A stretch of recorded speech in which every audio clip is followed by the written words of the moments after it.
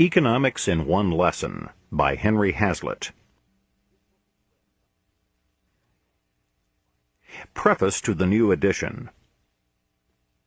The first edition of this book appeared in 1946. 8 translations were made of it, and there were numerous paperback editions. In a paperback of 1961, a new chapter was added on rent control, which had not been specifically considered in the first edition, apart from government price fixing in general. A few statistics and illustrative references were brought up to date. Otherwise, no changes were made until now. The chief reason was that they were not thought necessary.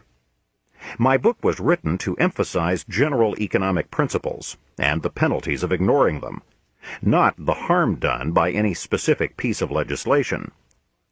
While my illustrations were based mainly on American experience, the kind of government interventions I deplored had become so internationalized that I seemed to many foreign readers to be particularly describing the economic policies of their own countries.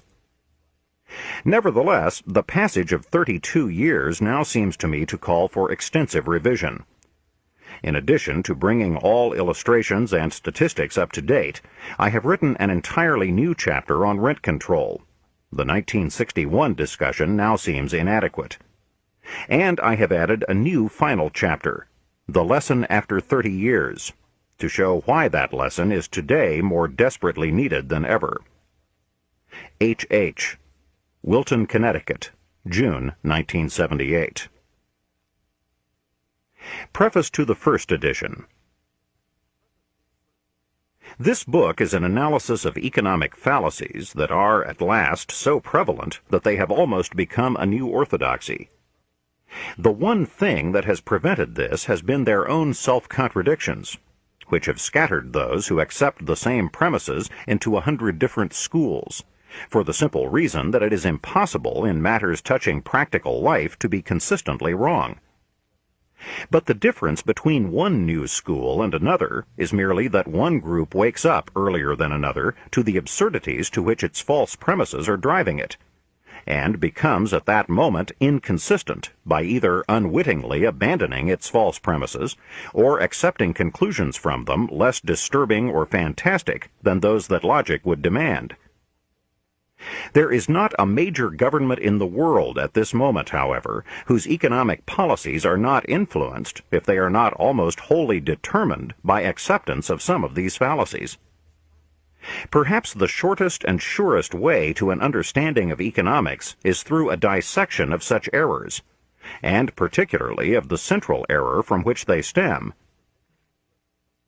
That is the assumption of this volume, and of its somewhat ambitious and belligerent title. The volume is therefore primarily one of exposition. It makes no claim to originality with regard to any of the chief ideas that it expounds. Rather, its effort is to show that many of the ideas which now pass for brilliant innovations and advances are in fact mere revivals of ancient errors, and a further proof of the dictum that those who are ignorant of the past are condemned to repeat it. The present essay itself is, I suppose, unblushingly classical, traditional, and orthodox. At least these are the epithets with which those whose sophisms are here subjected to analysis will no doubt attempt to dismiss it. But the student whose aim is to attain as much truth as possible will not be frightened by such adjectives. He will not be forever seeking a revolution, a fresh start in economic thought. His mind will, of course, be as receptive to new ideas as to old ones, but he will be content to put aside merely restless or exhibitionistic straining for novelty and originality. As Morris R. Cohen has remarked, the notion that we can dismiss the views of all previous thinkers surely leaves no basis for the hope that our own work will prove of any value to others. Because this is a work of exposition, I have availed myself freely and without detailed acknowledgment, except for rare footnotes and quotations, of the ideas of others. This is inevitable when one writes in a field in which many of the world's finest minds have labored. But my indebtedness to at least 3 writers is of so specific a nature that I cannot allow it to pass unmentioned. My greatest debt, with respect to the kind of expository framework on which the present argument is hung, is to Frédéric Bastiat's essay, Ce qu'on voit et ce qu'on ne voit pas, now nearly a century old. The present work may, in fact, be regarded as a modernization, extension, and generalization of the approach found in Bastiat's pamphlet. My second debt is to Philip Wicksteed. In particular, the chapters on wages and the final summary chapter owe much to his Common Sense of Political Economy. My third debt is to Ludwig von Mises. Passing over everything that this elementary treatise may owe to his writings in general, my most specific debt is to his exposition of the manner in which the process of monetary inflation is spread. When analyzing fallacies, I have thought it still less advisable to mention particular names than in giving credit. To do so would have required special justice to each writer criticized, with exact quotations, account taken of the particular emphasis he places on this point or that, the qualifications he makes, his personal ambiguities, inconsistencies, and so on. I hope, therefore, that no one will be too disappointed at the absence of such names as Karl Marx, Thorstein Veblen, Major Douglas, Lord Keynes, Professor Alvin Hansen, and others in these pages. The object of this book is not to expose the special errors of particular writers, but economic errors in their most frequent, widespread, or influential form. Fallacies, when they have reached the popular stage, become anonymous anyway. The subtleties or obscurities to be found in the authors most responsible for propagating them are washed off. A doctrine becomes simplified. The sophism that may have been buried in a network of qualifications, ambiguities, or mathematical equations stands clear. I hope I shall not be accused of injustice on the ground, therefore, that a fashionable doctrine in the form in which I have presented it is not precisely the doctrine as it has been formulated by Lord Keynes or some other special author. It is the beliefs which politically influential groups hold and which governments act upon that we are interested in here, not the historical origins of those beliefs. I hope, finally, that I shall be forgiven for making such rare reference to statistics in the following pages. To have tried to present statistical confirmation in referring to the effects of tariffs, price fixing, inflation, and the controls over such commodities as coal, rubber, and cotton would have swollen this book much beyond the dimensions contemplated. As a working newspaper man, moreover, I am acutely aware of how quickly statistics become out of date and are superseded by later figures. Those who are interested in specific economic problems are advised to read current realistic discussions of them with statistical documentation. They will not find it difficult to interpret the statistics correctly in the light of the basic principles they have learned. I have tried to write this book as simply and with as much freedom from technicalities as is consistent with reasonable accuracy, so that it can be fully understood by a reader with no previous acquaintance with economics. While this book was composed as a unit, 3 chapters have already appeared as separate articles, and I wish to thank the New York Times, the American Scholar, and the New Leader for permission to reprint material originally published in their pages. I am grateful to Professor von Mises for reading the manuscript and for helpful suggestions. Responsibility for the opinions expressed is, of course, entirely my own. H.H., New York, March 25, 1946. Part 1. The Lesson. Chapter 1. The Lesson. Economics is haunted by more fallacies than any other study known to man. This is no accident. The inherent difficulties of the subject would be great enough in any case, but they are multiplied 1,000-fold by a factor that is insignificant in, say, physics, mathematics, or medicine: the special pleading of selfish interests. While every group has certain economic interests identical with those of all groups, every group has also, as we shall see, interests antagonistic to those of all other groups. While certain public policies would in the long run benefit everybody, other policies would benefit one group only at the expense of all other groups. The group that would benefit by such policies, having such a direct interest in them, will argue for them plausibly and persistently. It will hire the best viable minds to devote their whole time to presenting its case. And it will finally either convince the general public that its case is sound, or so befuddle it that clear thinking on the subject becomes next to impossible. In addition to these endless pleadings of self-interest, there is a second main factor that spawns new economic fallacies every day. This is the persistent tendency of men to see only the immediate effects of a given policy, or its effects only on a special group, and to neglect to inquire what the long-run effects of that policy will be, not only on that special group, but on all groups. It is the fallacy of overlooking secondary consequences. In this lies the whole difference between good economics and bad. The bad economist sees only what immediately strikes the eye. The good economist also looks beyond. The bad economist sees only the direct consequences of a proposed course. The good economist looks also at the longer and indirect consequences. The bad economist sees only what the effect of a given policy has been or will be on one particular group. The good economist inquires also what the effect of the policy will be on all groups. The distinction may seem obvious. The precaution of looking for all the consequences of a given policy to everyone may seem elementary. Doesn't everybody know in his personal life that there are all sorts of indulgences delightful at the moment, but disastrous in the end? Doesn't every little boy know that if he eats enough candy, he will get sick? Doesn't the fellow who gets drunk know that he will wake up next morning with a ghastly stomach and a horrible head? Doesn't the dipsomaniac know that he is ruining his liver and shortening his life? Doesn't the Don Juan know that he is letting himself in for every sort of risk, from blackmail to disease? Finally, to bring it to the economic, though still personal realm, do not the idler and the spendthrift know, even in the midst of their glorious fling, that they are heading for a future of debt and poverty?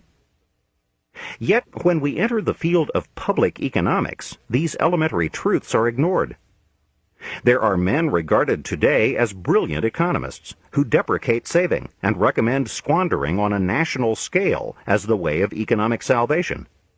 And when anyone points to what the consequences of these policies will be in the long run, they reply flippantly, as might the prodigal son of a warning father, "In the long run, we are all dead." And such shallow wisecracks pass as devastating epigrams and the ripest wisdom. But the tragedy is that, on the contrary, we are already suffering the long-run consequences of the policies of the remote or recent past. Today is already the tomorrow which the bad economist yesterday urged us to ignore. The long-run consequences of some economic policies may become evident in a few months. Others may not become evident for several years. Still others may not become evident for decades. But in every case, those long-run consequences are contained in the policy as surely as the hen was in the egg, the flower in the seed. From this aspect, therefore, the whole of economics can be reduced to a single lesson, and that lesson can be reduced to a single sentence. The art of economics consists in looking not merely at the immediate, but at the longer effects of any act or policy. It consists in tracing the consequences of that policy not merely for one group, but for all groups. 2. 9/10 of the economic fallacies that are working such dreadful harm in the world today are the result of ignoring this lesson. Those fallacies all stem from one of two central fallacies, or both: that of looking only at the immediate consequences of an act or proposal, and that of looking at the consequences only for a particular group, to the neglect of other groups. It is true, of course, that the opposite error is possible. In considering a policy, we ought not to concentrate only on its long-run results to the community as a whole. This is the error often made by the classical economists. It resulted in a certain callousness toward the fate of groups that were immediately hurt by policies or developments which proved to be beneficial on net balance and in the long run. But comparatively few people today make this error, and those few consist mainly of professional economists. The most frequent fallacy by far today, the fallacy that emerges again and again in nearly every conversation that touches on economic affairs, the error of 1,000 political speeches, the central sophism of the new economics, is to concentrate on the short-run effects of policies on special groups and to ignore or belittle the long-run effects on the community as a whole. The new economists flatter themselves that this is a great, almost a revolutionary advance over the methods of the classical or orthodox economists, because the former take into consideration short-run effects which the latter often ignored. But in themselves ignoring or slighting the long-run effects, they are making the far more serious error. They overlook the woods in their precise and minute examination of particular trees. Their methods and conclusions are often profoundly reactionary. They are sometimes surprised to find themselves in accord with 17th century mercantilism. They fall, in fact, into all the ancient errors, or would if they were not so inconsistent, that the classical economists, we had hoped, had once and for all got rid of. 3. It is often sadly remarked that the bad economists present their errors to the public better than the good economists present their truths. It is often complained that demagogues can be more plausible in putting forward economic nonsense from the platform than the honest men who try to show what is wrong with it. But the basic reason for this ought not to be mysterious. The reason is that the demagogues and bad economists are presenting half-truths. They are speaking only of the immediate effect of a proposed policy, or its effect upon a single group. As far as they go, they may often be right. In these cases, the answer consists in showing that the proposed policy would also have longer and less desirable effects, or that it could benefit one group only at the expense of all other groups. The answer consists in supplementing and correcting the half-truth with the other half. But to consider all the chief effects of a proposed course on everybody often requires a long, complicated, and dull chain of reasoning. Most of the audience finds this chain of reasoning difficult to follow, and soon becomes bored and inattentive. The bad economists rationalize this intellectual debility and laziness by assuring the audience that it need not even attempt to follow the reasoning or judge it on its merits, because it is only classicism or laissez-faire or capitalist apologetics, or whatever other term of abuse may happen to strike them as effective. We have stated the nature of the lesson, and of the fallacies that stand in its way in abstract terms. But the lesson will not be driven home, and the fallacies will continue to go unrecognized unless both are illustrated by examples. Through these examples, we can move from the most elementary problems in economics to the most complex and difficult. Through them, we can learn to detect and avoid first the crudest and most palpable fallacies, and finally some of the most sophisticated and elusive. To that task we shall now proceed. Part 2. The Lesson Applied. Chapter 2. The Broken Window. Let us begin with the simplest illustration possible.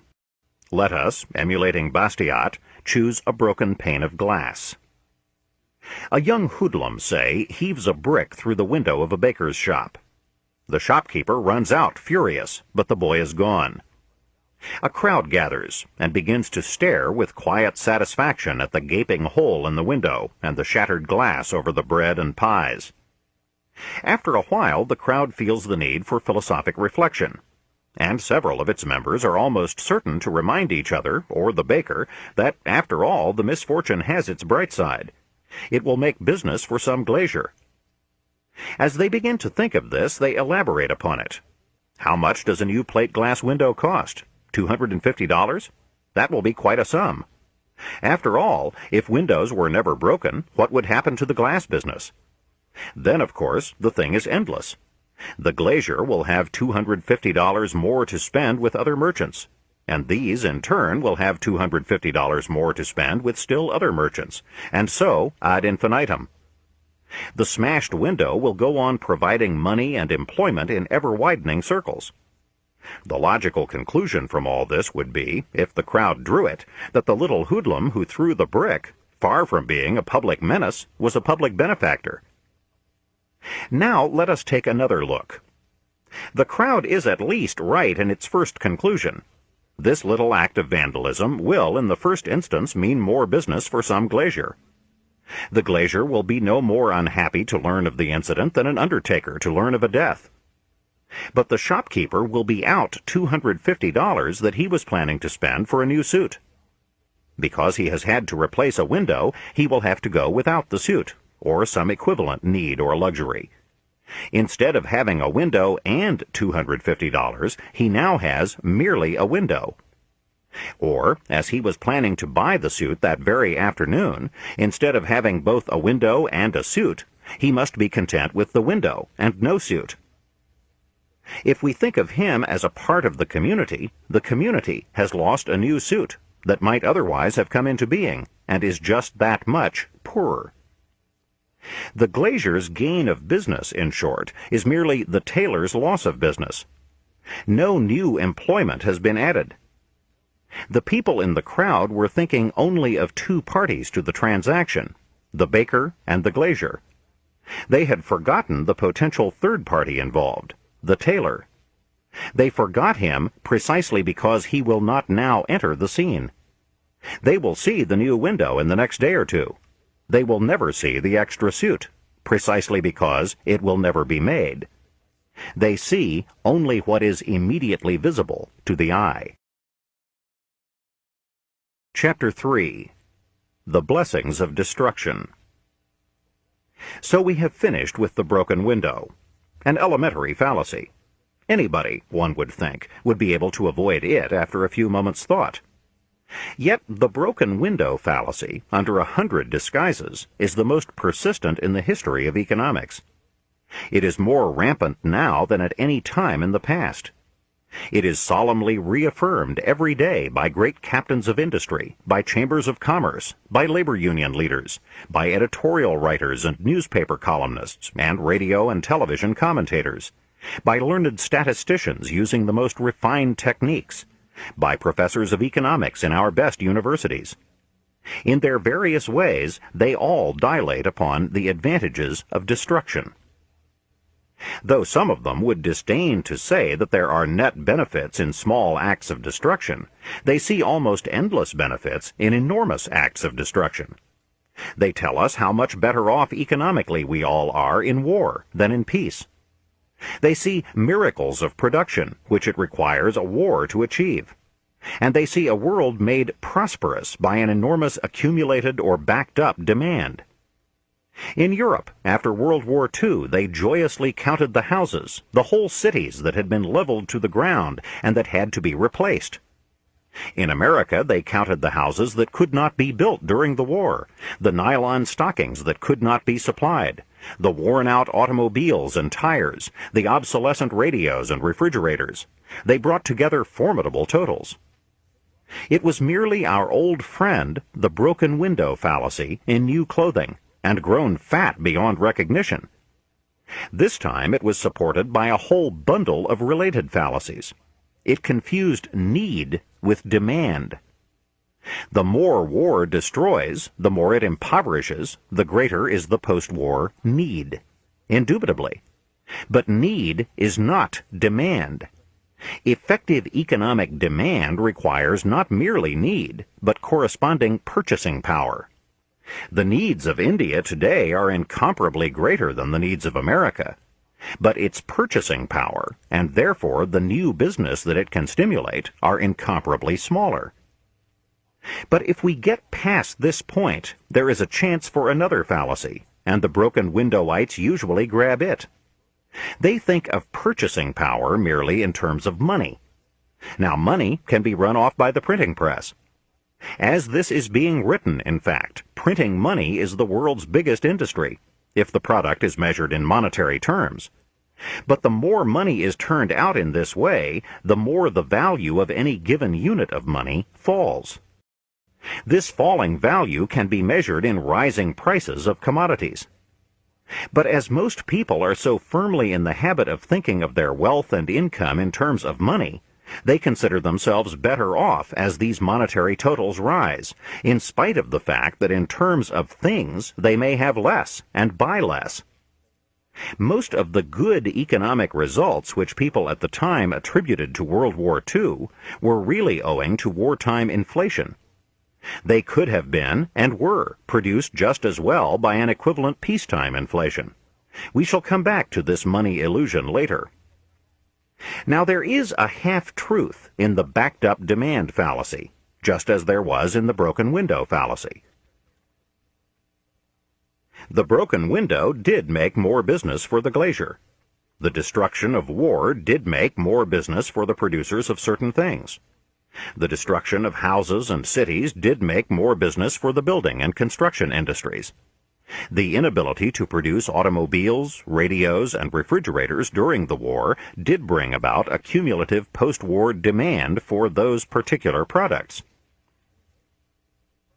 To most people, this seemed like an increase in total demand, as it partly was in terms of dollars of lower purchasing power. But what mainly took place was a diversion of demand to these particular products from others. The people of Europe built more new houses than otherwise because they had to. But when they built more houses, they had just that much less manpower and productive capacity left over for everything else. When they bought houses, they had just that much less purchasing power for something else. Wherever business was increased in one direction, it was, except insofar as productive energies were stimulated by a sense of want and urgency, correspondingly reduced in another. The war, in short, changed the post-war direction of effort. It changed the balance of industries. It changed the structure of industry. Since World War II ended in Europe, there has been rapid and even spectacular economic growth, both in countries that were ravaged by war and those that were not. Some of the countries in which there was greatest destruction, such as Germany, have advanced more rapidly than others, such as France, in which there was much less. In part, this was because West Germany followed sounder economic policies. In part, it was because the desperate need to get back to normal housing and other living conditions stimulated increased efforts. But this does not mean that property destruction is an advantage to the person whose property has been destroyed. No man burns down his own house on the theory that the need to rebuild it will stimulate his energies. After a war, there is normally a stimulation of energies for a time. At the beginning of the famous third chapter of his History of England, Macaulay pointed out that no ordinary misfortune, no ordinary misgovernment, will do so much to make a nation wretched as the constant progress of physical knowledge and the constant effort of every man to better himself will do to make a nation prosperous. It has often been found that profuse expenditure, heavy taxation, absurd commercial restriction, corrupt tribunals, disastrous wars, seditions, persecutions, conflagrations, inundations, have not been able to destroy capital so fast as the exertions of private citizens have been able to create it. No man would want to have his own property destroyed either in war or in peace. What is harmful or disastrous to an individual must be equally harmful or disastrous to the collection of individuals that make up a nation. Many of the most frequent fallacies in economic reasoning come from the propensity, especially marked today, to think in terms of an abstraction, the collectivity, the nation, and to forget or ignore the individuals who make it up and give it meaning. No one could think that the destruction of war was an economic advantage who began by thinking first of all of the people whose property was destroyed. Those who think that the destruction of war increases total demand forget that demand and supply are merely two sides of the same coin. They are the same thing, looked at from different directions. Supply creates demand, because at bottom it is demand. The supply of the thing they make is all that people have, in fact, to offer in exchange for the things they want. In this sense, the farmer's supply of wheat constitutes their demand for automobiles and other goods. All this is inherent in the modern division of labor and in an exchange economy. This fundamental fact, it is true, is obscured for most people, including some reputedly brilliant economists, through such complications as wage payments and the indirect form in which virtually all modern exchanges are made through the medium of money. John Stuart Mill and other classical writers, though they sometimes failed to take sufficient account of the complex consequences resulting from the use of money, at least saw through the monetary veil to the underlying realities. To that extent, they were in advance of many of their present-day critics, who are befuddled by money rather than instructed by it. Mere inflation, that is, the mere issuance of more money, with the consequence of higher wages and prices, may look like the creation of more demand, but in terms of the actual production and exchange of real things, it is not. It should be obvious that real buying power is wiped out to the same extent as productive power is wiped out.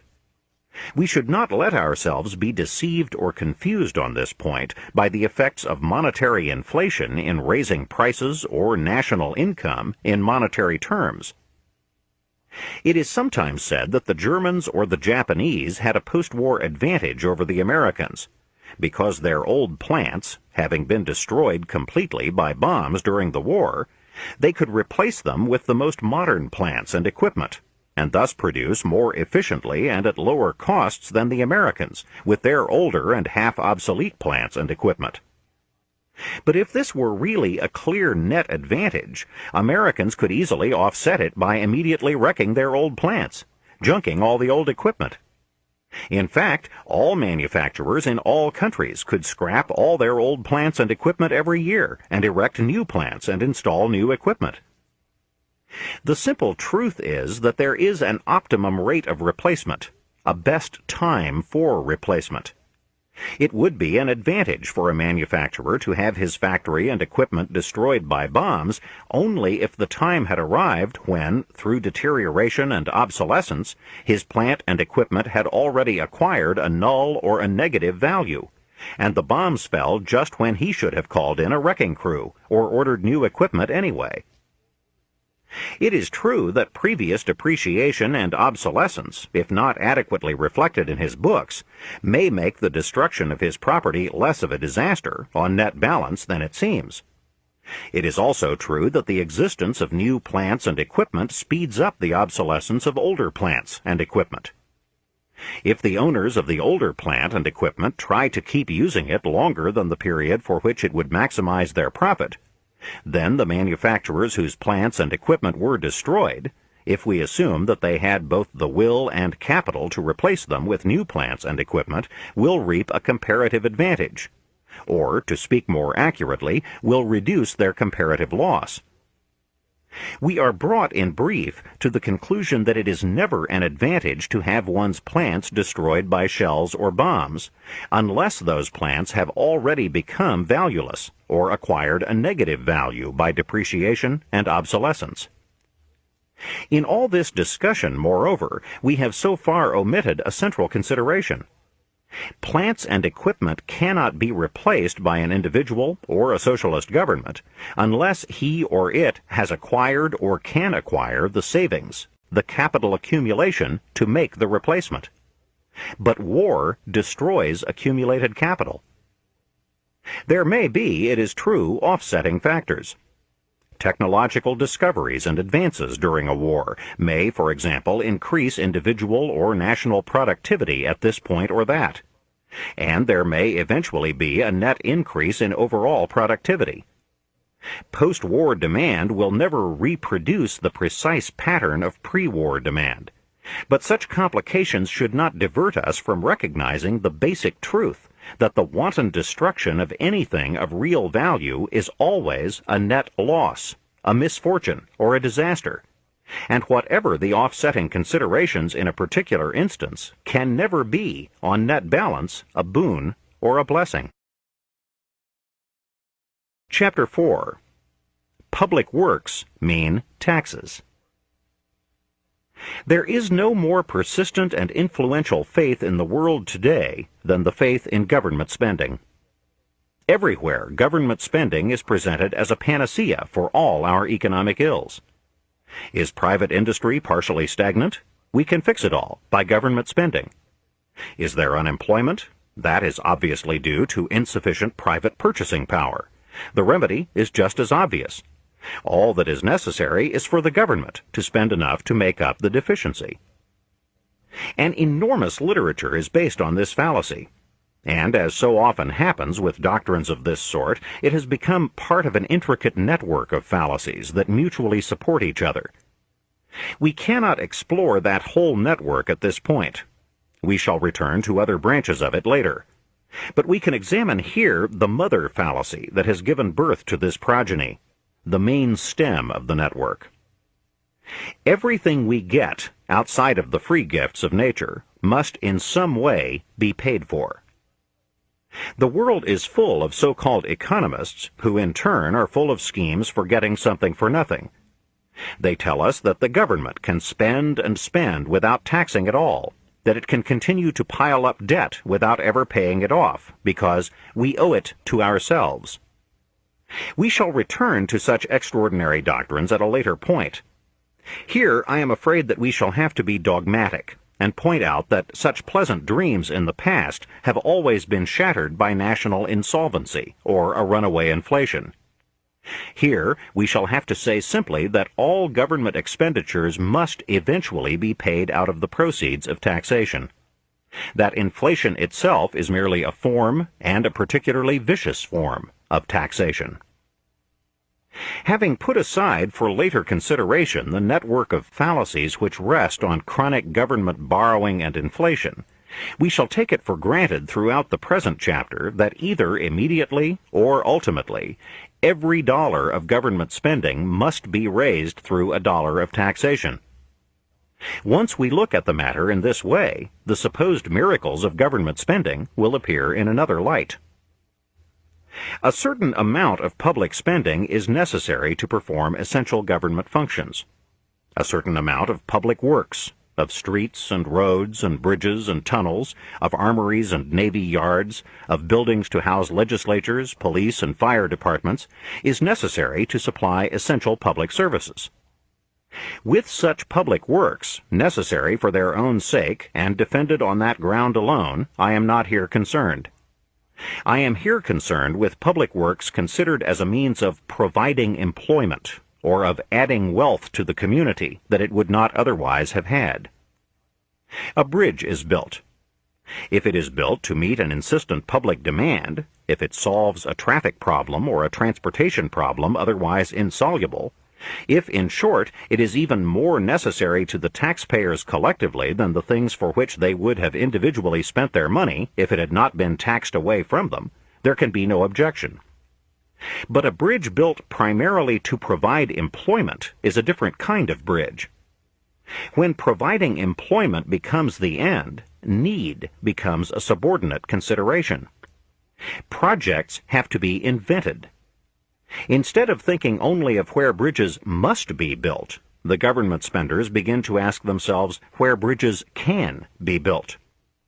Can they think of plausible reasons why an additional bridge should connect Easton and Weston? It soon becomes absolutely essential.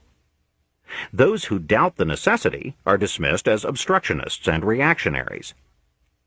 Two arguments are put forward for the bridge, one of which is mainly heard before it is built, the other of which is mainly heard after it has been completed. The first argument is that it will provide employment. It will provide, say, 500 jobs for a year. The implication is that these are jobs that would not otherwise have come into existence. This is what is immediately seen. But if we have trained ourselves to look beyond immediate to secondary consequences, and beyond those who are directly benefited by a government project to others who are indirectly affected, a different picture presents itself. It is true that a particular group of bridge workers may receive more employment than otherwise, but the bridge has to be paid for out of taxes. For every dollar that is spent on the bridge, a dollar will be taken away from taxpayers. If the bridge costs $10 million, the taxpayers will lose $10 million. They will have that much taken away from them, which they would otherwise have spent on the things they needed most. Therefore, for every public job created by the bridge project, a private job has been destroyed somewhere else. We can see the men employed on the bridge. We can watch them at work. The employment argument of the government spenders becomes vivid, and probably for most people convincing. But there are other things that we do not see, because, alas, they have never been permitted to come into existence. They are the jobs destroyed by the $10 million taken from the taxpayers. All that has happened at best is that there has been a diversion of jobs because of the project. More bridge builders, fewer automobile workers, television technicians, clothing workers, farmers. But then we come to the second argument. The bridge exists. It is, let us suppose, a beautiful and not an ugly bridge. It has come into being through the magic of government spending. Where would it have been if the obstructionists and the reactionaries had had their way? There would have been no bridge. The country would have been just that much poorer. Here again, the government spenders have the better of the argument with all those who cannot see beyond the immediate range of their physical eyes. They can see the bridge. But if they have taught themselves to look for indirect as well as direct consequences, they can once more see in the eye of imagination the possibilities that have never been allowed to come into existence. They can see the unbuilt homes, the unmade cars and washing machines, the unmade dresses and coats, perhaps the ungrown and unsold foodstuffs. To see these uncreated things requires a kind of imagination that not many people have. We can think of these non-existent objects once, perhaps, but we cannot keep them before our minds as we can the bridge that we pass every working day. What has happened is merely that one thing has been created instead of others. 2. The same reasoning applies, of course, to every other form of public work. It applies just as well, for example, to the erection with public funds of housing for people of low incomes. All that happens is that money is taken away through taxes from families of higher income, and perhaps a little from families of even lower income, to force them to subsidize these selected families with low incomes and enable them to live in better housing for the same rent or for lower rent than previously. I do not intend to enter here into all the pros and cons of public housing. I am concerned only to point out the error in two of the arguments most frequently put forward in favor of public housing. One is the argument that it creates employment, the other that it creates wealth which would not otherwise have been produced. Both of these arguments are false because they overlook what is lost through taxation. Taxation for public housing destroys as many jobs in other lines as it creates in housing. It also results in unbuilt private homes, in unmade washing machines and refrigerators, and in lack of innumerable other commodities and services. And none of this is answered by the sort of reply which points out, for example, that public housing does not have to be financed by a lump sum capital appropriation, but merely by annual rent subsidies. This simply means that the cost to the taxpayers is spread over many years instead of being concentrated into one. Such technicalities are irrelevant to the main point. The great psychological advantage of the public housing advocates is that men are seen at work on the houses when they are going up, and the houses are seen when they are finished. People live in them and proudly show their friends through the rooms. The jobs destroyed by the taxes for the housing are not seen, nor are the goods and services that were never made.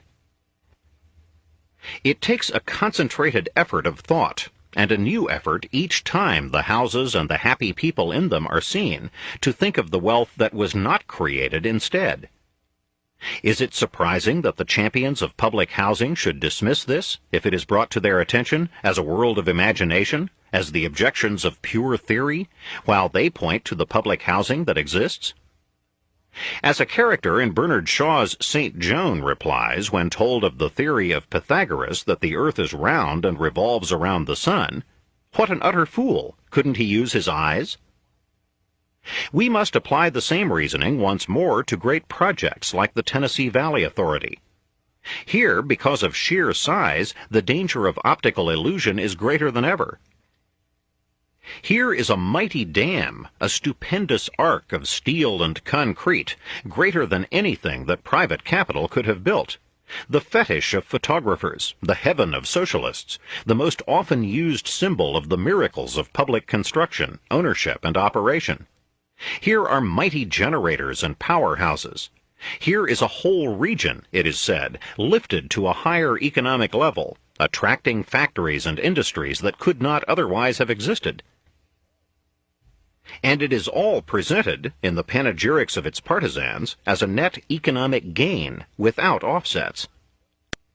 We need not go here into the merits of the TVA or public projects like it. But this time we need a special effort of the imagination, which few people seem able to make, to look at the debit side of the ledger. If taxes are taken from individuals and corporations and spent in one particular section of the country, why should it cause surprise? Why should it be regarded as a miracle if that section becomes comparatively richer? Other sections of the country, we should remember, are then comparatively poorer. The thing so great that private capital could not have built it has in fact been built by private capital, the capital that was expropriated in taxes, or if the money was borrowed, that eventually must be expropriated in taxes. Again, we must make an effort of the imagination to see the private power plants, the private homes, the typewriters and television sets that were never allowed to come into existence because of the money that was taken from people all over the country to build the photogenic Norris Dam. 3. I have deliberately chosen the most favorable examples of public spending schemes. That is, those that are most frequently and fervently urged by the government spenders and most highly regarded by the public. I have not spoken of the hundreds of boondoggling projects that are invariably embarked upon the moment the main object is to give jobs and to put people to work. For then the usefulness of the project itself, as we have seen, inevitably becomes a subordinate consideration. Moreover, the more wasteful the work, the more costly in manpower, the better it becomes for the purpose of providing more employment. Under such circumstances, it is highly improbable that the projects thought up by the bureaucrats will provide the same net addition to wealth and welfare per dollar expended as would have been provided by the taxpayers themselves if they had been individually permitted to buy or have made what they themselves wanted, instead of being forced to surrender part of their earnings to the state. Chapter 5. Taxes discourage production.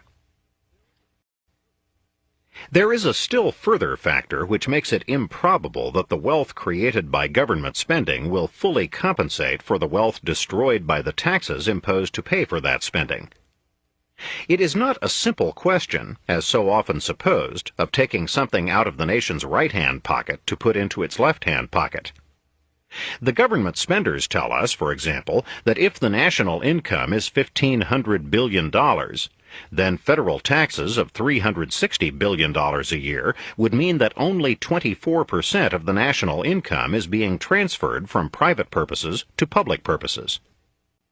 This is to talk as if the country were the same sort of unit of pooled resources as a huge corporation, and as if all that were involved were a mere bookkeeping transaction. The government spenders forget that they are taking the money from A in order to pay it to B. Or rather, they know this very well, but while they dilate upon all the benefits of the process to B, and all the wonderful things he will have which he would not have had if the money had not been transferred to him, they forget the effects of the transaction on A. B is seen. A is forgotten. In our modern world, there is never the same percentage of income tax levied on everybody. The great burden of income taxes is imposed on a minor percentage of the nation's income, and these income taxes have to be supplemented by taxes of other kinds. These taxes inevitably affect the actions and incentives of those from whom they are taken. When a corporation loses 100 cents of every dollar it loses, and is permitted to keep only 52 cents of every dollar it gains, and when it cannot adequately offset its years of losses against its years of gains, its policies are affected. It does not expand its operations, or it expands only those attended with a minimum of risk. People who recognize this situation are deterred from starting new enterprises. Thus, old employers do not give more employment, or not as much more as they might have, and others decide not to become employers at all. Improved machinery and better equipped factories come into existence much more slowly than they otherwise would. The result in the long run is that consumers are prevented from getting better and cheaper products to the extent that they otherwise would, and that real wages are held down compared with what they might have been. There is a similar effect when personal incomes are taxed 50, 60, or 70%. People begin to ask themselves why they should work 6, 8, or 9 months of the entire year for the government, and only 6, 4, or 3 months for themselves and their families. If they lose the whole dollar when they lose, but can keep only a fraction of it when they win, they decide that it is foolish to take risks with their capital. In addition, the capital available for risk-taking itself shrinks enormously. It is being taxed away before it can be accumulated. In brief, capital to provide new private jobs is first prevented from coming into existence, and the part that does come into existence is then discouraged from starting new enterprises. The government spenders create the very problem of unemployment that they profess to solve. A certain amount of taxes is, of course, indispensable to carry on essential government functions. Reasonable taxes for this purpose need not hurt production much. The kind of government services then supplied in return, which, among other things, safeguard production itself, more than compensate for this. But the larger the percentage of the national income taken by taxes, the greater the deterrent to private production and employment. When the total tax burden grows beyond a bearable size, the problem of devising taxes that will not discourage and disrupt production becomes insoluble. Chapter 6. Credit diverts production. Government encouragement to business is sometimes as much to be feared as government hostility. This supposed encouragement often takes the form of a direct grant of government credit or a guarantee of private loans. The question of government credit can often be complicated because it involves the possibility of inflation. We shall defer analysis of the effects of inflation of various kinds until a later chapter. Here, for the sake of simplicity, we shall assume that the credit we are discussing is non-inflationary. Inflation, as we shall later see, while it complicates the analysis, does not at bottom change the consequences of the policies discussed. A frequent proposal of this sort in Congress is for more credit to farmers. In the eyes of most congressmen, the farmers simply cannot get enough credit. The credit supplied by private mortgage companies, insurance companies, or country banks is never adequate. Congress is always finding new gaps that are not filled by the existing lending institutions, no matter how many of these it has itself already brought into existence. The farmers may have enough long-term credit or enough short-term credit, but, it turns out, they have not enough intermediate credit, or the interest rate is too high, or the complaint is that private loans are made only to rich and well-established farmers. So new lending institutions and new types of farm loans are piled on top of each other by the legislature. The faith in all these policies, it will be found, springs from two acts of short-sightedness. One is to look at the matter only from the standpoint of the farmers that borrow. The other is to think only of the first half of the transaction. Now, all loans in the eyes of honest borrowers must eventually be repaid. All credit is debt. Proposals for an increased volume of credit, therefore, are merely another name for proposals for an increased burden of debt. They would seem considerably less inviting if they were habitually referred to by the second name instead of by the first. We need not discuss here the normal loans that are made to farmers through private sources. They consist of mortgages, of installment credits for the purchase of automobiles, refrigerators, TV sets, tractors, and other farm machinery, and of bank loans made to carry the farmer along until he is able to harvest and market his crop and get paid for it. Here we need concern ourselves only with loans to farmers either made directly by some government bureau or guaranteed by it. These loans are of two major types. One is a loan to enable the farmer to hold his crop off the market. This is an especially harmful type, but it will be more convenient to consider it later when we come to the question of government commodity controls. The other is a loan to provide capital, often to set the farmer up in business by enabling him to buy the farm itself, or a mule or tractor, or all three. At first glance, the case for this type of loan may seem a strong one. Here is a poor family, it will be said, with no means of livelihood. It is cruel and wasteful to put them on relief. Buy a farm for them, set them up in business, make productive and self-respecting citizens of them. Let them add to the total national product and pay the loan off out of what they produce. Or here is a farmer struggling along with primitive methods of production because he has not the capital to buy himself a tractor. Lend him the money for one. Let him increase his productivity. He can repay the loan out of the proceeds of his increased crops. In that way, you not only enrich him and put him on his feet, you enrich the whole community by that much added output. And the loan, concludes the argument, costs the government and the taxpayers less than nothing, because it is self-liquidating. Now, as a matter of fact, that is what happens every day under the institution of private credit. If a man wishes to buy a farm, and has, let us say, only half or a third as much money as the farm costs, a neighbor or a savings bank will lend him the rest in the form of a mortgage on the farm. If he wishes to buy a tractor, the tractor company itself, or a finance company, will allow him to buy it for 1/3 of the purchase price, with the rest to be paid off in installments out of earnings that the tractor itself will help to provide. But there is a decisive difference between the loans supplied by private lenders and the loans supplied by a government agency. Each private lender risks his own funds. A banker, it is true, risks the funds of others that have been entrusted to him, but if money is lost, he must either make good out of his own funds or be forced out of business.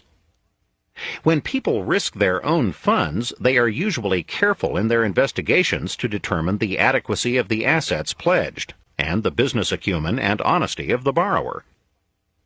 If the government operated by the same strict standards, there would be no good argument for its entering the field at all. Why do precisely what private agencies already do? But the government almost invariably operates by different standards. The whole argument for its entering the lending business, in fact, is that it will make loans to people who could not get them from private lenders. This is only another way of saying that the government lenders will take risks with other people's money, the taxpayers, that private lenders will not take with their own money. Sometimes, in fact, apologists will freely acknowledge that the percentage of losses will be higher on these government loans than on private loans. But they contend that this will be more than offset by the added production brought into existence by the borrowers who pay back, and even by most of the borrowers who do not pay back. This argument will seem plausible only as long as we concentrate our attention on the particular borrowers whom the government supplies with funds, and overlook the people whom its plan deprives of funds. For what is really being lent is not money, which is merely the medium of exchange, but capital. I have already put the reader on notice that we shall postpone to a later point the complications introduced by an inflationary expansion of credit. What is really being lent, say, is the farm, or the tractor itself. Now, the number of farms in existence is limited, and so is the production of tractors, assuming especially that an economic surplus of tractors is not produced simply at the expense of other things. The farm or tractor that is lent to A cannot be lent to B. The real question is, therefore, whether A or B shall get the farm. This brings us to the respective merits of A and B, and what each contributes, or is capable of contributing, to production. A, let us say, is the man who would get the farm if the government did not intervene. The local banker or his neighbors know him and know his record. They want to find employment for their funds. They know that he is a good farmer and an honest man who keeps his word. They consider him a good risk. He has already, perhaps, through industry, frugality, and foresight, accumulated enough cash to pay a fourth of the price of the farm. They lend him the other 3/4, and he gets the farm. There is a strange idea abroad, held by all monetary cranks, that credit is something a banker gives to a man. Credit, on the contrary, is something a man already has. He has it, perhaps, because he already has marketable assets of a greater cash value than the loan for which he is asking. Or he has it because his character and past record have earned it. He brings it into the bank with him. That is why the banker makes him the loan. The banker is not giving something for nothing. He feels assured of repayment. He is merely exchanging a more liquid form of asset or credit for a less liquid form. Sometimes he makes a mistake, and then it is not only the banker who suffers, but the whole community, for values which were supposed to be produced by the lender are not produced, and resources are wasted. Now it is to A, let us say, who has credit, that the banker would make his loan. But the government goes into the lending business in a charitable frame of mind, because, as we say, it is worried about B. B cannot get a mortgage or other loans from private lenders because he does not have credit with them. He has no savings. He has no impressive record as a good farmer. He is, perhaps at the moment, on relief.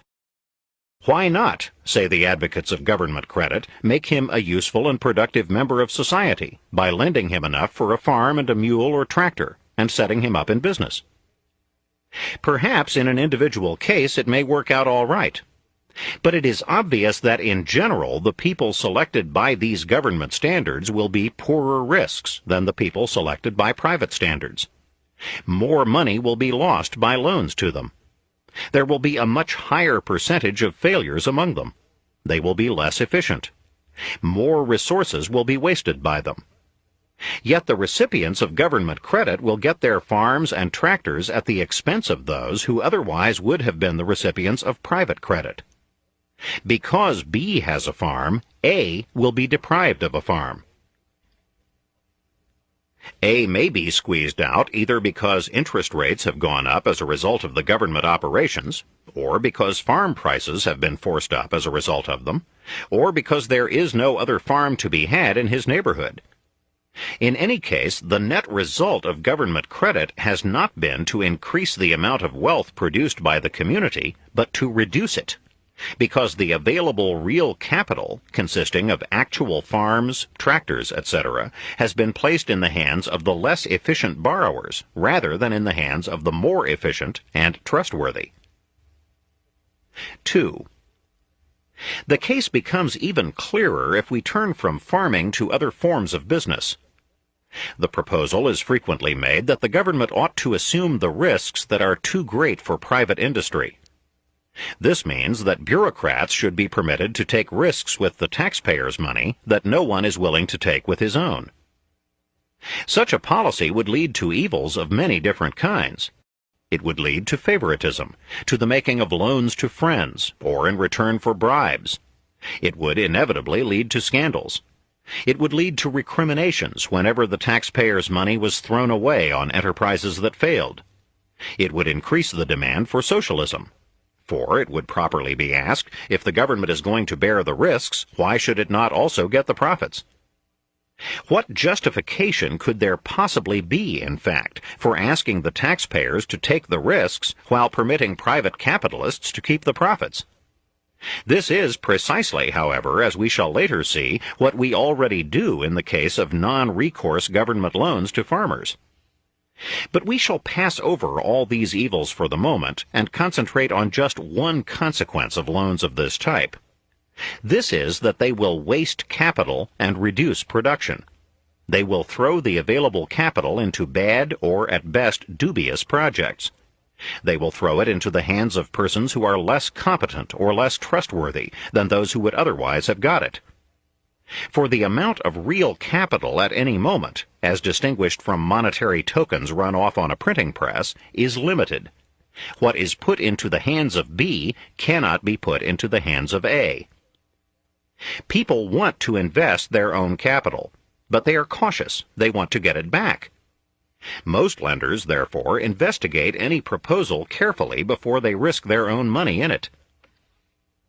They weigh the prospect of profits against the chances of loss.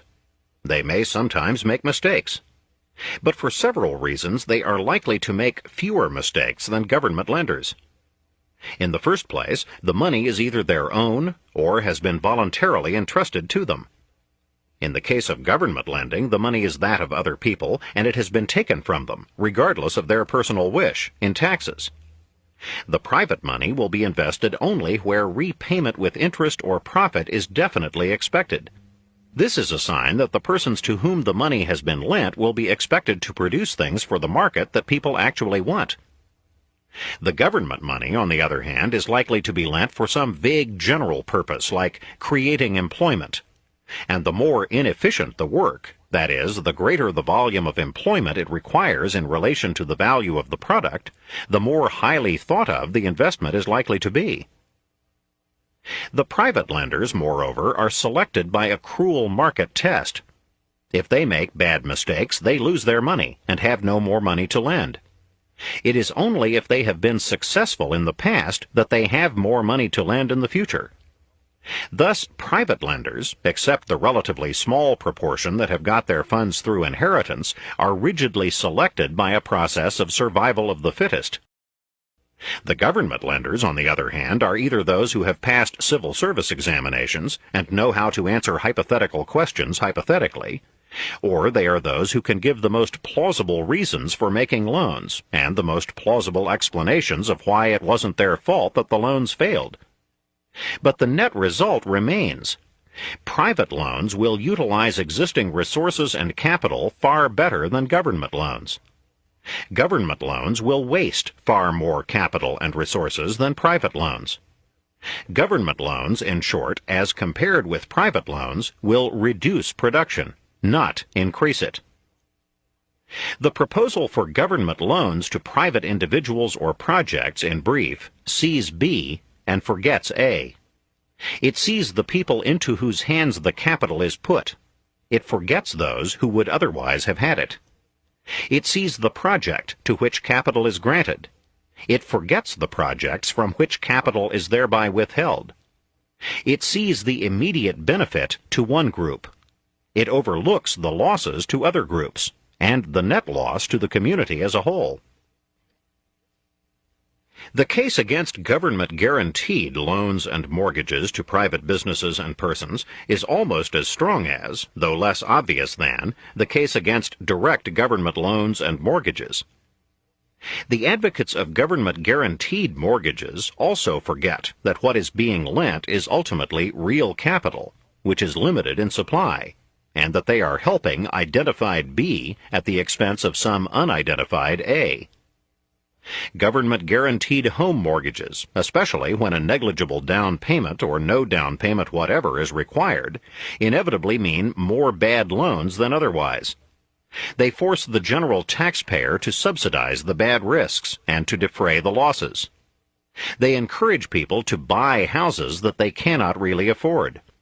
They tend eventually to bring about an oversupply of houses as compared with other things.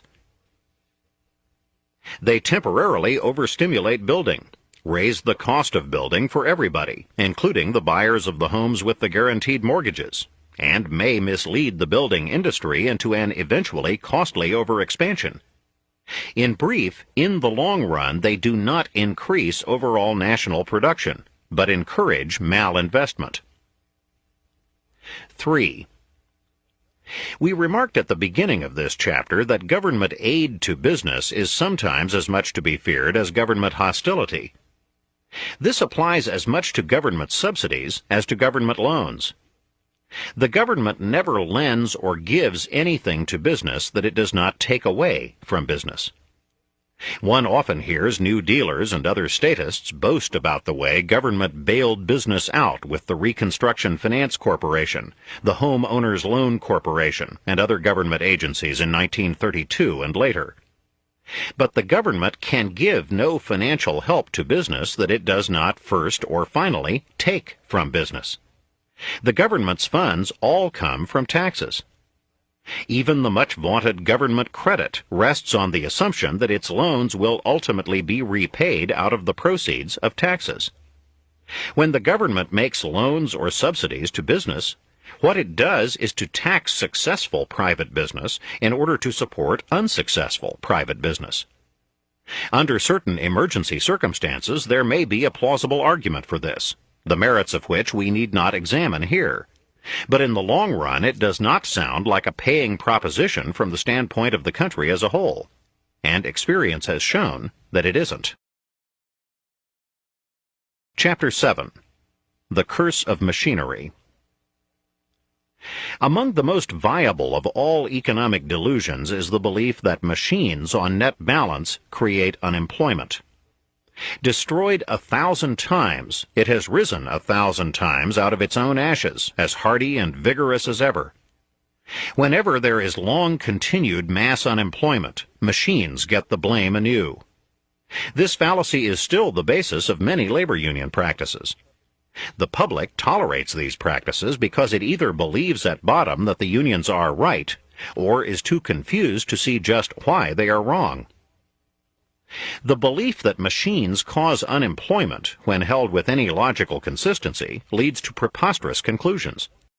Not only must we be causing unemployment with every technological improvement we make today, but primitive man must have started causing it with the first efforts he made to save himself from needless toil and sweat. To go no further back, let us turn to Adam Smith's Wealth of Nations, published in 1776. The first chapter of this remarkable book is called Of the Division of Labor, and on the second page of this first chapter the author tells us that a workman unacquainted with the use of machinery employed in pin-making could scarce make 1 pin a day, and certainly could not make 20. But with the use of this machinery he can make 4,800 pins a day.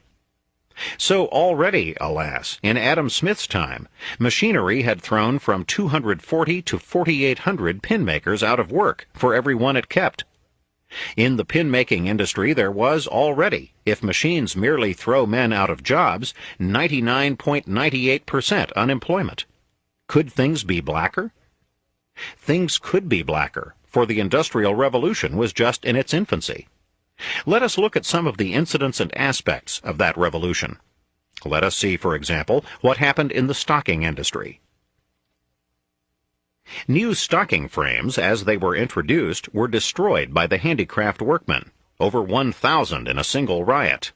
Houses were burned, the inventors were threatened and obliged to flee for their lives, and order was not finally restored until the military had been called out and the leading rioters had been either transported or hanged. Now it is important to bear in mind that insofar as the rioters were thinking of their own immediate or even longer futures, their opposition to the machine was rational. For William Felkin, in his History of the Machine-Wrought Hosiery Manufactures, 1867, tells us, though the statement seems implausible, that the larger part of the 50,000 English stocking knitters and their families did not fully emerge from the hunger and misery entailed by the introduction of the machine for the next 40 years. But insofar as the rioters believed, as most of them undoubtedly did, that the machine was permanently displacing men, they were mistaken. For before the end of the 19th century, the stocking industry was employing at least 100 men for every man it employed at the beginning of the century. Arkwright invented his cotton spinning machinery in 1760. At that time, it was estimated that there were in England 5,200 spinners using spinning wheels and 2,700 weavers. In all, 7,900 persons engaged in the production of cotton textiles. The introduction of Arkwright's invention was opposed on the ground that it threatened the livelihood of the workers, and the opposition had to be put down by force. Yet in 1787, 27 years after the invention appeared, a parliamentary inquiry showed that the number of persons actually engaged in the spinning and weaving of cotton had risen from 7,900 to 320,000, an increase of 4,400%. If the reader will consult such a book as Recent Economic Changes by David A. Wells, published in 1889, he will find passages that, except for the dates and absolute amounts involved, might have been written by our technophobes of today. Let me quote a few. During the 10 years from 1870 to 1880 inclusive, the British mercantile marine increased its movement, in the matter of foreign entries and clearances alone, to the extent of 22 million tons. Yet the number of men who were employed in effecting this great movement had decreased in 1880, as compared with 1870, to the extent of about 3,000, 2,990 exactly. What did it? The introduction of steam-hoisting machines and grain elevators upon the wharves and docks, the employment of steam power, etc. In 1873, Bessemer steel in England, where its price had not been enhanced by protective duties, commanded $80 per ton. In 1886, it was profitably manufactured and sold in the same country for less than $20 per ton. Within the same time, the annual production capacity of a Bessemer converter has been increased fourfold, with no increase, but rather a diminution of the involved labor. The power capacity already being exerted by the steam engines of the world in existence and working in the year 1887 has been estimated by the Bureau of Statistics at Berlin as equivalent to that of 200 million horses, representing approximately 1 billion men, or at least 3 times the working population of the earth. One would think that this last figure would have caused Mr. Wells to pause and wonder why there was any employment left in the world of 1889 at all. But he merely concluded with restrained pessimism that under such circumstances industrial overproduction may become chronic. In the Depression of 1932, the game of blaming unemployment on the machines started all over again. Within a few months, the doctrines of a group calling themselves the technocrats had spread through the country like a forest fire. I shall not weary the reader with a recital of the fantastic figures put forward by this group, or with corrections to show what the real facts were. It is enough to say that the technocrats returned to the error in all its native purity that machines permanently displace men, except that, in their ignorance, they presented this error as a new and revolutionary discovery of their own. It was simply one more illustration of Santayana's aphorism that those who cannot remember the past are condemned to repeat it. The technocrats were finally laughed out of existence, but their doctrine, which preceded them, lingers on. It is reflected in hundreds of make-work rules and featherbed practices by labor unions, and these rules and practices are tolerated and even approved because of the confusion on this point in the public mind. Testifying on behalf of the United States Department of Justice before the Temporary National Economic Committee, better known as the TNEC, in March 1941, Corwin Edwards cited innumerable examples of such practices. The electrical union in New York City was charged with refusal to install electrical equipment made outside of New York State unless the equipment was disassembled and reassembled at the job site. In Houston, Texas, master plumbers and the plumbing union agreed that piping prefabricated for installation would be installed by the union only if the thread were cut off one end of the pipe and new thread were cut at the job site. Various locals of the painters union imposed restrictions on the use of spray guns, restrictions in many cases designed merely to make work by requiring the slower process of applying paint with a brush. A local of the Teamsters Union required that every truck entering the New York metropolitan area have a local driver in addition to the driver already employed.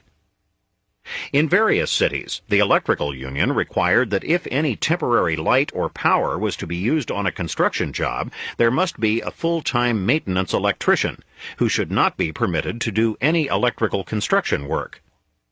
This rule, according to Mr. Edwards, often involves the hiring of a man who spends his day reading or playing solitaire and does nothing except throw a switch at the beginning and end of the day. One could go on to cite such make-work practices in many other fields. In the railroad industry, the unions insist that firemen be employed on types of locomotives that do not need them. In the theaters, unions insist on the use of scene shifters, even in plays in which no scenery is used. The musicians' union required so-called stand-in musicians, or even whole orchestras, to be employed in many cases where only phonograph records were needed. By 1961, there was no sign that the fallacy had died. Not only union leaders, but government officials talked solemnly of automation as a major cause of unemployment. Automation was discussed as if it were something entirely new in the world. It was, in fact, merely a new name for continued technological advance and further progress in labor-saving equipment. 2. But the opposition to labor-saving machinery, even today, is not confined to economic illiterates. As late as 1970, a book appeared by a writer so highly regarded that he has since received the Nobel Prize in Economics. His book opposed the introduction of labor-saving machines in the underdeveloped countries on the ground that they decrease the demand for labor.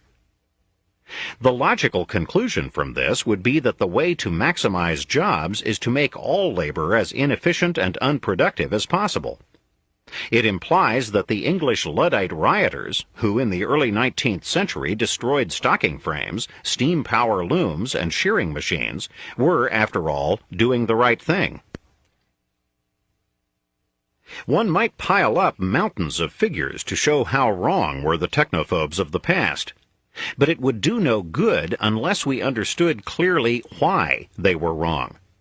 For statistics and history are useless in economics unless accompanied by a basic deductive understanding of the facts, which means, in this case, an understanding of why the past consequences of the introduction of machinery and other labor-saving devices had to occur. Otherwise, the technophobes will assert, as they do in fact assert when you point out to them that the prophecies of their predecessors turned out to be absurd, that may have been all very well in the past, but today conditions are fundamentally different, and now we simply cannot afford to develop any more labor-saving machines.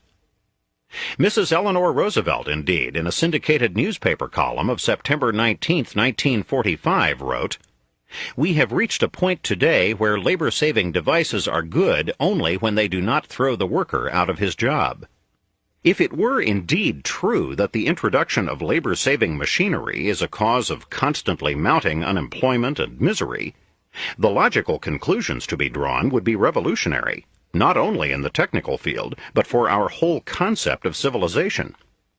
Not only should we have to regard all further technical progress as a calamity, we should have to regard all past technical progress with equal horror. Every day, each of us in his own activity is engaged in trying to reduce the effort it requires to accomplish a given result. Each of us is trying to save his own labor, to economize the means required to achieve his ends. Every employer, small as well as large, seeks constantly to gain his results more economically and efficiently, that is, by saving labor. Every intelligent workman tries to cut down the effort necessary to accomplish his assigned job. The most ambitious of us try tirelessly to increase the results we can achieve in a given number of hours.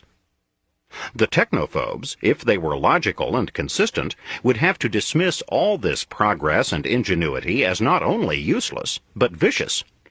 Why should freight be carried from Chicago to New York by railroad when we could employ enormously more men, for example, to carry it all on their backs? Theories as false as this are never held with logical consistency. but they do great harm because they are held at all. Let us, therefore, try to see exactly what happens when technical improvements and labor-saving machinery are introduced. The details will vary in each instance, depending upon the particular conditions that prevail in a given industry or period. But we shall assume an example that involves the main possibilities. Suppose a clothing manufacturer learns of a machine that will make men's and women's overcoats for half as much labor as previously. He installs the machines and drops half his labor force. This looks at first glance like a clear loss of employment. But the machine itself required labor to make it. So here, as one offset, are jobs that would not otherwise have existed. The manufacturer, however, would have adopted the machine only if it had either made better suits for half as much labor, or had made the same kind of suits at a smaller cost. If we assume the latter, we cannot assume that the amount of labor to make the machines was as great in terms of payrolls as the amount of labor that the clothing manufacturer hopes to save in the long run by adopting the machine. Otherwise, there would have been no economy, and he would not have adopted it. So there is still a net loss of employment to be accounted for. But we should at least keep in mind the real possibility that even the first effect of the introduction of labor-saving machinery may be to increase employment on net balance, because it is usually only in the long run that the clothing manufacturer expects to save money by adopting the machine. It may take several years for the machine to pay for itself. After the machine has produced economies sufficient to offset its cost, the clothing manufacturer has more profits than before. We shall assume that he merely sells his coats for the same price as his competitors and makes no effort to undersell them. At this point, it may seem, labor has suffered a net loss of employment, while it is only the manufacturer, the capitalist, who has gained. But it is precisely out of these extra profits that the subsequent social gains must come. The manufacturer must use these extra profits in at least one of three ways, and possibly he will use part of them in all three. 1. He will use the extra profits to expand his operations by buying more machines to make more coats. Or 2. He will invest the extra profits in some other industry. Or 3. He will spend the extra profits on increasing his own consumption. Whichever of these three courses he takes, he will increase employment. In other words, the manufacturer, as a result of his economies, has profits that he did not have before. Every dollar of the amount he has saved in direct wages to former coat makers, he now has to pay out in indirect wages to the makers of the new machine, or to the workers in another capital-using industry, or to the makers of a new house or car for himself, or for jewelry and furs for his wife. In any case, unless he is a pointless hoarder, he gives indirectly as many jobs as he ceased to give directly. But the matter does not and cannot rest at this stage. If this enterprising manufacturer effects great economies as compared with his competitors, either he will begin to expand his operations at their expense, or they will start buying the machines too. Again, more work will be given to the makers of the machines. But competition and production will then also begin to force down the price of overcoats. There will no longer be as great profits for those who adopt the new machines. The rate of profit of the manufacturers using the new machine will begin to drop, while the manufacturers who have still not adopted the machine may now make no profit at all. The savings, in other words, will begin to be passed along to the buyers of overcoats, to the consumers. But as overcoats are now cheaper, more people will buy them. This means that though it takes fewer people to make the same number of overcoats as before, more overcoats are now being made than before. If the demand for overcoats is what economists call elastic, that is, if a fall in the price of overcoats causes a larger total amount of money to be spent on overcoats than previously, then more people may be employed even in making overcoats than before the new labor-saving machine was introduced. We have already seen how this actually happened historically with stockings and other textiles. But the new employment does not depend on the elasticity of demand for the particular product involved. Suppose that, though the price of overcoats was almost cut in half, from a former price, say, of $150 to a new price of $100, not a single additional coat was sold. The result would be that while consumers were as well provided with new overcoats as before, each buyer would now have $50 left over that he would not have had left over before.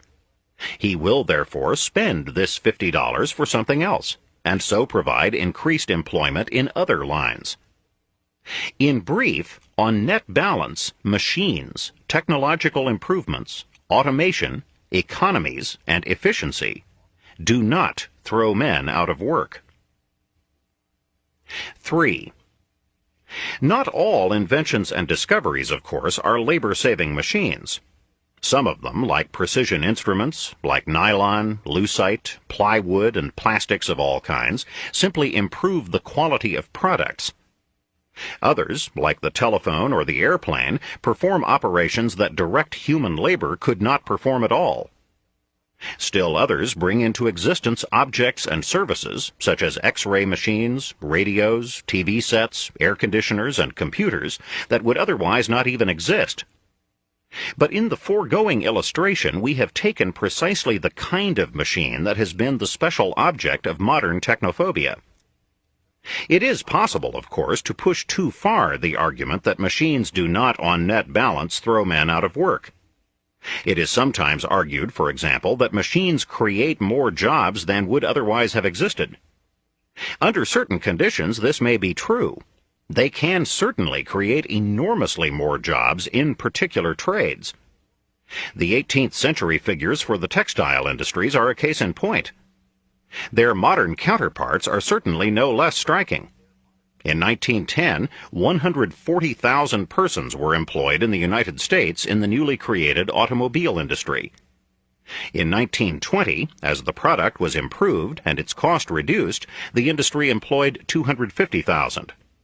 In 1930, as this product improvement and cost reduction continued, employment in the industry was 380,000. In 1973, it had risen to 941,000. By 1973, 514,000 people were employed in making aircraft and aircraft parts, and 393,000 were engaged in making electronic components. So it has been in one newly created trade after another, as the invention was improved and the cost reduced. There is also an absolute sense in which machines may be said to have enormously increased the number of jobs.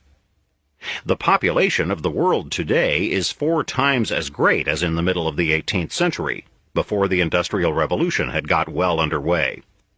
Machines may be said to have given birth to this increased population, for without the machines, the world would not have been able to support it. 3 out of every 4 of us, therefore, may be said to owe not only our jobs, but our very lives to machines. Yet it is a misconception to think of the function or result of machines as primarily one of creating jobs. The real result of the machine is to increase production, to raise the standard of living, to increase economic welfare. It is no trick to employ everybody, even or especially in the most primitive economy. Full employment, very full employment, long, weary, back-breaking employment is characteristic of precisely the nations that are most retarded industrially. Where full employment already exists, new machines, inventions, and discoveries cannot, until there has been time for an increase in population, bring more employment. They are likely to bring more unemployment. But this time I am speaking of voluntary and not involuntary unemployment, because people can now afford to work fewer hours, while children and the overaged no longer need to work. What machines do, to repeat, is to bring an increase in production and an increase in the standard of living. They may do this in either of 2 ways. They do it by making goods cheaper for consumers, as in our illustration of the overcoats, or they do it by increasing wages because they increase the productivity of the workers. In other words, they either increase money wages or by reducing prices, they increase the goods and services that the same money wages will buy. Sometimes they do both. What actually happens will depend in large part upon the monetary policy pursued in a country. But in any case, machines, inventions, and discoveries increase real wages. 4. A warning is necessary before we leave this subject. It was precisely the great merit of the classical economists that they looked for secondary consequences, that they were concerned with the effects of a given economic policy or development in the long run and on the whole community. But it was also their defect that in taking the long view and the broad view, they sometimes neglected to take also the short view and the narrow view.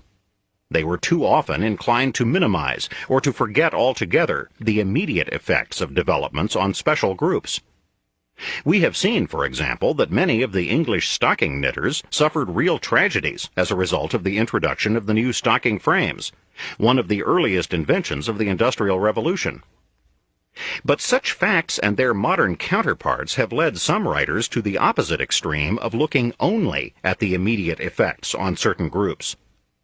Joe Smith is thrown out of a job by the introduction of some new machine. Keep your eye on Joe Smith, these writers insist. Never lose track of Joe Smith. But what they then proceed to do is to keep their eyes only on Joe Smith, and to forget Tom Jones, who has just got a new job in making the new machine, and Ted Brown, who has just got a job operating one, and Daisy Miller, who can now buy a coat for half what it used to cost her. And because they think only of Joe Smith, they end by advocating reactionary and nonsensical policies. Yes, we should keep at least one eye on Joe Smith. He has been thrown out of a job by the new machine. Perhaps he can soon get another job, even a better one. But perhaps also he has devoted many years of his life to acquiring and improving a special skill for which the market no longer has any use. He has lost this investment in himself, in his old skill, just as his former employer, perhaps, has lost his investment in old machines or processes suddenly rendered obsolete. He was a skilled workman and paid as a skilled workman. Now he has become overnight an unskilled workman again, and can hope for the present only for the wages of an unskilled workman, because the one skill he had is no longer needed. We cannot and must not forget Joe Smith. His is one of the personal tragedies that, as we shall see, are incident to nearly all industrial and economic progress. To ask precisely what course we should follow with Joe Smith, whether we should let him make his own adjustment, give him separation pay or unemployment compensation, put him on relief, or train him at government expense for a new job, would carry us beyond the point that we are here trying to illustrate. The central lesson is that we should try to see all the main consequences of any economic policy or development, the immediate effects on special groups, and the long-run effects on all groups. If we have devoted considerable space to this issue, it is because our conclusions regarding the effects of new machinery, inventions, and discoveries on employment, production, and welfare are crucial. If we are wrong about these, there are few things in economics about which we are likely to be right. Chapter 8. Spread the Work Schemes. I have referred to various union make-work and featherbed practices. These practices, and the public toleration of them, spring from the same fundamental fallacy as the fear of machines. This is the belief that a more efficient way of doing a thing destroys jobs, and its necessary corollary that a less efficient way of doing it creates them. Allied to this fallacy is the belief that there is just a fixed amount of work to be done in the world, and that if we cannot add to this work by thinking up more cumbersome ways of doing it, at least we can think of devices for spreading it around among as large a number of people as possible. This error lies behind the minute subdivision of labor upon which unions insist. In the building trades in large cities, the subdivision is notorious. Bricklayers are not allowed to use stones for a chimney. That is the special work of stonemasons. An electrician cannot rip out a board to fix a connection and put it back again. That is the special job, no matter how simple it may be, of the carpenters. A plumber will not remove or put back a tile incident to fixing a leak in the shower. That is the job of a tile setter. Furious jurisdictional strikes are fought among unions for the exclusive right to do certain types of borderline jobs. In a statement prepared by the American Railroads for the Attorney General's Committee on Administrative Procedure, the roads gave innumerable examples in which the National Railroad Adjustment Board had decided that each separate operation on the railroad, no matter how minute, such as talking over a telephone or spiking or unspiking a switch, is so far an exclusive property of a particular class of employee that if an employee of another class, in the course of his regular duties, performs such operations, he must not only be paid an extra day's wages for doing so, but at the same time the furloughed or unemployed members of the class held to be entitled to perform the operation must be paid a day's wages for not having been called upon to perform it. It is true that a few persons can profit at the expense of the rest of us from this minute arbitrary subdivision of labor, provided it happens in their case alone. But those who support it as a general practice fail to see that it always raises production costs, that it results on net balance in less work done and in fewer goods produced. The householder who is forced to employ 2 men to do the work of one has, it is true, given employment to one extra man, but he has just that much less money left over to spend on something that would employ somebody else. Because his bathroom leak has been repaired at double what it should have cost, he decides not to buy the new sweater he wanted. Labor is no better off because a day's employment of an unneeded tile setter has meant a day's disemployment of a sweater knitter or machine handler. The householder, however, is worse off. Instead of having a repaired shower and a sweater, he has the shower and no sweater. And if we count the sweater as part of the national wealth, the country is short one sweater. This symbolizes the net result of the effort to make extra work by arbitrary subdivision of labor. But there are other schemes for spreading the work, often put forward by union spokesmen and legislators. The most frequent of these is the proposal to shorten the working week, usually by law. The belief that it would spread the work and give more jobs was one of the main reasons behind the inclusion of the penalty overtime provision in the existing federal wage hour law. The previous legislation in the states forbidding the employment of women or minors for more, say, than 48 hours a week was based on the conviction that longer hours were injurious to health and morale. Some of it was based on the belief that longer hours were harmful to efficiency. But the provision in the federal law that an employer must pay a worker a 50% premium above his regular hourly rate of wages for all hours worked in any week above 40 was not based primarily on the belief that 45 hours a week, say, was injurious either to health or efficiency. It was inserted partly in the hope of boosting the worker's weekly income, and partly in the hope that by discouraging the employer from taking on anyone regularly for more than 40 hours a week, it would force him to employ additional workers instead. At the time of writing this, there are many schemes for averting unemployment by enacting a 30-hour week or a 4-day week. What is the actual effect of such plans, whether enforced by individual unions or by legislation? It will clarify the problem if we consider 2 cases. The first is a reduction in the standard working week from 40 hours to 30 without any change in the hourly rate of pay. The second is a reduction in the working week from 40 hours to 30, but with a sufficient increase in hourly wage rates to maintain the same weekly pay for the individual workers already employed. Let us take the first case.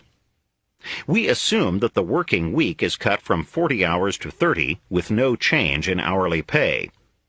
If there is substantial unemployment when this plan is put into effect, the plan will no doubt provide additional jobs. We cannot assume that it will provide sufficient additional jobs, however, to maintain the same payrolls and the same number of man-hours as before, unless we make the unlikely assumption that in each industry there has been exactly the same percentage of unemployment, and that the new men and women employed are no less efficient at their special tasks on the average than those who had already been employed. But suppose we do make these assumptions. Suppose we do assume that the right number of additional workers of each skill is available, and that the new workers do not raise production costs. What will be the result of reducing the working week from 40 hours to 30 without any increase in hourly pay? Though more workers will be employed, each will be working fewer hours, and there will therefore be no net increase in man-hours. It is unlikely that there will be any significant increase in production. Total payrolls and purchasing power will be no larger. All that will have happened, even under the most favorable assumptions, which would seldom be realized, is that the workers previously employed will subsidize, in effect, the workers previously unemployed.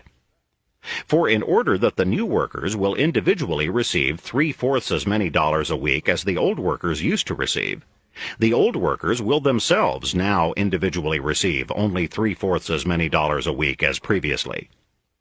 It is true that the old workers will now work fewer hours, but this purchase of more leisure at a high price is presumably not a decision they have made for its own sake.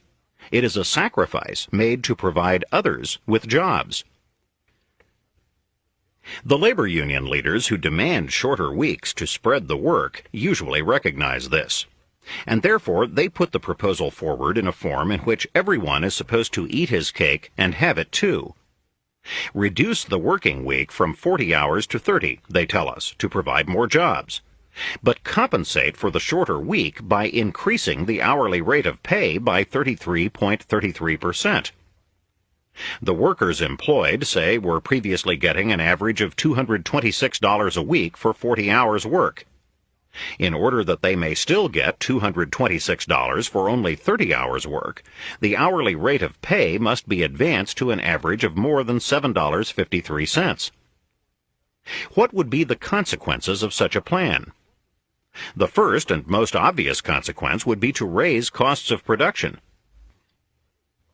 If we assume that the workers when previously employed for 40 hours were getting less than the level of production costs, prices, and profits made possible, then they could have got the hourly increase without reducing the length of the working week. They could, in other words, have worked the same number of hours and got their total weekly incomes increased by 1/3, instead of merely getting, as they are under the new 30-hour week, the same weekly income as before. But if under the 40-hour week the workers were already getting as high a wage as the level of production costs and prices made possible, and the very unemployment they are trying to cure may be a sign that they were already getting even more than this, then the increase in production costs as a result of the 33.33% increase in hourly wage rates will be much greater than the existing state of prices, production, and costs can stand. The result of the higher wage rate, therefore, will be a much greater unemployment than before. The least efficient firms will be thrown out of business, and the least efficient workers will be thrown out of jobs. Production will be reduced all around the circle. Higher production costs and scarcer supplies will tend to raise prices, so that workers can buy less with the same dollar wages. On the other hand, the increased unemployment will shrink demand and hence tend to lower prices. What ultimately happens to the prices of goods will depend upon what monetary policies are then followed. But if a policy of monetary inflation is pursued to enable prices to rise so that the increased hourly wages can be paid, this will merely be a disguised way of reducing real wage rates, so that these will return, in terms of the amount of goods they can purchase, to the same real rate as before. The result would then be the same as if the working week had been reduced without an increase in hourly wage rates, and the results of that have already been discussed. The spread the work schemes, in brief, rest on the same sort of illusion that we have been considering. The people who support such schemes think only of the employment they might provide for particular persons or groups. They do not stop to consider what their whole effect would be on everybody. The spread the work schemes rest also, as we began by pointing out, on the false assumption that there is just a fixed amount of work to be done. There could be no greater fallacy. There is no limit to the amount of work to be done as long as any human need or wish that work could fill remains unsatisfied. In a modern exchange economy, the most work will be done when prices, costs, and wages are in the best relations with each other. What these relations are, we shall later consider. Chapter 9. Disbanding Troops and Bureaucrats. When, after every great war, it is proposed to demobilize the armed forces, there is always a great fear that there will not be enough jobs for these forces, and that in consequence they will be unemployed. It is true that when millions of men are suddenly released, it may require time for private industry to reabsorb them. Though what has been chiefly remarkable in the past has been the speed, rather than the slowness, with which this was accomplished. The fears of unemployment arise because people look at only one side of the process. They see soldiers being turned loose on the labor market. Where is the purchasing power going to come from to employ them? If we assume that the public budget is being balanced, the answer is simple.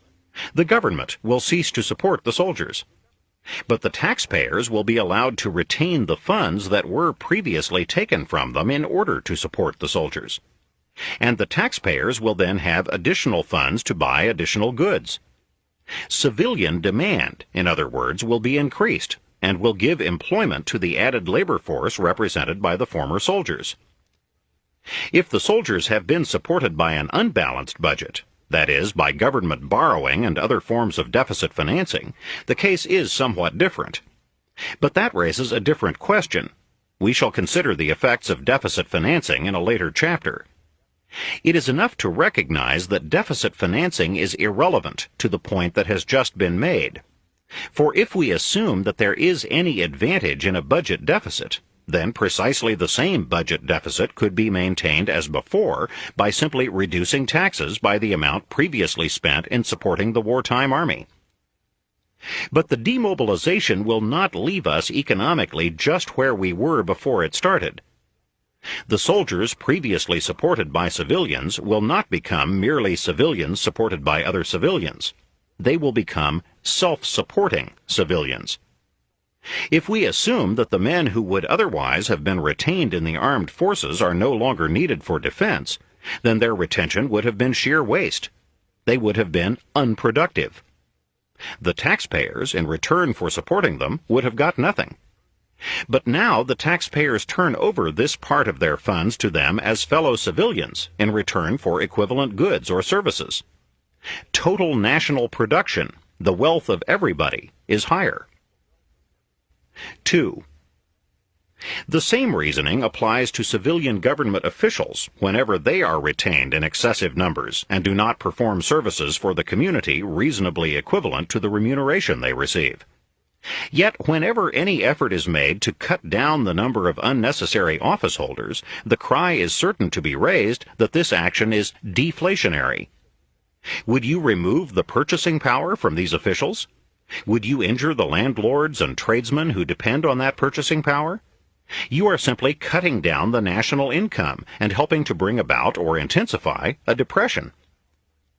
Once again, the fallacy comes from looking at the effects of this action only on the dismissed office holders themselves and on the particular tradesmen who depend upon them. Once again, it is forgotten that if these bureaucrats are not retained in office, the taxpayers will be permitted to keep the money that was formerly taken from them for the support of the bureaucrats.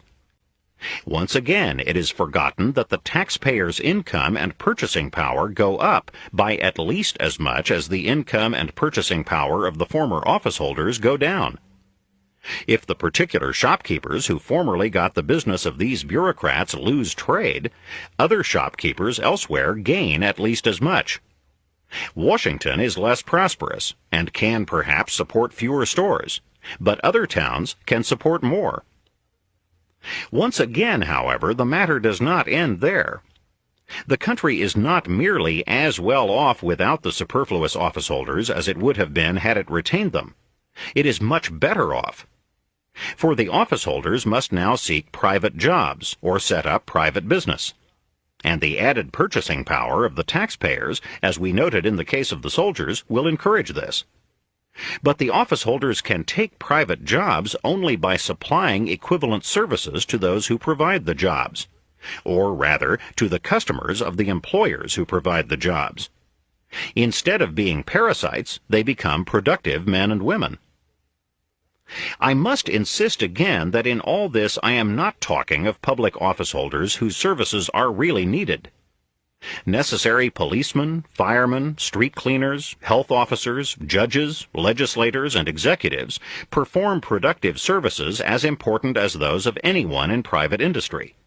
They make it possible for private industry to function in an atmosphere of law, order, freedom, and peace. But their justification consists in the utility of their services.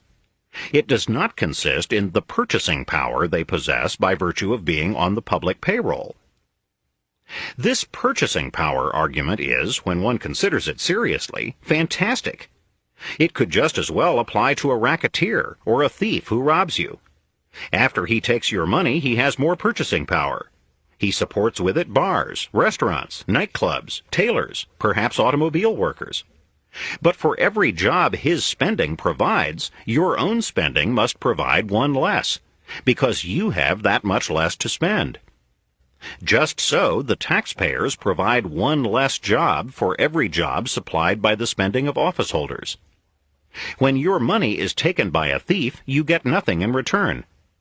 When your money is taken through taxes to support needless bureaucrats, precisely the same situation exists.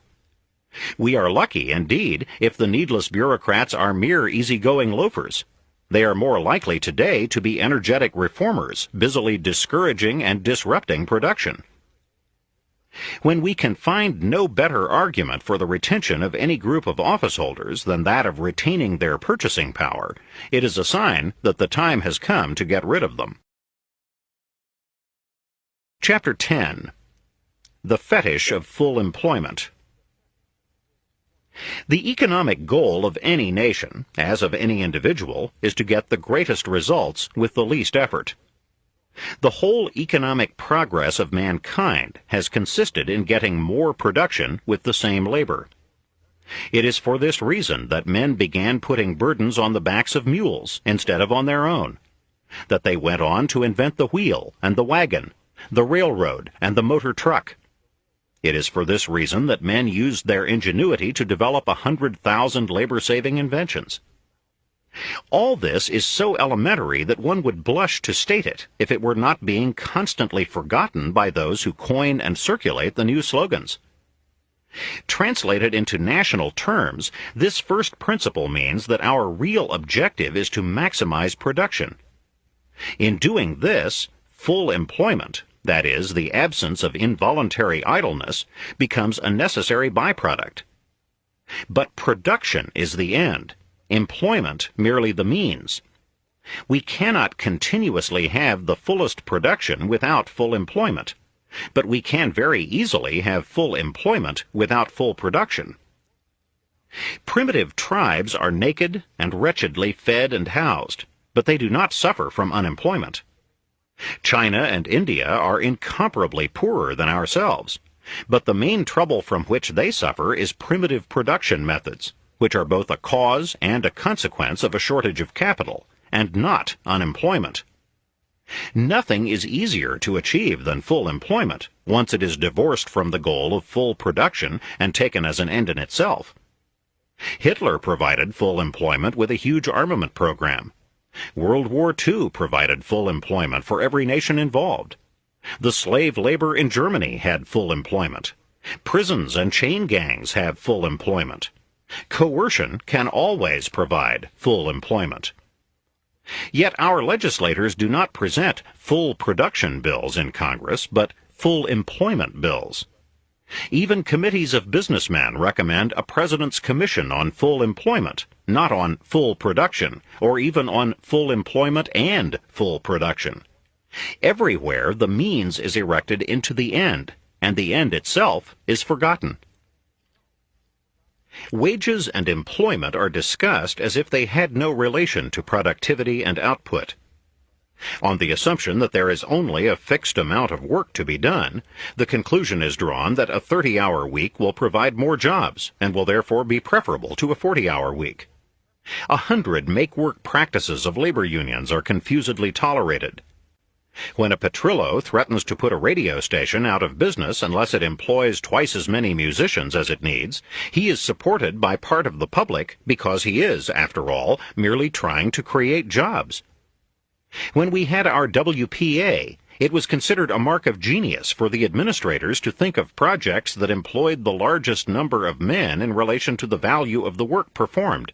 In other words, in which labor was least efficient. It would be far better, if that were the choice, which it isn't, to have maximum production with part of the population supported in idleness by undisguised relief, than to provide full employment by so many forms of disguised make-work that production is disorganized. The progress of civilization has meant the reduction of employment, not its increase. It is because we have become increasingly wealthy as a nation that we have been able virtually to eliminate child labor, to remove the necessity of work for many of the aged, and to make it unnecessary for millions of women to take jobs.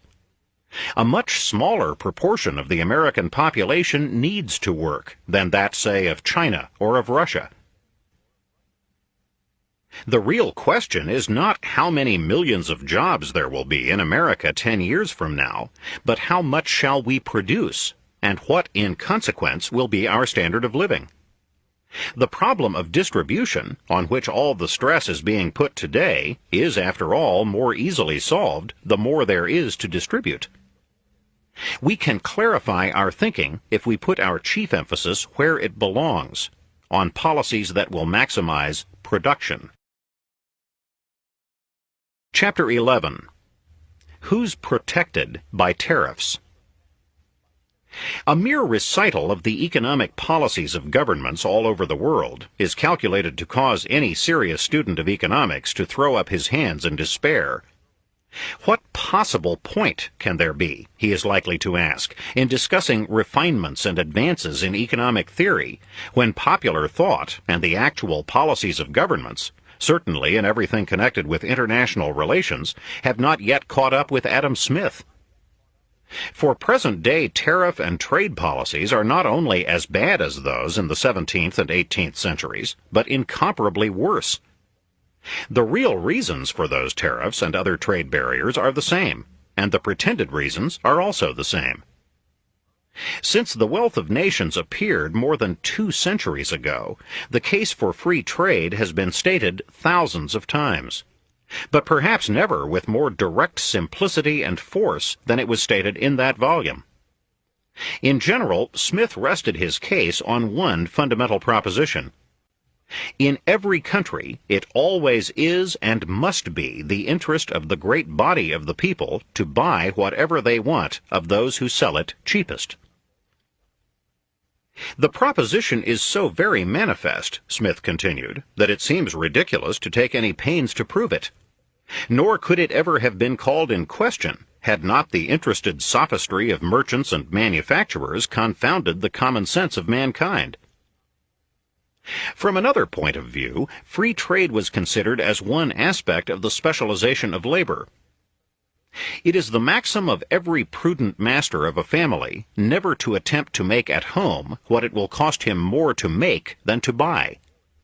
The tailor does not attempt to make his own shoes, but buys them of the shoemaker. The shoemaker does not attempt to make his own clothes, but employs a tailor. The farmer attempts to make neither the one nor the other, but employs those different artificers. All of them find it for their interest to employ their whole industry in a way in which they have some advantage over their neighbors, and to purchase with a part of its produce, or, what is the same thing, with the price of a part of it, whatever else they have occasion for. What is prudence in the conduct of every private family can scarce be folly in that of a great kingdom.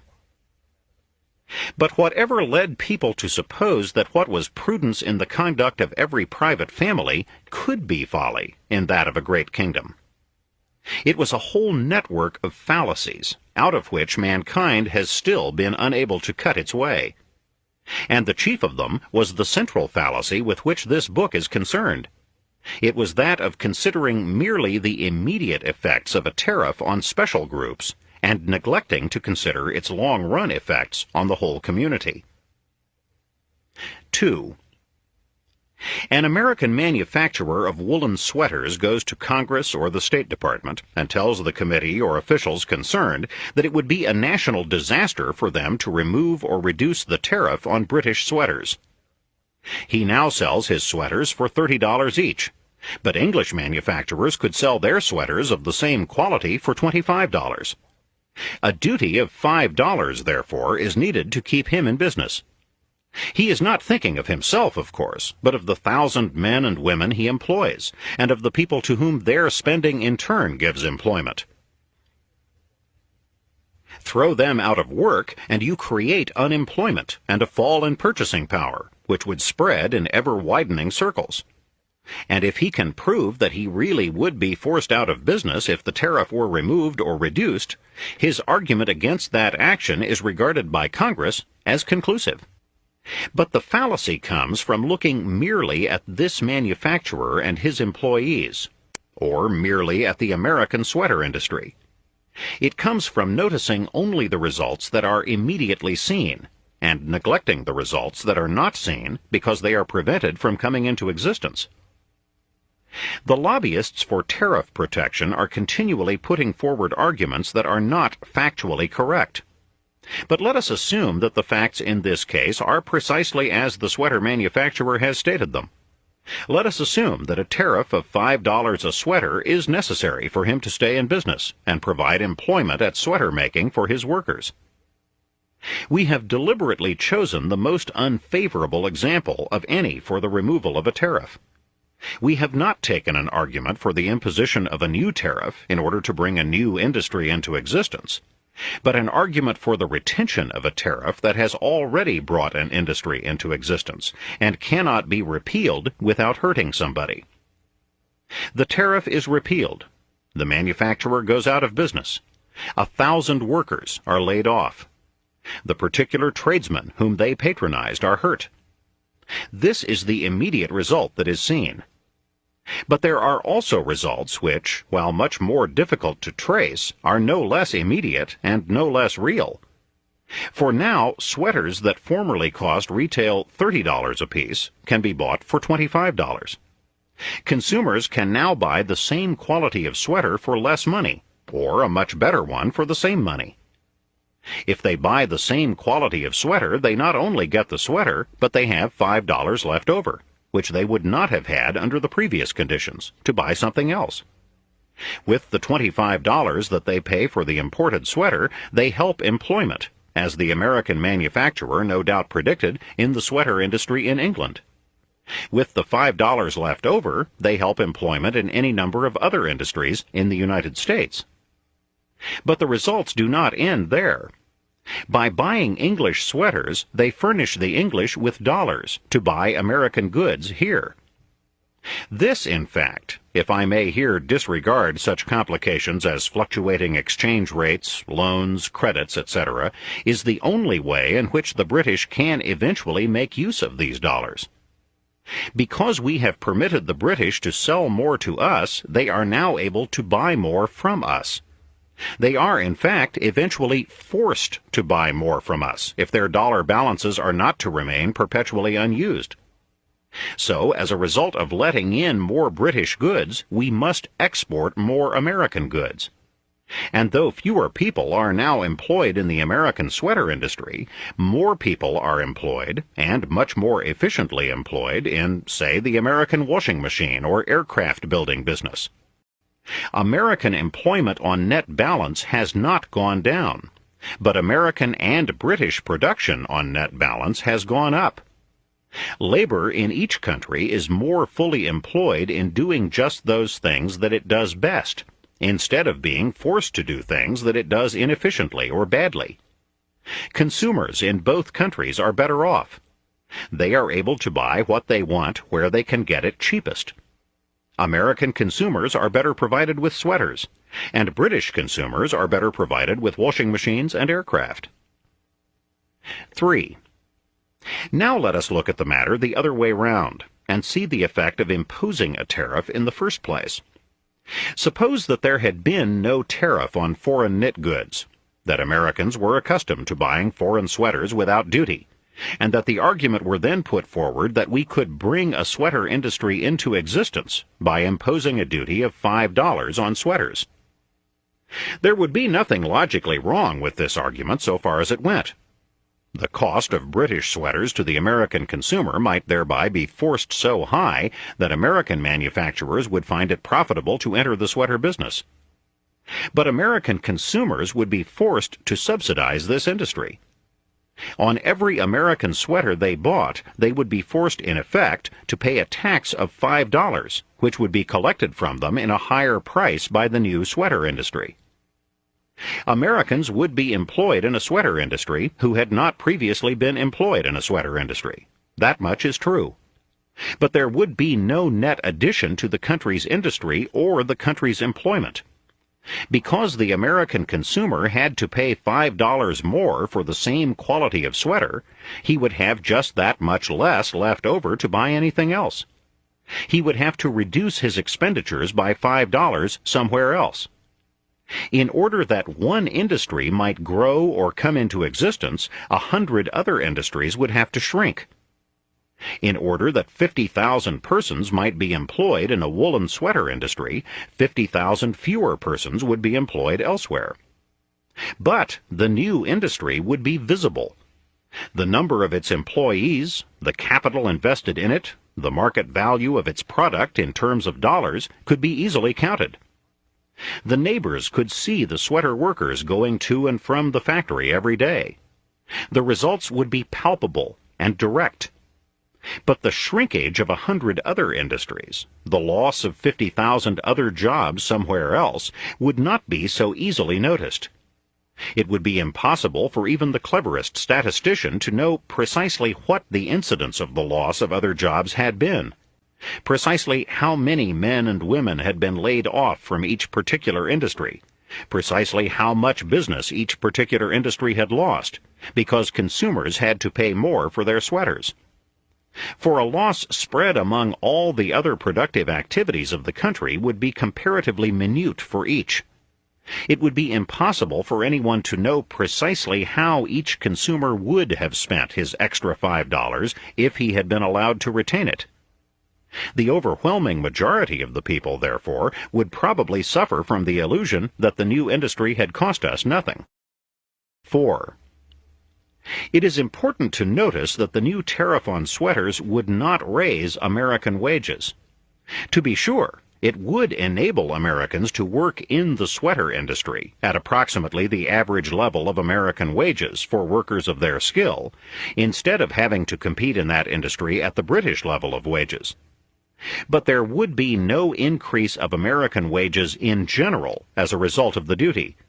For, as we have seen, there would be no net increase in the number of jobs provided, no net increase in the demand for goods, and no increase in labor productivity.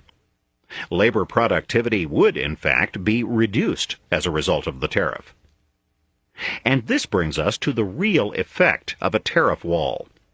It is not merely that all its visible gains are offset by less obvious but no less real losses. It results, in fact, in a net loss to the country. For contrary to centuries of interested propaganda and disinterested confusion, the tariff reduces the American level of wages. Let us observe more clearly how it does this. We have seen that the added amount which consumers pay for a tariff-protected article leaves them just that much less with which to buy all other articles. There is here no net gain to industry as a whole. But as a result of the artificial barrier erected against foreign goods, American labor, capital, and land are deflected from what they can do more efficiently to what they do less efficiently. Therefore, as a result of the tariff wall, the average productivity of American labor and capital is reduced. If we look at it now from the consumer's point of view, we find that he can buy less with his money. Because he has to pay more for sweaters and other protected goods, he can buy less of everything else. The general purchasing power of his income has therefore been reduced. Whether the net effect of the tariff is to lower money wages or to raise money prices will depend upon the monetary policies that are followed. But what is clear is that the tariff, though it may increase wages above what they would have been in the protected industries, must on net balance, when all occupations are considered, reduce real wages. Reduce them, that is to say, compared with what they otherwise would have been. Only minds corrupted by generations of misleading propaganda can regard this conclusion as paradoxical. What other result could we expect from a policy of deliberately using our resources of capital and manpower in less efficient ways than we know how to use them? What other result could we expect from deliberately erecting artificial obstacles to trade and transportation?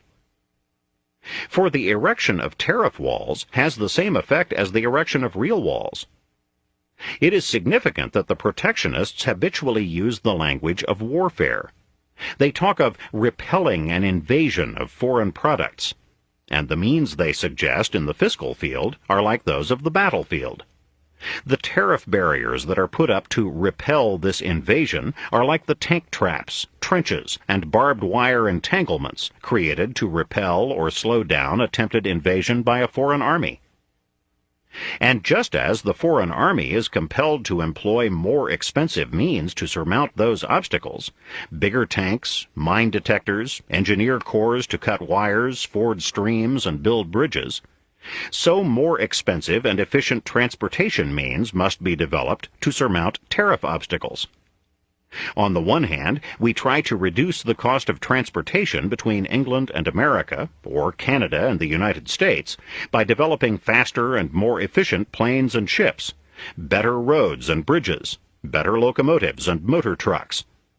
On the other hand, we offset this investment in efficient transportation by a tariff that makes it commercially even more difficult to transport goods than it was before. We make it $1 cheaper to ship the sweaters, and then increase the tariff by $2 to prevent the sweaters from being shipped. By reducing the freight that can be profitably carried, we reduce the value of the investment in transport efficiency. 5. The tariff has been described as a means of benefiting the producer at the expense of the consumer. In a sense, this is correct. Those who favor it think only of the interests of the producers immediately benefited by the particular duties involved. They forget the interests of the consumers, who are immediately injured by being forced to pay these duties. But it is wrong to think of the tariff issue as if it represented a conflict between the interests of producers as a unit against those of consumers as a unit. It is true that the tariff hurts all consumers as such. It is not true that it benefits all producers as such. On the contrary, as we have just seen, it helps the protected producers at the expense of all other American producers, and particularly of those who have a comparatively large potential export market. We can perhaps make this last point clearer by an exaggerated example. Suppose we make our tariff wall so high that it becomes absolutely prohibitive, and no imports come in from the outside world at all. Suppose, as a result of this, that the price of sweaters in America goes up only $5. Then American consumers, because they have to pay $5 more for a sweater, will spend on the average 5 cents less in each of 100 other American industries. The figures are chosen merely to illustrate a principle. There will, of course, be no such symmetrical distribution of the loss. Moreover, the sweater industry itself will doubtless be hurt because of protection of still other industries. But these complications may be put aside for the moment. Now, because foreign industries will find their market in America totally cut off, they will get no dollar exchange, and therefore they will be unable to buy any American goods at all. As a result of this, American industries will suffer in direct proportion to the percentage of their sales previously made abroad. Those that will be most injured in the first instance will be such industries as raw cotton producers, copper producers, makers of sewing machines, agricultural machinery, typewriters, commercial airplanes, and so on. A higher tariff wall, which, however, is not prohibitive, will produce the same kind of results as this, but merely to a smaller degree. The effect of a tariff, therefore, is to change the structure of American production. It changes the number of occupations, the kind of occupations, and the relative size of one industry as compared with another. It makes the industries in which we are comparatively inefficient larger, and the industries in which we are comparatively efficient smaller. Its net effect, therefore, is to reduce American efficiency, as well as to reduce efficiency in the countries with which we would otherwise have traded more largely. In the long run, notwithstanding the mountains of argument pro and con, a tariff is irrelevant to the question of employment. True, sudden changes in the tariff, either upward or downward, can create temporary unemployment, as they force corresponding changes in the structure of production. Such sudden changes can even cause a depression. But a tariff is not irrelevant to the question of wages. In the long run, it always reduces real wages, because it reduces efficiency, production, and wealth. Thus, all the chief tariff fallacies stem from the central fallacy with which this book is concerned. They are the result of looking only at the immediate effects of a single tariff rate on one group of producers, and forgetting the long-run effects both on consumers as a whole and on all other producers. I hear some reader asking, why not solve this by giving tariff protection to all producers? But the fallacy here is that this cannot help producers uniformly, and cannot help at all domestic producers who already outsell foreign producers. These efficient producers must necessarily suffer from the diversion of purchasing power brought about by the tariff. 6. On the subject of the tariff, we must keep in mind one final precaution. It is the same precaution that we found necessary in examining the effects of machinery. It is useless to deny that a tariff does benefit, or at least can benefit, special interests. True, it benefits them at the expense of everyone else, but it does benefit them. If one industry alone could get protection, while its owners and workers enjoyed the benefits of free trade in everything else they bought, that industry would benefit even on net balance. As an attempt is made to extend the tariff blessings, however, even people in the protected industries, both as producers and consumers, begin to suffer from other people's protection, and may finally be worse off even on net balance than if neither they nor anybody else had protection. But we should not deny, as enthusiastic free traders have so often done, the possibility of these tariff benefits to special groups. We should not pretend, for example, that a reduction of the tariff would help everybody and hurt nobody. It is true that its reduction would help the country on net balance, but somebody would be hurt. That, in fact, is one reason why it is not good to bring such protected interests into existence in the first place. But clarity and candor of thinking compel us to see and acknowledge that some industries are right when they say that a removal of the tariff on their product would throw them out of business, and throw their workers, at least temporarily, out of jobs. And if their workers have developed specialized skills, they may even suffer permanently, or until they have at long last learnt equal skills. In tracing the effects of tariffs, as in tracing the effects of machinery, we should endeavor to see all the chief effects, in both the short run and the long run, on all groups. As a postscript to this chapter, I should add that its argument is not directed against all tariffs, including duties collected mainly for revenue, or to keep alive industries needed for war. Nor is it directed against all arguments for tariffs. It is merely directed against the fallacy that a tariff on net balance provides employment, raises wages, or protects the American standard of living. It does none of these things, and so far as wages and the standard of living are concerned, it does the precise opposite. But an examination of duties imposed for other purposes would carry us beyond our present subject. Nor need we here examine the effect of import quotas, exchange controls, bilateralism, and other means of reducing, diverting, or preventing international trade. Such devices have, in general, the same effects as high or prohibitive tariffs, and often worse effects. They present more complicated issues, but their net results can be traced through the same kind of reasoning that we have just applied to tariff barriers. Chapter 12. The Drive for Exports. Exceeded only by the pathological dread of imports that affects all nations is a pathological yearning for exports. Logically, it is true, nothing could be more inconsistent. In the long run, imports and exports must equal each other, considering both in the broadest sense, which includes such invisible items as tourist expenditures, ocean freight charges, and all other items in the balance of payments. It is exports that pay for imports, and vice versa.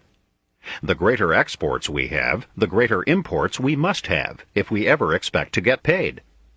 The smaller imports we have, the smaller exports we can have. Without imports we can have no exports, for foreigners will have no funds with which to buy our goods. When we decide to cut down our imports, we are, in effect, deciding also to cut down our exports. When we decide to increase our exports, we are, in effect, deciding also to increase our imports. The reason for this is elementary. An American exporter sells his goods to a British importer and is paid in British pounds sterling. But he cannot use British pounds to pay the wages of his workers, to buy his wife's clothes, or to buy theater tickets. For all these purposes he needs American dollars. Therefore his British pounds are of no use to him unless he either uses them himself to buy British goods, or sells them, through his bank or other agent, to some American importer who wishes to use them to buy British goods. Whichever he does, the transaction cannot be completed until the American exports have been paid for by an equal amount of imports. The same situation would exist if the transaction had been conducted in terms of American dollars instead of British pounds. The British importer could not pay the American exporter in dollars unless some previous British exporter had built up a credit in dollars here as a result of some previous sale to us. Foreign exchange, in short, is a clearing transaction in which, in America, the dollar debts of foreigners are canceled against their dollar credits. In England, the pound sterling debts of foreigners are canceled against their sterling credits. There is no reason to go into the technical details of all this, which can be found in any good textbook on foreign exchange.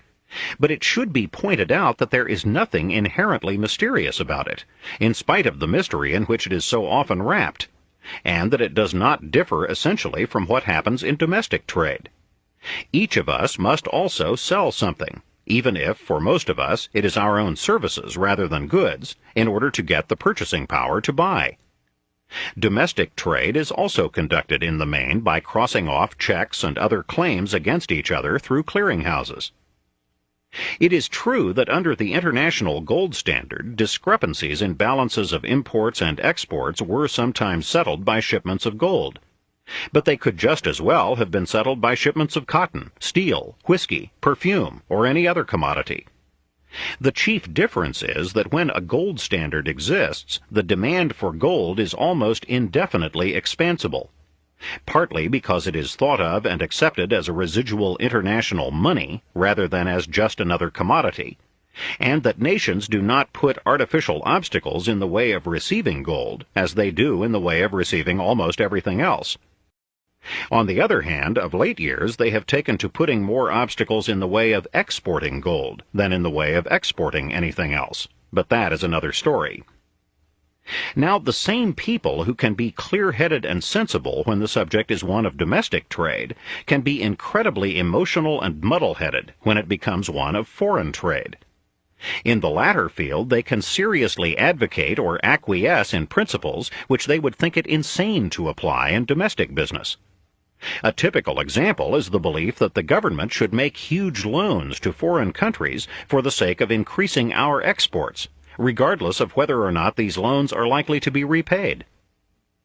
American citizens, of course, should be allowed to lend their own funds abroad at their own risk. The government should put no arbitrary barriers in the way of private lending to countries with which we are at peace. As individuals, we should be willing to give generously, for humane reasons alone, to people who are in great distress or in danger of starving. But we ought always to know clearly what we are doing. It is not wise to bestow charity on foreign people under the impression that one is making a hard-headed business transaction purely for one's own selfish purposes. That could only lead to misunderstandings and bad relations later. Yet, among the arguments put forward in favor of huge foreign lending, one fallacy is always sure to occupy a prominent place. It runs like this. Even if half or all the loans we make to foreign countries turn sour and are not repaid, this nation will still be better off for having made them, because they will give an enormous impetus to our exports. It should be immediately obvious that if the loans we make to foreign countries to enable them to buy our goods are not repaid, then we are giving the goods away. A nation cannot grow rich by giving goods away. It can only make itself poorer. No one doubts this proposition when it is applied privately.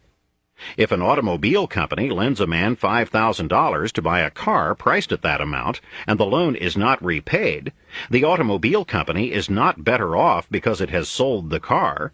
It has simply lost the amount that it cost to make the car. If the car cost $4,000 to make, and only half the loan is repaid, then the company has lost $4,000 minus $2,500, or a net amount of $1,500. It has not made up in trade what it lost in bad loans.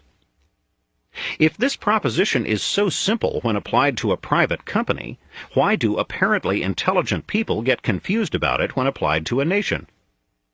The reason is that the transaction must then be traced mentally through a few more stages. One group may indeed make gains, while the rest of us take the losses. It is true, for example, that persons engaged exclusively or chiefly in export business might gain on net balance as a result of bad loans made abroad. The national loss on the transaction would be certain, but it might be distributed in ways difficult to follow. The private lenders would take their losses directly. The losses from government lending would ultimately be paid out of increased taxes imposed on everybody. But there would also be many indirect losses brought about by the effect on the economy of these direct losses. In the long run, business and employment in America would be hurt, not helped, by foreign loans that were not repaid. For every extra dollar that foreign buyers had with which to buy American goods, domestic buyers would ultimately have $1 less. Businesses that depend on domestic trade would therefore be hurt in the long run as much as export businesses would be helped. Even many concerns that did an export business would be hurt on net balance. American automobile companies, for example, sold about 15% of their output in the foreign market in 1975. It would not profit them to sell 20% of their output abroad as a result of bad foreign loans if they thereby lost, say, 10% of their American sales as the result of added taxes taken from American buyers to make up for the unpaid foreign loans. None of this means, I repeat, that it is unwise for private investors to make loans abroad, but simply that we cannot get rich by making bad ones. For the same reasons that it is stupid to give a false stimulation to export trade by making bad loans or outright gifts to foreign countries, it is stupid to give a false stimulation to export trade through export subsidies. An export subsidy is a clear case of giving the foreigner something for nothing, by selling him goods for less than it costs us to make them. It is another case of trying to get rich by giving things away. In the face of all this, the United States government has been engaged for years in a foreign economic aid program, the greater part of which has consisted in outright government-to-government gifts of many billions of dollars. Here we are interested in just one aspect of that program: the naive belief of many of its sponsors that this is a clever or even a necessary method of increasing our exports, and so maintaining prosperity and employment. It is still another form of the delusion that a nation can get rich by giving things away. What conceals the truth from many supporters of the program is that what is directly given away is not the exports themselves, but the money with which to buy them. It is possible, therefore, for individual exporters to profit on net balance from the national loss, if their individual profit from the exports is greater than their share of taxes to pay for the program. Here we have simply one more example of the error of looking only at the immediate effect of a policy on some special group, and of not having the patience or intelligence to trace the long-run effects of the policy on everyone. If we do trace these long-run effects on everyone, we come to an additional conclusion, the exact opposite of the doctrine that has dominated the thinking of most government officials for centuries. This is, as John Stuart Mill so clearly pointed out, that the real gain of foreign trade to any country lies not in its exports, but in its imports. Its consumers are either able to get from abroad commodities at a lower price than they could obtain them for at home, or commodities that they could not get from domestic producers at all. Outstanding examples in the United States are coffee and tea. Collectively considered, the real reason a country needs exports is to pay for its imports. Chapter 13. Parity Prices. Special interests, as the history of tariffs reminds us, can think of the most ingenious reasons why they should be the objects of special solicitude. Their spokesmen present a plan in their favor, and it seems at first so absurd that disinterested writers do not trouble to expose it. But the special interests keep on insisting on the scheme. Its enactment would make so much difference to their own immediate welfare that they can afford to hire trained economists and public relations experts to propagate it in their behalf. The public hears the argument so often repeated, and accompanied by such a wealth of imposing statistics, charts, curves, and pie slices, that it is soon taken in. When at last disinterested writers recognize that the danger of the scheme's enactment is real, they are usually too late. They cannot in a few weeks acquaint themselves with the subject as thoroughly as the hired brains who have been devoting their full time to it for years.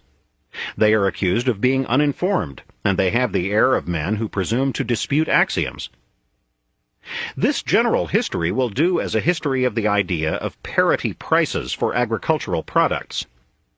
I forget the first day when it made its appearance in a legislative bill, but with the advent of the New Deal in 1933, it had become a definitely established principle, enacted into law.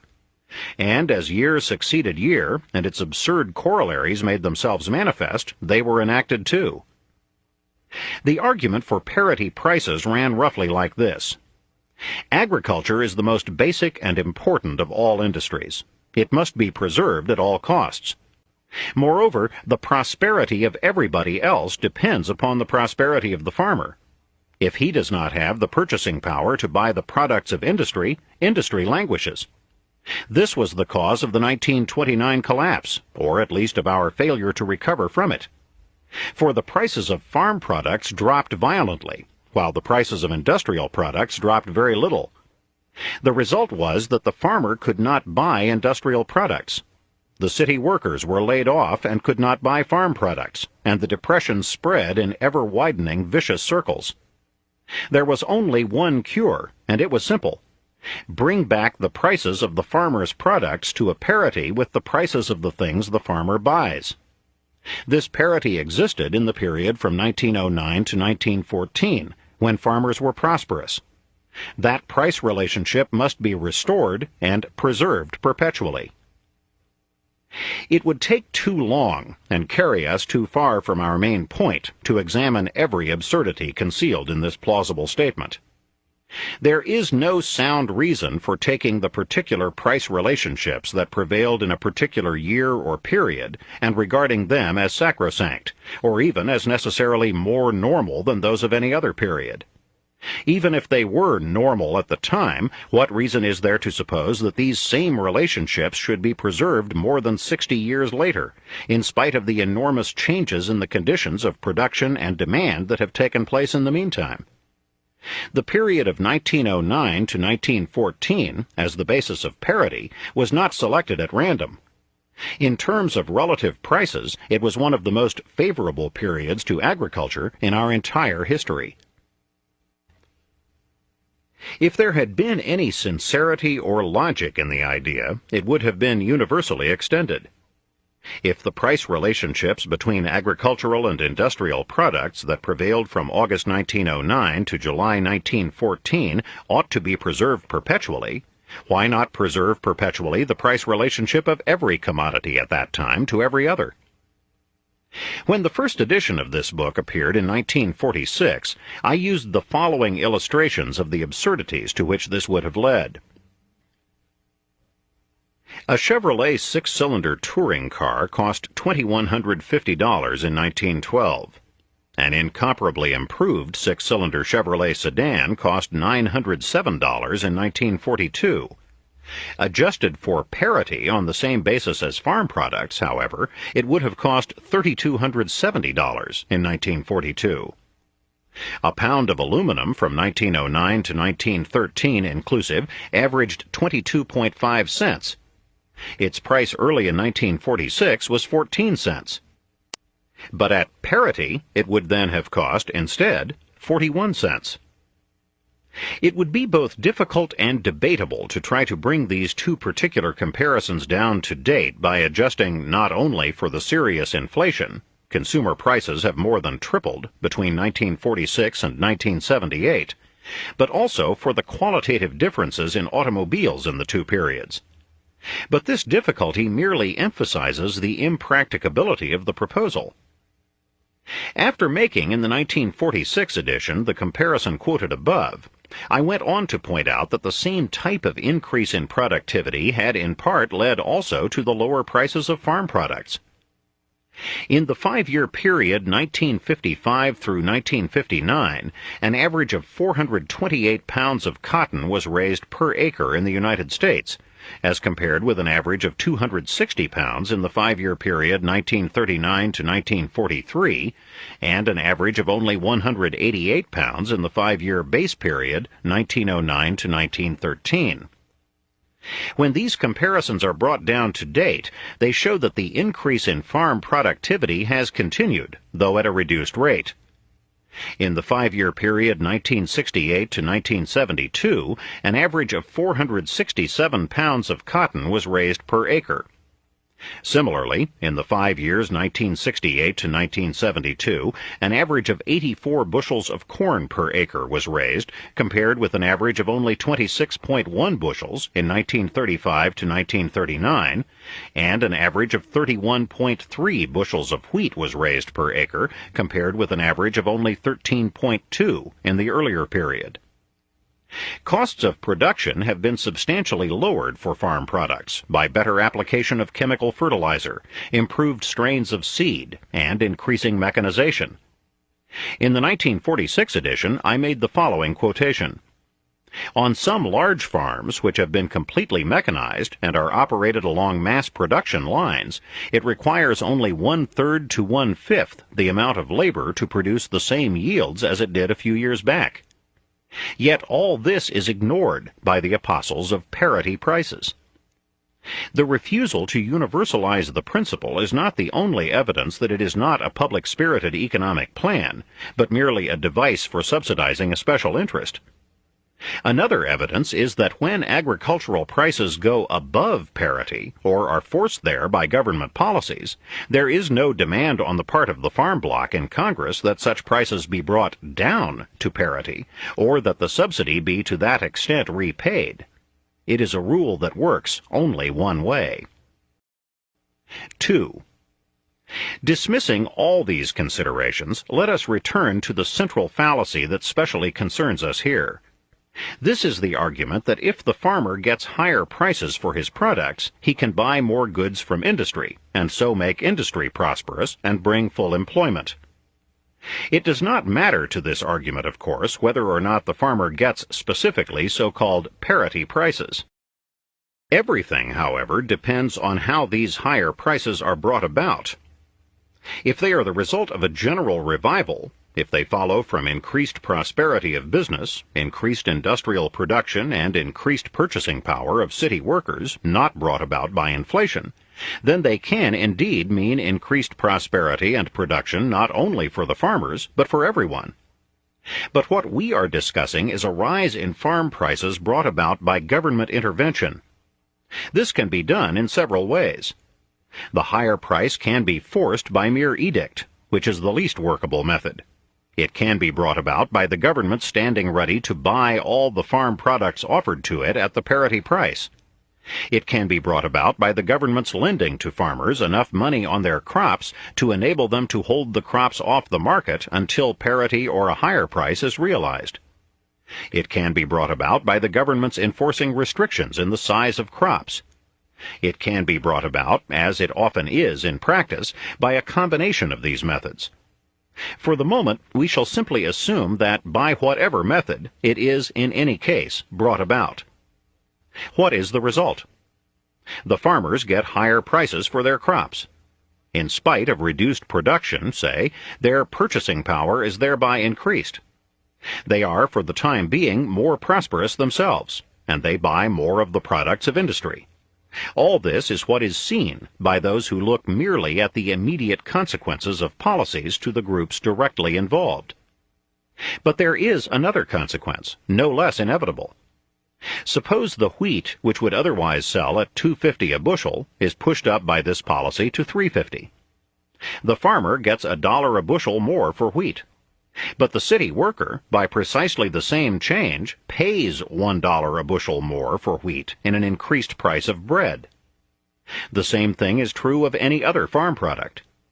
If the farmer then has $1 more purchasing power to buy industrial products, the city worker has precisely that much less purchasing power to buy industrial products. On net balance, industry in general has gained nothing. It loses in city sales precisely as much as it gains in rural sales. There is, of course, a change in the incidence of these sales. No doubt the agricultural implement makers and the mail-order houses do a better business, but the city department stores do a smaller business. The matter, however, does not end there. The policy results not merely in no net gain, but in a net loss. For it does not mean merely a transfer of purchasing power to the farmer from city consumers, or from the general taxpayer, or from both. It also frequently means a forced cut in the production of farm commodities to bring up the price. This means a destruction of wealth. It means that there is less food to be consumed. How this destruction of wealth is brought about will depend upon the particular method pursued to bring prices up. It may mean the actual physical destruction of what has already been produced, as in the burning of coffee in Brazil. It may mean a forced restriction of acreage, as in the American AAA plan, or its revival. We shall examine the effect of some of these methods when we come to the broader discussion of government commodity controls. But here it may be pointed out that when the farmer reduces the production of wheat to get parity, he may indeed get a higher price for each bushel, but he produces and sells fewer bushels. The result is that his income does not go up in proportion to his prices. Even some of the advocates of parity prices recognize this, and use it as an argument to go on to insist upon parity income for farmers. But this can only be achieved by a subsidy at the direct expense of taxpayers. To help the farmers, in other words, it merely reduces the purchasing power of city workers and other groups still more. 3. There is one argument for parity prices that should be dealt with before we leave the subject. It is put forward by some of the more sophisticated defenders. Yes, they will freely admit, the economic arguments for parity prices are unsound. Such prices are a special privilege. They are an imposition on the consumer. But isn't the tariff an imposition on the farmer? Doesn't he have to pay higher prices on industrial products because of it? It would do no good to place a compensating tariff on farm products because America is a net exporter of farm products. Now the parity price system is the farmer's equivalent of the tariff. It is the only fair way to even things up. The farmers that asked for parity prices did have a legitimate complaint. The protective tariff injured them more than they knew. By reducing industrial imports, it also reduced American farm exports because it prevented foreign nations from getting the dollar exchange needed for taking our agricultural products. And it provoked retaliatory tariffs in other countries. Nonetheless, the argument we have just quoted will not stand examination. It is wrong even in its implied statement of the facts. There is no general tariff on all industrial products or on all non-farm products. There are scores of domestic industries or of exporting industries that have no tariff protection. If the city worker has to pay a higher price for woolen blankets or overcoats because of a tariff, is he compensated by having to pay a higher price also for cotton clothing and for foodstuffs? Or is he merely being robbed twice? Let us even it all out, say some, by giving equal protection to everybody. But that is insoluble and impossible. Even if we assume that the problem could be solved technically, a tariff for A, an industrialist subject to foreign competition, a subsidy for B, an industrialist who exports his product, it would be impossible to protect or to subsidize everybody fairly or equally. We should have to give everyone the same percentage, or would it be the same dollar amount, of tariff protection or subsidy, and we could never be sure when we were duplicating payments to some groups or leaving gaps with others. But suppose we could solve this fantastic problem. What would be the point? Who gains when everyone equally subsidizes everyone else? What is the profit when everyone loses in added taxes precisely what he gains by his subsidy or his protection? We should merely have added an army of needless bureaucrats to carry out the program, with all of them lost to production. We could solve the matter simply, on the other hand, by ending both the parity price system and the protective tariff system. Meanwhile, they do not, in combination, even out anything. The joint system means merely that farmer A and industrialist B both profit at the expense of forgotten man C. So the alleged benefits of still another scheme evaporate as soon as we trace not only its immediate effects on a special group, but its long-run effects on everyone. Chapter 14. Saving the X Industry. The lobbies of Congress are crowded with representatives of the X industry. The X industry is sick. The X industry is dying. It must be saved. It can be saved only by a tariff, by higher prices, or by a subsidy. If it is allowed to die, workers will be thrown on the streets. Their landlords, grocers, butchers, clothing stores, and local motion pictures will lose business, and depression will spread in ever-widening circles. But if the X industry, by prompt action of Congress, is saved, then it will buy equipment from other industries. More men will be employed. They will give more business to the butchers, bakers, and neon light makers. And then it is prosperity that will spread in ever-widening circles. It is obvious that this is merely a generalized form of the case we have just been considering. There, the X industry was agriculture, but there is an endless number of X industries. Two of the most notable examples have been the coal and silver industries. To save silver, Congress did immense harm. One of the arguments for the rescue plan was that it would help the East. One of its actual results was to cause deflation in China, which had been on a silver basis, and to force China off that basis. The United States Treasury was compelled to acquire, at ridiculous prices far above the market level, hordes of unnecessary silver and to store it in vaults. The essential political aims of the silver senators could have been as well achieved, at a fraction of the harm and cost, by the payment of a frank subsidy to the mine owners or to their workers. But Congress and the country would never have approved a naked steal of this sort, unaccompanied by the ideological flim-flam regarding silver's essential role in the national currency. To save the coal industry, Congress passed the Guffey Act, under which the owners of coal mines were not only permitted, but compelled to conspire together not to sell below certain minimum prices fixed by the government. Though Congress had started out to fix the price of coal, the government soon found itself, because of different sizes, thousands of mines, and shipments to thousands of different destinations by rail, truck, ship, and barge, fixing 350,000 separate prices for coal. One effect of this attempt to keep coal prices above the competitive market level was to accelerate the tendency toward the substitution by consumers of other sources of power or heat, such as oil, natural gas, and hydroelectric energy. Today, we find the government trying to force conversion from oil consumption back to coal. 2. Our aim here is not to trace all the results that followed historically from efforts to save particular industries, but to trace a few of the chief results that must necessarily follow from efforts to save an industry. It may be argued that a given industry must be created or preserved for military reasons. It may be argued that a given industry is being ruined by taxes or wage rates disproportionate to those of other industries, or that, if a public utility, it is being forced to operate at rates or charges to the public that do not permit an adequate profit margin. Such arguments may or may not be justified in a particular case. We are not concerned with them here.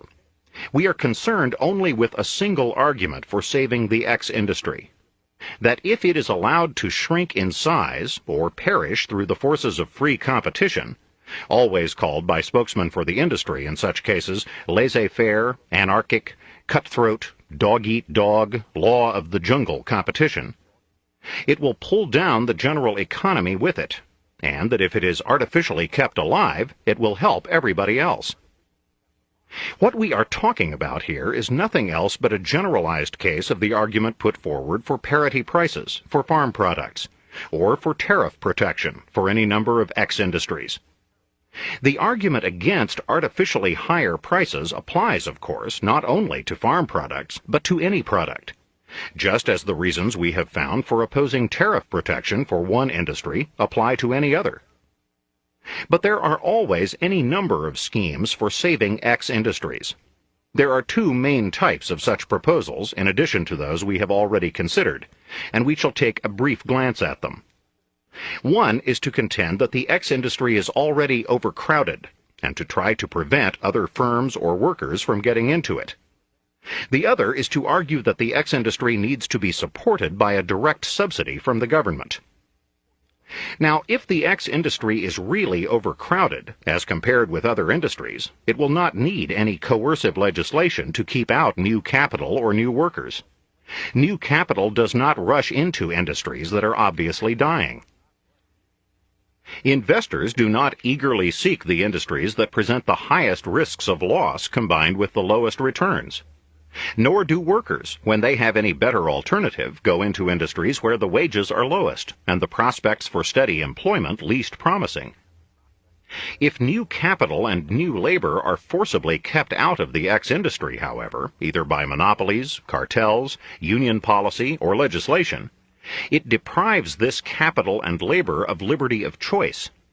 It forces investors to place their money where the returns seem less promising to them than in the X industry. It forces workers into industries with even lower wages and prospects than they could find in the allegedly sick X industry. It means, in short, that both capital and labor are less efficiently employed than they would be if they were permitted to make their own free choices.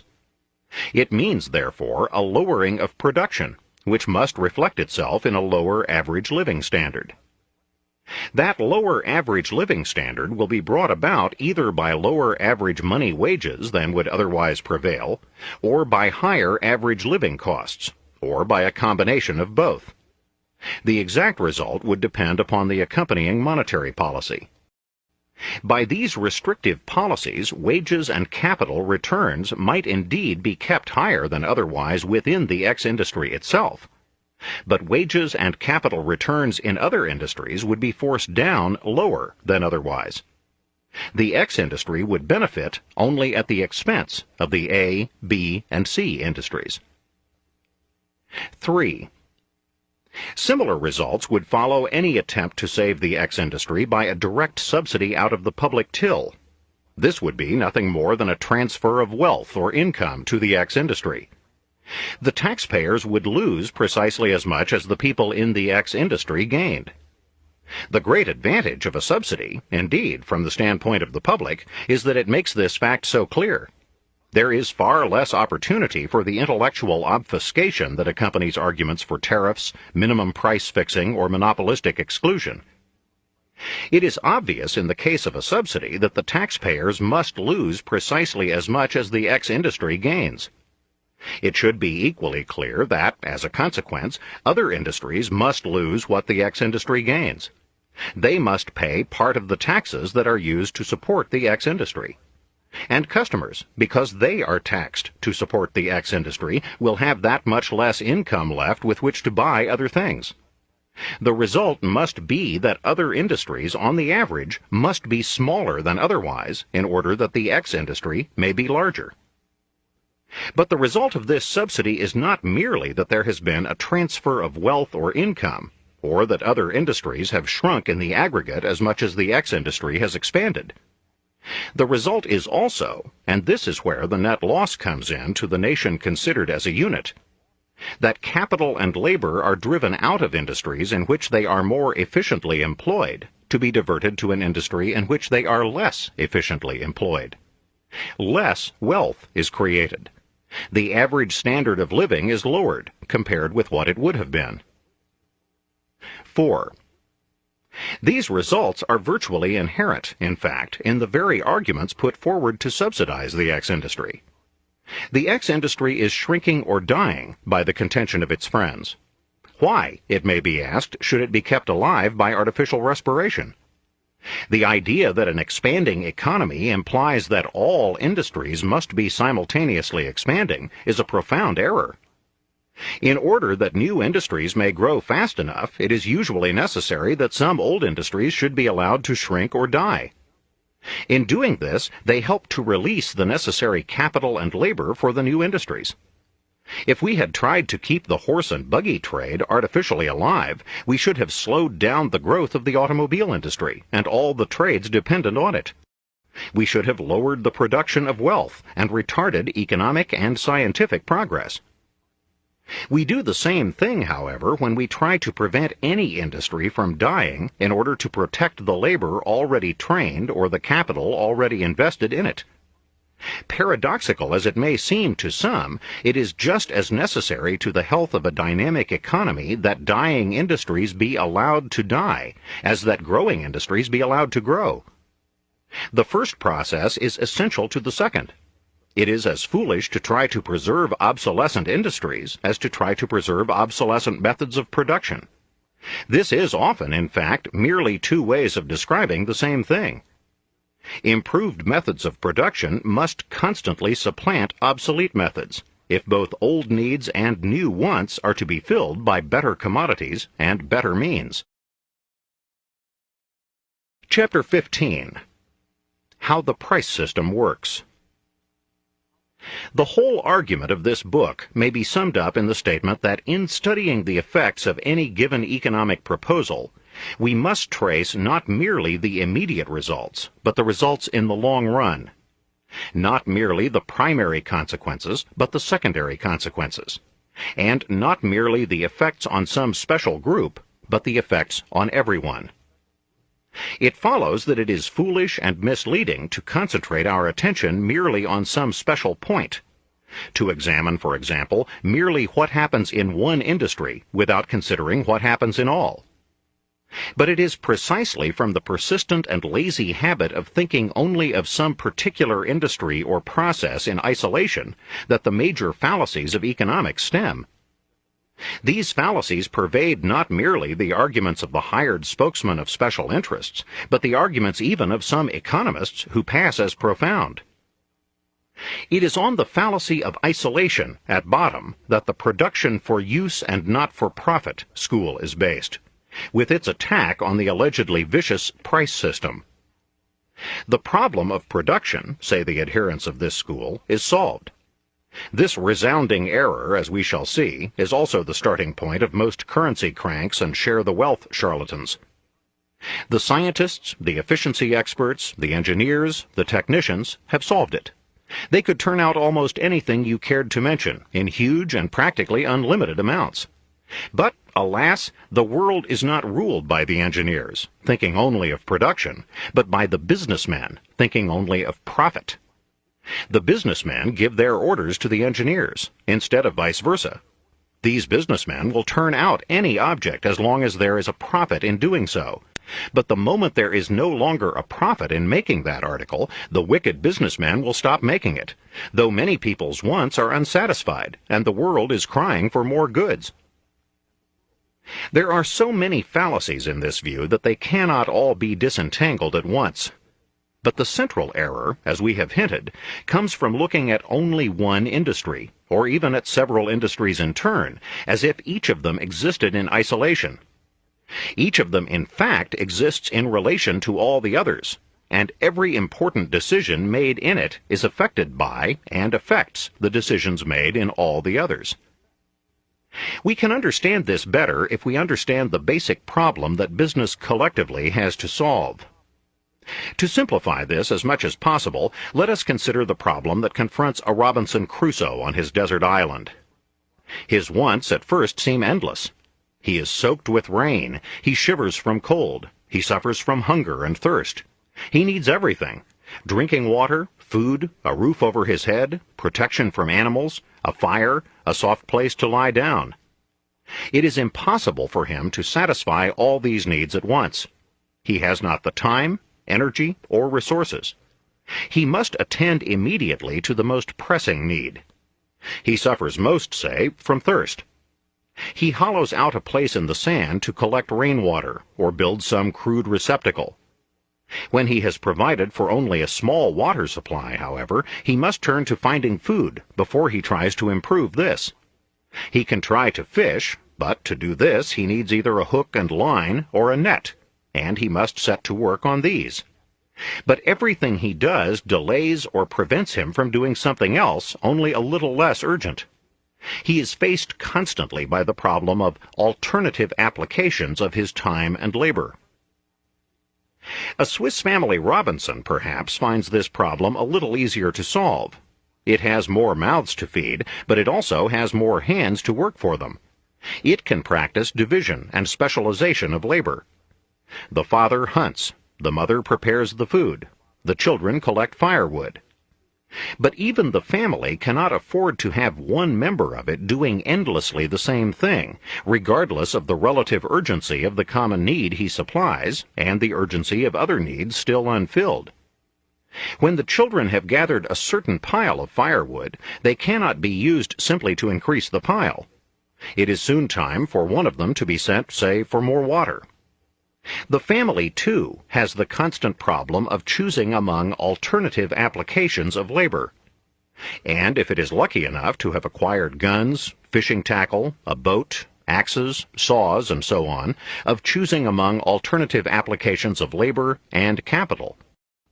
It would be considered unspeakably silly for the wood-gathering member of the family to complain that they could gather more firewood if his brother helped him all day, instead of getting the fish that were needed for the family dinner. It is recognized clearly in the case of an isolated individual or family that one occupation can expand only at the expense of all other occupations. Elementary illustrations like this are sometimes ridiculed as Crusoe economics. Unfortunately, they are ridiculed most by those who most need them, who fail to understand the particular principle illustrated even in this simple form, or who lose track of that principle completely when they come to examine the bewildering complications of a great modern economic society. 2. Let us now turn to such a society. How is the problem of alternative applications of labor and capital to meet thousands of different needs and wants of different urgencies solved in such a society? It is solved precisely through the price system. It is solved through the constantly changing interrelationships of costs of production, prices, and profits. Prices are fixed through the relationship of supply and demand, and in turn affect supply and demand. When people want more of an article, they offer more for it. The price goes up. This increases the profits of those who make the article. Because it is now more profitable to make that article than others, the people already in the business expand their production of it, and more people are attracted to the business. This increased supply then reduces the price and reduces the profit margin, until the profit margin on that article once more falls to the general level of profits, relative risks considered, in other industries. Or the demand for the article may fall, or the supply of it may be increased to such a point that its price drops to a level where there is less profit in making it than in making other articles. Or perhaps there is an actual loss in making it. In this case, the marginal producers, that is, the producers who are least efficient or whose costs of production are highest, will be driven out of business altogether. The product will now be made only by the more efficient producers who operate on lower costs. The supply of that commodity will also drop, or will at least cease to expand. This process is the origin of the belief that prices are determined by costs of production. The doctrine, stated in this form, is not true. Prices are determined by supply and demand is determined by how intensely people want a commodity and what they have to offer in exchange for it. It is true that supply is in part determined by costs of production. What a commodity has cost to produce in the past cannot determine its value. That will depend on the present relationship of supply and demand. But the expectations of businessmen concerning what a commodity will cost to produce in the future and what its future price will be will determine how much of it will be made. This will affect future supply. There is, therefore, a constant tendency for the price of a commodity and its marginal cost of production to equal each other, but not because that marginal cost of production directly determines the price. The private enterprise system, then, might be compared to thousands of machines, each regulated by its own quasi-automatic governor, yet with these machines and their governors all interconnected and influencing each other, so that they act, in effect, like one great machine. Most of us must have noticed the automatic governor on a steam engine. It usually consists of two balls or weights, which work by centrifugal force.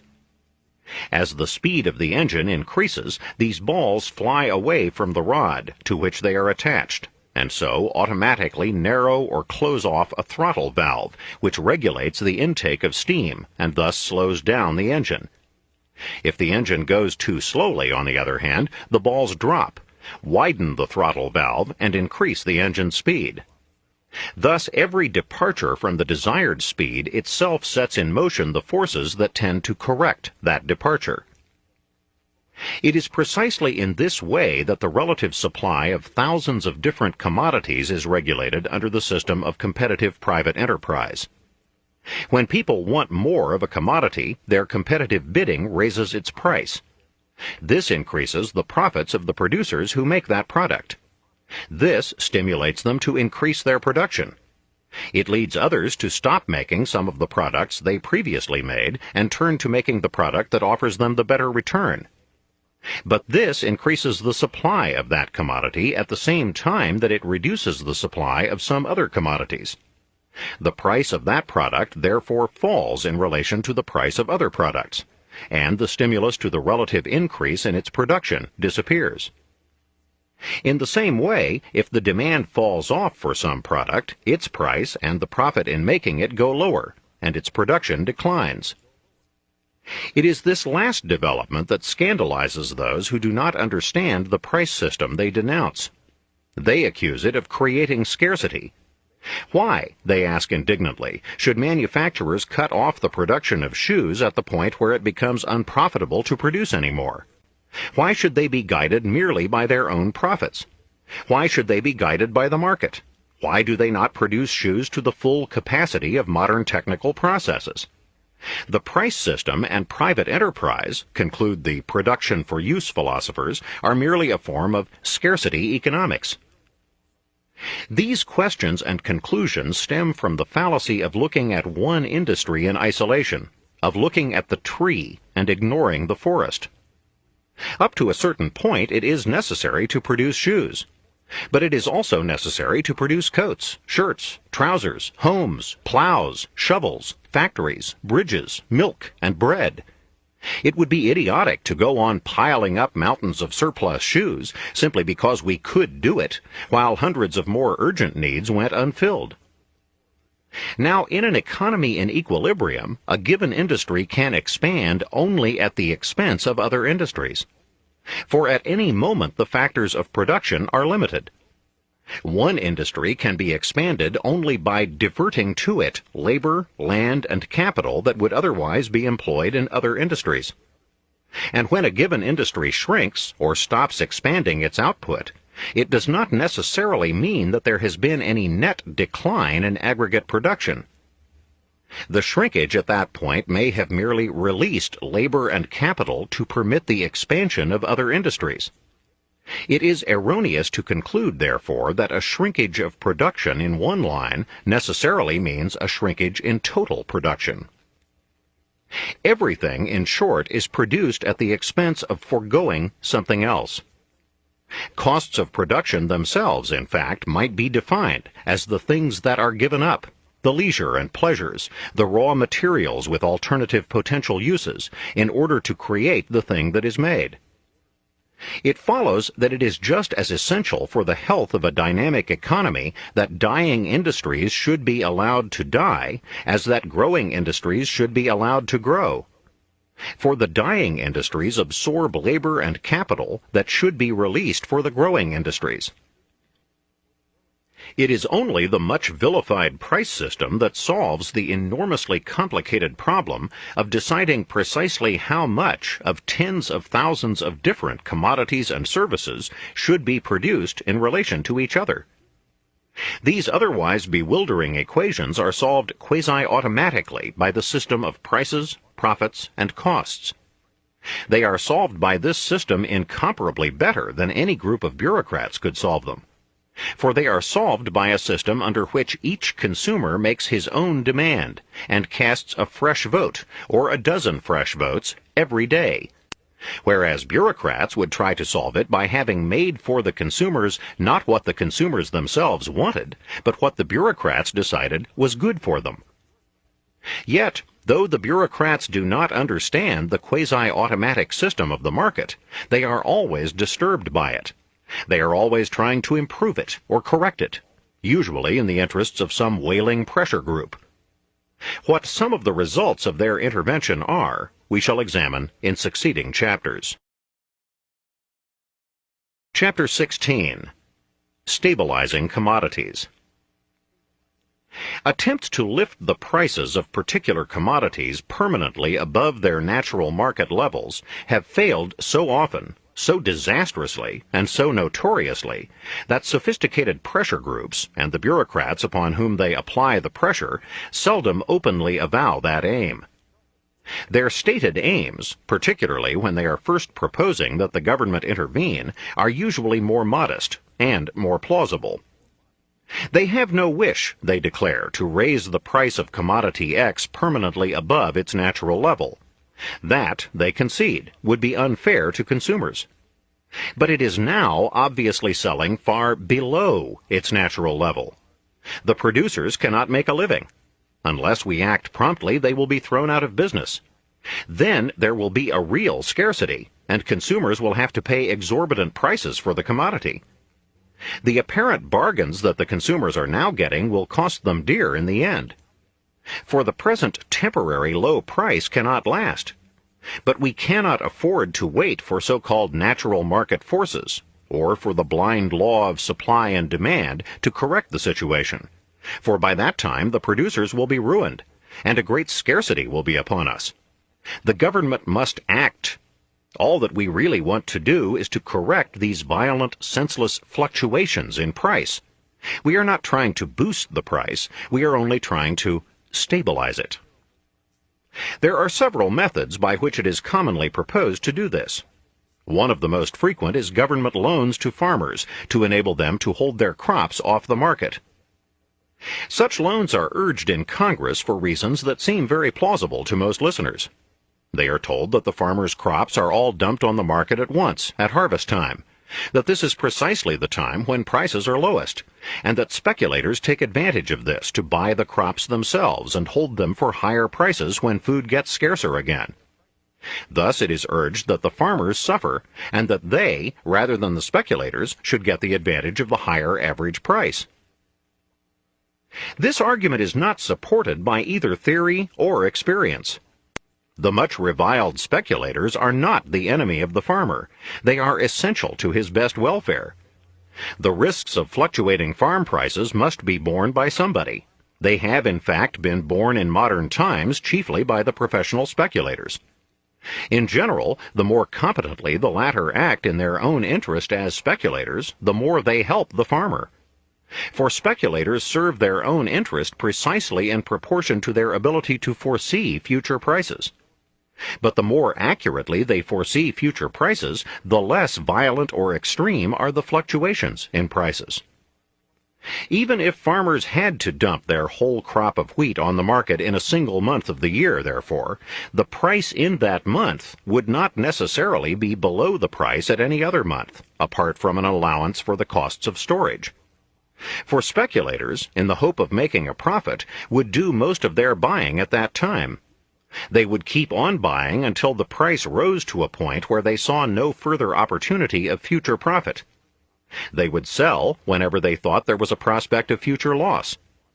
The result would be to stabilize the price of farm commodities the year round. It is precisely because a professional class of speculators exists to take these risks that farmers and millers do not need to take them. The latter can protect themselves through the markets. Under normal conditions, therefore, when speculators are doing their job well, the profits of farmers and millers will depend chiefly on their skill and industry in farming or milling, and not on market fluctuations. Actual experience shows that on the average the price of wheat and other non-perishable crops remains the same all year round, except for an allowance for storage, interest, and insurance charges. In fact, some careful investigations have shown that the average monthly rise after harvest time has not been quite sufficient to pay such storage charges, so that the speculators have actually subsidized the farmers. This, of course, was not their intention. It has simply been the result of a persistent tendency to over-optimism on the part of speculators. This tendency seems to affect entrepreneurs in most competitive pursuits. As a class, they are constantly, contrary to intention, subsidizing consumers. This is particularly true wherever the prospects of big speculative gains exist. Just as the subscribers to a lottery, considered as a unit, lose money because each is unjustifiably hopeful of drawing one of the few spectacular prizes, so it has been calculated that the total value of the labor and capital dumped into prospecting for gold or oil has exceeded the total value of the gold or oil extracted. The case is different, however, when the state steps in and either buys the farmer's crops itself or lends them the money to hold the crops off the market. This is sometimes done in the name of maintaining what is plausibly called an ever-normal granary.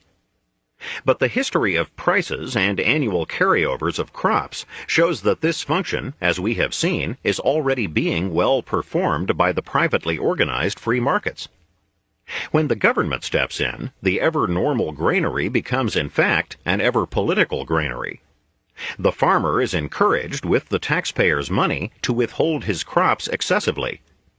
Because they wish to make sure of retaining the farmer's vote, the politicians who initiate the policy, or the bureaucrats who carry it out, always place the so-called fair price for the farmer's product above the price that supply and demand conditions at the time justify. This leads to a falling off in buyers. The ever-normal granary therefore tends to become an ever-abnormal granary. Excessive stocks are held off the market. The effect of this is to secure a higher price temporarily than would otherwise exist, but to do so only by bringing about later on a much lower price than would otherwise have existed. For the artificial shortage built up this year by withholding part of a crop from the market means an artificial surplus the next year. It would carry us too far afield to describe in detail what actually happened when this program was applied, for example, to American cotton. The cotton program has been, however, an especially instructive one. As of August 1, 1956, the cotton carryover mounted to the record figure of 14,529,000 bales, more than a full year's normal production or consumption. To cope with this, the government changed its program. It decided to buy most of the crop from the farmers and immediately offer it for resale at a discount. In order to sell American cotton again in the world market, it made a subsidy payment on cotton exports, first of 6 cents a pound, and in 1961 of 8.5 cents a pound. This policy did succeed in reducing the raw cotton carryover, but in addition to the losses it imposed on the taxpayers, it put American textiles at a serious competitive disadvantage with foreign textiles in both the domestic and foreign markets. The American government was subsidizing the foreign industry at the expense of the American industry. It is typical of government price-fixing schemes that they escape one undesired consequence only by plunging into another, and usually worse one. We piled up an entire year's crop in storage. We destroyed the foreign market for our cotton. We stimulated enormously the growth of cotton in other countries. Though these results had been predicted by opponents of the restriction and loan policy, when they actually happened, the bureaucrats responsible for the result merely replied that they would have happened anyway. For the loan policy is usually accompanied by, or inevitably leads to, a policy of restricting production. That is, a policy of scarcity. In nearly every effort to stabilize the price of a commodity, the interests of the producers have been put first. The real object is an immediate boost of prices. To make this possible, a proportional restriction of output is usually placed on each producer subject to the control. This has several immediately bad effects. Assuming that the control can be imposed on an international scale, it means that total world production is cut. The world's consumers are able to enjoy less of that product than they would have enjoyed without restriction. The world is just that much poorer. Because consumers are forced to pay higher prices than otherwise for that product, they have just that much less to spend on other products. 2. The restrictionists usually reply that this drop in output is what happens anyway under a market economy. But there is a fundamental difference, as we have seen in the preceding chapter. In a competitive market economy, it is the high-cost producers, the inefficient producers, that are driven out by a fall in price. In the case of an agricultural commodity, it is the least competent farmers, or those with the poorest equipment, or those working the poorest land, that are driven out. The most capable farmers on the best land do not have to restrict their production. On the contrary, if the fall in price has been symptomatic of a lower average cost of production, reflected through an increased supply, then the driving out of the marginal farmers on the marginal land enables the good farmers on the good land to expand their production. So there may be, in the long run, no reduction whatever in the output of that commodity, and the product is then produced and sold at a permanently lower price. If that is the outcome, then the consumers of that commodity will be as well supplied with it as they were before, But as a result of the lower price, they will have money left over, which they did not have before, to spend on other things. The consumers, therefore, will obviously be better off. But their increased spending in other directions will give increased employment in other lines, which will then absorb the former marginal farmers in occupations in which their efforts will be more lucrative and more efficient. A uniform proportional restriction, to return to our government intervention scheme, means on the one hand that the efficient low-cost producers are not permitted to turn out all the output they can at a low price. It means, on the other hand, that the inefficient high-cost producers are artificially kept in business. This increases the average cost of producing the product. It is being produced less efficiently than otherwise. The inefficient marginal producer, thus artificially kept in that line of production, continues to tie up land, labor, and capital that could much more profitably and efficiently be devoted to other uses. There is no point in arguing that as a result of the restriction scheme, at least the price of farm products has been raised and the farmers have more purchasing power. They have got it only by taking just that much purchasing power away from the city buyer. We have been over all this ground before in our analysis of parity prices. To give farmers money for restricting production, or to give them the same amount of money for an artificially restricted production, is no different from forcing consumers or taxpayers to pay people for doing nothing at all. In each case, the beneficiaries of such policies get purchasing power. But in each case, someone else loses an exactly equivalent amount. The net loss to the community is the loss of production, because people are supported for not producing. Because there is less for everybody, because there is less to go around, real wages and real incomes must decline, either through a fall in their monetary amount or through higher living costs. But if an attempt is made to keep up the price of an agricultural commodity and no artificial restriction of output is imposed, unsold surpluses of the overpriced commodity continue to pile up until the market for that product finally collapses to a far greater extent than if the control program had never been put into effect. Or producers outside the restriction program, stimulated by the artificial rise in price, expand their own production enormously. This is what happened to the British rubber restriction and the American cotton restriction programs. In either case, the collapse of prices finally goes to catastrophic lengths that would never have been reached without the restriction scheme. The plan that started out so bravely to stabilize prices and conditions brings incomparably greater instability than the free forces of the market could possibly have brought. Yet new international commodity controls are constantly being proposed. This time, we are told, they are going to avoid all the old errors. This time, prices are going to be fixed that are fair, not only for producers, but for consumers.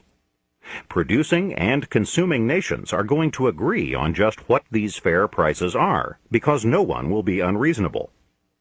Fixed prices will necessarily involve just allotments and allocations for production and consumption as among nations, but only cynics will anticipate any unseemly international disputes regarding these. Finally, by the greatest miracle of all, this world of super-international controls and coercions is also going to be a world of free international trade. Just what the government planners mean by free trade in this connection, I am not sure. But we can be sure of some of the things they do not mean. They do not mean the freedom of ordinary people to buy and sell, lend and borrow at whatever prices or rates they like, and wherever they find it most profitable to do so. They do not mean the freedom of the plain citizen to raise as much of a given crop as he wishes, to come and go at will, to settle where he pleases, to take his capital and other belongings with him. They mean, I suspect, the freedom of bureaucrats to settle these matters for him. And they tell him that if he docilely obeys the bureaucrats, he will be rewarded by a rise in his living standards. But if the planners succeed in tying up the idea of international cooperation with the idea of increased state domination and control over economic life, the international controls of the future seem only too likely to follow the pattern of the past, in which case the plain man's living standards will decline with his liberties. Chapter 17. Government Price Fixing. We have seen what some of the effects are of governmental efforts to fix the prices of commodities above the levels to which free markets would otherwise have carried them. Let us now look at some of the results of government attempts to hold the prices of commodities below their natural market levels. The latter attempt is made in our day by nearly all governments in wartime. We shall not examine here the wisdom of wartime price fixing. The whole economy in total war is necessarily dominated by the state, and the complications that would have to be considered would carry us too far beyond the main question with which this book is concerned. My own conclusion, however, is that while some government priorities, allocations, or rationing may be unavoidable, government price fixing is likely to be especially harmful in total war. Whereas maximum price fixing requires rationing to make it work, even temporarily, the converse is not true. But wartime price fixing, wise or not, is in almost all countries continued for at least long periods after the war is over, when the original excuse for starting it has disappeared. It is the wartime inflation that mainly causes the pressure for price fixing. At the time of writing, when practically every country is inflating, though most of them are at peace, price controls are always hinted at, even when they are not imposed. Though they are always economically harmful, if not destructive, they have at least a political advantage from the standpoint of the office holders. By implication, they put the blame for higher prices on the greed and rapacity of businessmen, instead of on the inflationary monetary policies of the office holders themselves. Let us first see what happens when the government tries to keep the price of a single commodity, or a small group of commodities, below the price that would be set in a free competitive market. When the government tries to fix maximum prices for only a few items, it usually chooses certain basic necessities, on the ground that it is most essential that the poor be able to obtain these at a reasonable cost. Let us say that the items chosen for this purpose are bread, milk, and meat. The argument for holding down the price of these goods will run something like this. If we leave beef, let us say, to the mercies of the free market, the price will be pushed up by competitive bidding so that only the rich will get it. People will get beef not in proportion to their need, but only in proportion to their purchasing power. If we keep the price down, everyone will get his fair share. The first thing to be noticed about this argument is that if it is valid, the policy adopted is inconsistent and timorous. For if purchasing power rather than need determines the distribution of beef at a market price of $2.25 a pound, it would also determine it, though perhaps to a slightly smaller degree, at, say, a legal ceiling price of $1.50 a pound. The purchasing power rather than need argument, in fact, holds as long as we charge anything for beef whatever. It would cease to apply only if beef were given away. But schemes for maximum price fixing usually begin as efforts to keep the cost of living from rising. And so their sponsors unconsciously assume that there is something peculiarly normal or sacrosanct about the market price at the moment from which their control starts. That starting or previous price is regarded as reasonable, and any price above that as unreasonable, regardless of changes in the conditions of production or demand since that starting price was first established. 2. In discussing this subject, there is no point in assuming a price control that would fix prices exactly where a free market would place them in any case. That would be the same as having no price control at all. We must assume that the purchasing power in the hands of the public is greater than the supply of goods available, and that prices are being held down by the government below the levels to which a free market would put them. Now, we cannot hold the price of any commodity below its market level without, in time, bringing about two consequences. The first is to increase the demand for that commodity. Because the commodity is cheaper, people are both tempted to buy and can afford to buy more of it. The second consequence is to reduce the supply of that commodity. Because people buy more, the accumulated supply is more quickly taken from the shelves of merchants. But, in addition to this, production of that commodity is discouraged. Profit margins are reduced or wiped out. The marginal producers are driven out of business. Even the most efficient producers may be called upon to turn out their product at a loss. This happened in World War II when slaughterhouses were required by the Office of Price Administration to slaughter and process meat for less than the cost to them of cattle on the hoof and the labor of slaughter and processing. If we did nothing else, therefore, the consequence of fixing a maximum price for a particular commodity would be to bring about a shortage of that commodity. But this is precisely the opposite of what the government regulators originally wanted to do. For it is the very commodities selected for maximum price fixing that the regulators most want to keep in abundant supply. But when they limit the wages and the profits of those who make these commodities, without also limiting the wages and profits of those who make luxuries or semi-luxuries, they discourage the production of the price-controlled necessities, while they relatively stimulate the production of less essential goods. Some of these consequences in time become apparent to the regulators, who then adopt various other devices and controls in an attempt to avert them. Among these devices are rationing, cost control, subsidies, and universal price fixing. Let us look at each of these in turn. When it becomes obvious that a shortage of some commodity is developing as a result of a price fixed below the market, rich consumers are accused of taking more than their fair share. Or if it is a raw material that enters into manufacture, individual firms are accused of hoarding it. The government then adopts a set of rules concerning who shall have priority in buying that commodity, or to whom and in what quantities it shall be allocated, or how it shall be rationed. If a rationing system is adopted, it means that each consumer can have only a certain maximum supply, no matter how much he is willing to pay for more. If a rationing system is adopted, in brief, it means that the government adopts a double price system, or a dual currency system, in which each consumer must have a certain number of coupons or points, in addition to a given amount of ordinary money. In other words, the government tries to do through rationing part of the job that a free market would have done through prices. I say only part of the job because rationing merely limits the demand without also stimulating the supply, as a higher price would have done. The government may try to assure supply through extending its control over the costs of production of a commodity.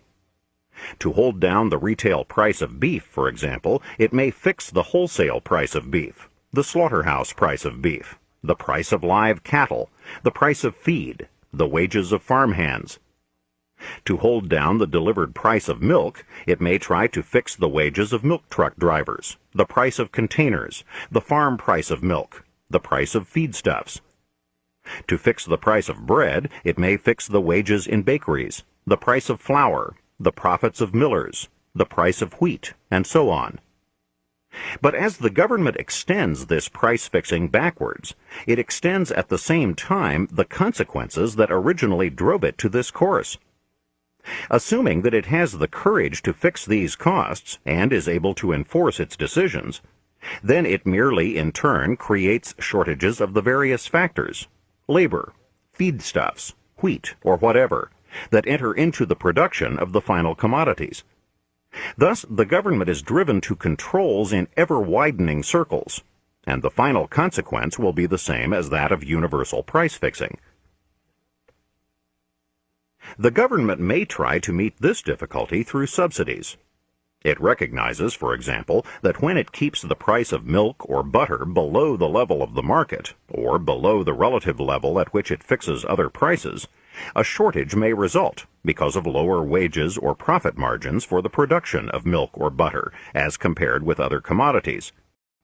Therefore, the government attempts to compensate for this by paying a subsidy to the milk and butter producers. Passing over the administrative difficulties involved in this, and assuming that the subsidy is just enough to assure the desired relative production of milk and butter, it is clear that, though the subsidy is paid to producers, those who are really being subsidized are the consumers. For the producers are, on net balance, getting no more for their milk and butter than if they had been allowed to charge the free market price in the first place. But the consumers are getting their milk and butter at a great deal below the free market price. They are being subsidized to the extent of the difference, that is, by the amount of subsidy paid ostensibly to the producers.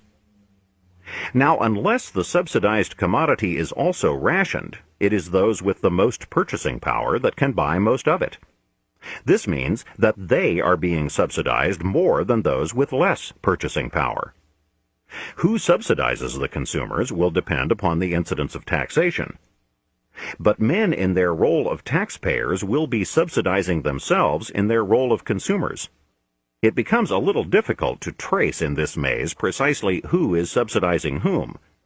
What is forgotten is that subsidies are paid for by someone, and that no method has been discovered by which the community gets something for nothing. 3. Price fixing may often appear for a short period to be successful. It can seem to work well for a while, particularly in wartime, when it is supported by patriotism and a sense of crisis. But the longer it is in effect, the more its difficulties increase. When prices are arbitrarily held down by government compulsion, demand is chronically in excess of supply. We have seen that if the government attempts to prevent a shortage of a commodity by reducing also the prices of the labor, raw materials, and other factors that go into its cost of production, it creates a shortage of these in turn. But not only will the government, if it pursues this course, find it necessary to extend price control more and more downwards, or vertically, it will find it no less necessary to extend price control horizontally. If we ration one commodity and the public cannot get enough of it, though it still has excess purchasing power, it will turn to some substitute. The rationing of each commodity as it grows scarce, in other words, must put more and more pressure on the unrationed commodities that remain. If we assume that the government is successful in its efforts to prevent black markets, or at least prevents them from developing on a sufficient scale to nullify its legal prices, continued price control must drive it to the rationing of more and more commodities. This rationing cannot stop with consumers. In World War II, it did not stop with consumers. It was applied first of all, in fact, in the allocation of raw materials to producers. The natural consequence of a thoroughgoing overall price control which seeks to perpetuate a given historic price level, in brief, must ultimately be a completely regimented economy.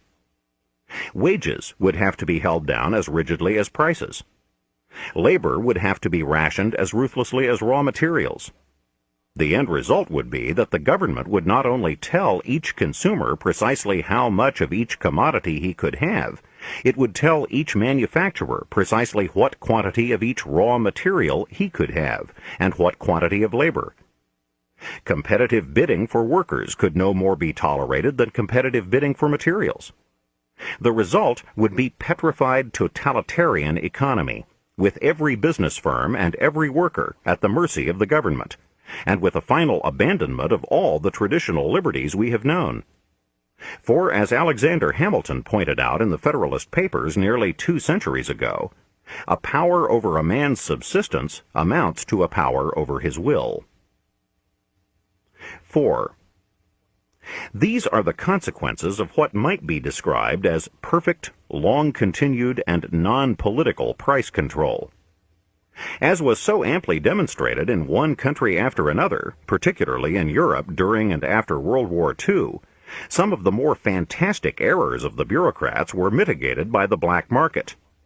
In some countries, the black market kept growing at the expense of the legally recognized fixed price market until the former became, in effect, the market. By nominally keeping the price ceilings, however, the politicians in power tried to show that their hearts, if not their enforcement squads, were in the right place.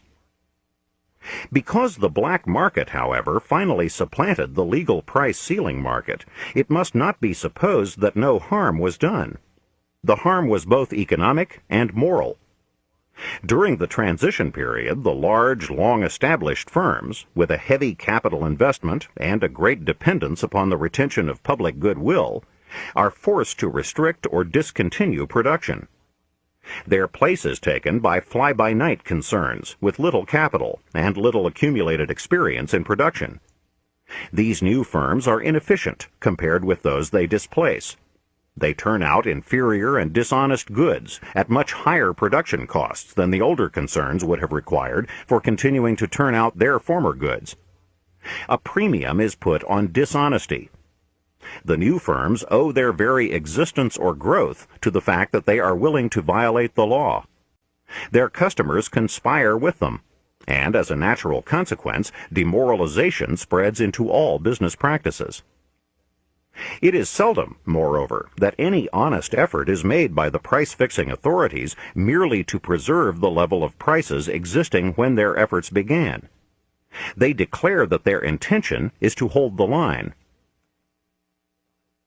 Soon, however, under the guise of correcting inequities or social injustices, they begin a discriminatory price-fixing, which gives most to those groups that are politically powerful, and least to other groups. As political power today is most commonly measured by votes, the groups that the authorities most often attempt to favor are workers and farmers. At first, it is contended that wages and living costs are not connected, that wages can easily be lifted without lifting prices. When it becomes obvious that wages can be raised only at the expense of profits, the bureaucrats begin to argue that profits were already too high anyway, and that lifting wages and holding prices will still permit a fair profit. As there is no such thing as a uniform rate of profit, as profits differ with each concern, the result of this policy is to drive the least profitable concerns out of business altogether, and to discourage or stop the production of certain items. This means unemployment, a shrinkage in production, and a decline in living standards. 5.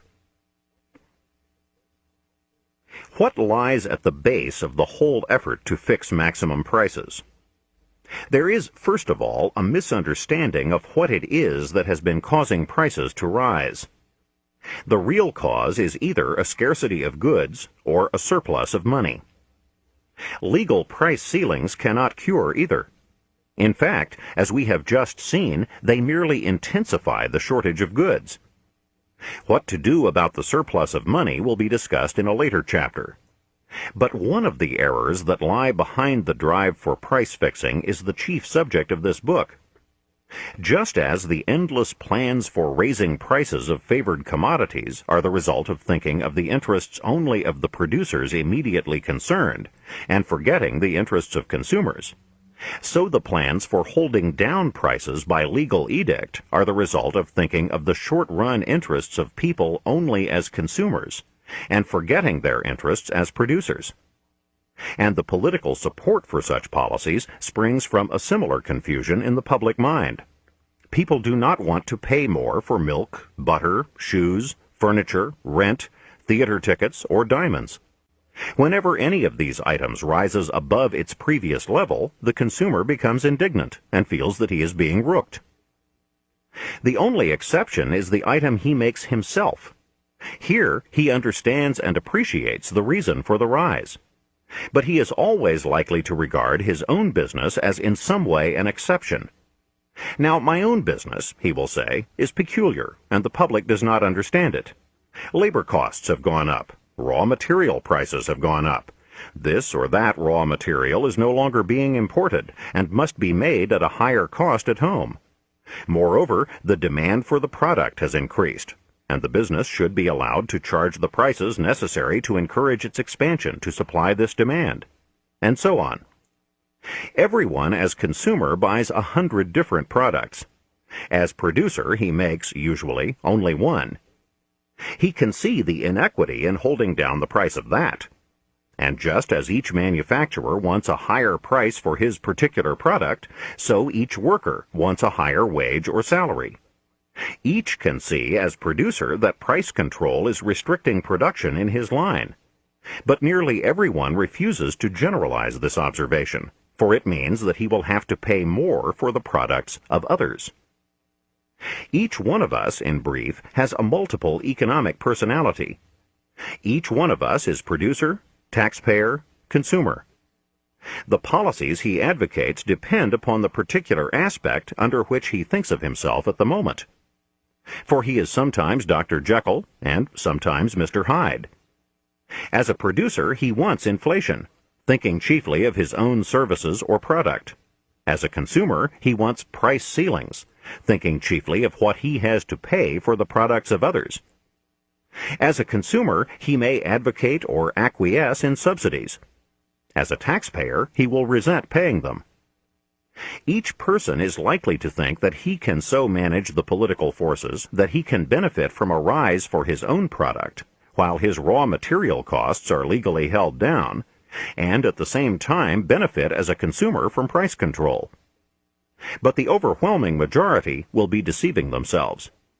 For not only must there be at least as much loss as gain from this political manipulation of prices, there must be a great deal more loss than gain, because price fixing discourages and disrupts employment and production. Chapter 18. What Rent Control Does. Government control of the rents of houses and apartments is a special form of price control. Most of its consequences are substantially the same as those of price control in general, but a few call for special consideration. Rent controls are sometimes imposed as a part of general price controls, but more often they are decreed by a special law. A frequent occasion is the beginning of a war. An army post is set up in a small town. Rooming houses increase rents for rooms. Owners of apartments and houses increase their rents. This leads to public indignation. Or houses in some towns may be actually destroyed by bombs, and the need for armaments or other supplies diverts materials and labor from the building trades. Rent control is initially imposed on the argument that the supply of housing is not elastic. That is, that a housing shortage cannot be immediately made up, no matter how high rents are allowed to rise. Therefore, it is contended, the government, by forbidding increases in rents, protects tenants from extortion and exploitation without doing any real harm to landlords and without discouraging new construction. This argument is defective even on the assumption that the rent control will not long remain in effect. It overlooks an immediate consequence. If landlords are allowed to raise rents to reflect a monetary inflation and the true conditions of supply and demand, individual tenants will economize by taking less space. This will allow others to share the accommodations that are in short supply. The same amount of housing will shelter more people until the shortage is relieved. Rent control, however, encourages wasteful use of space.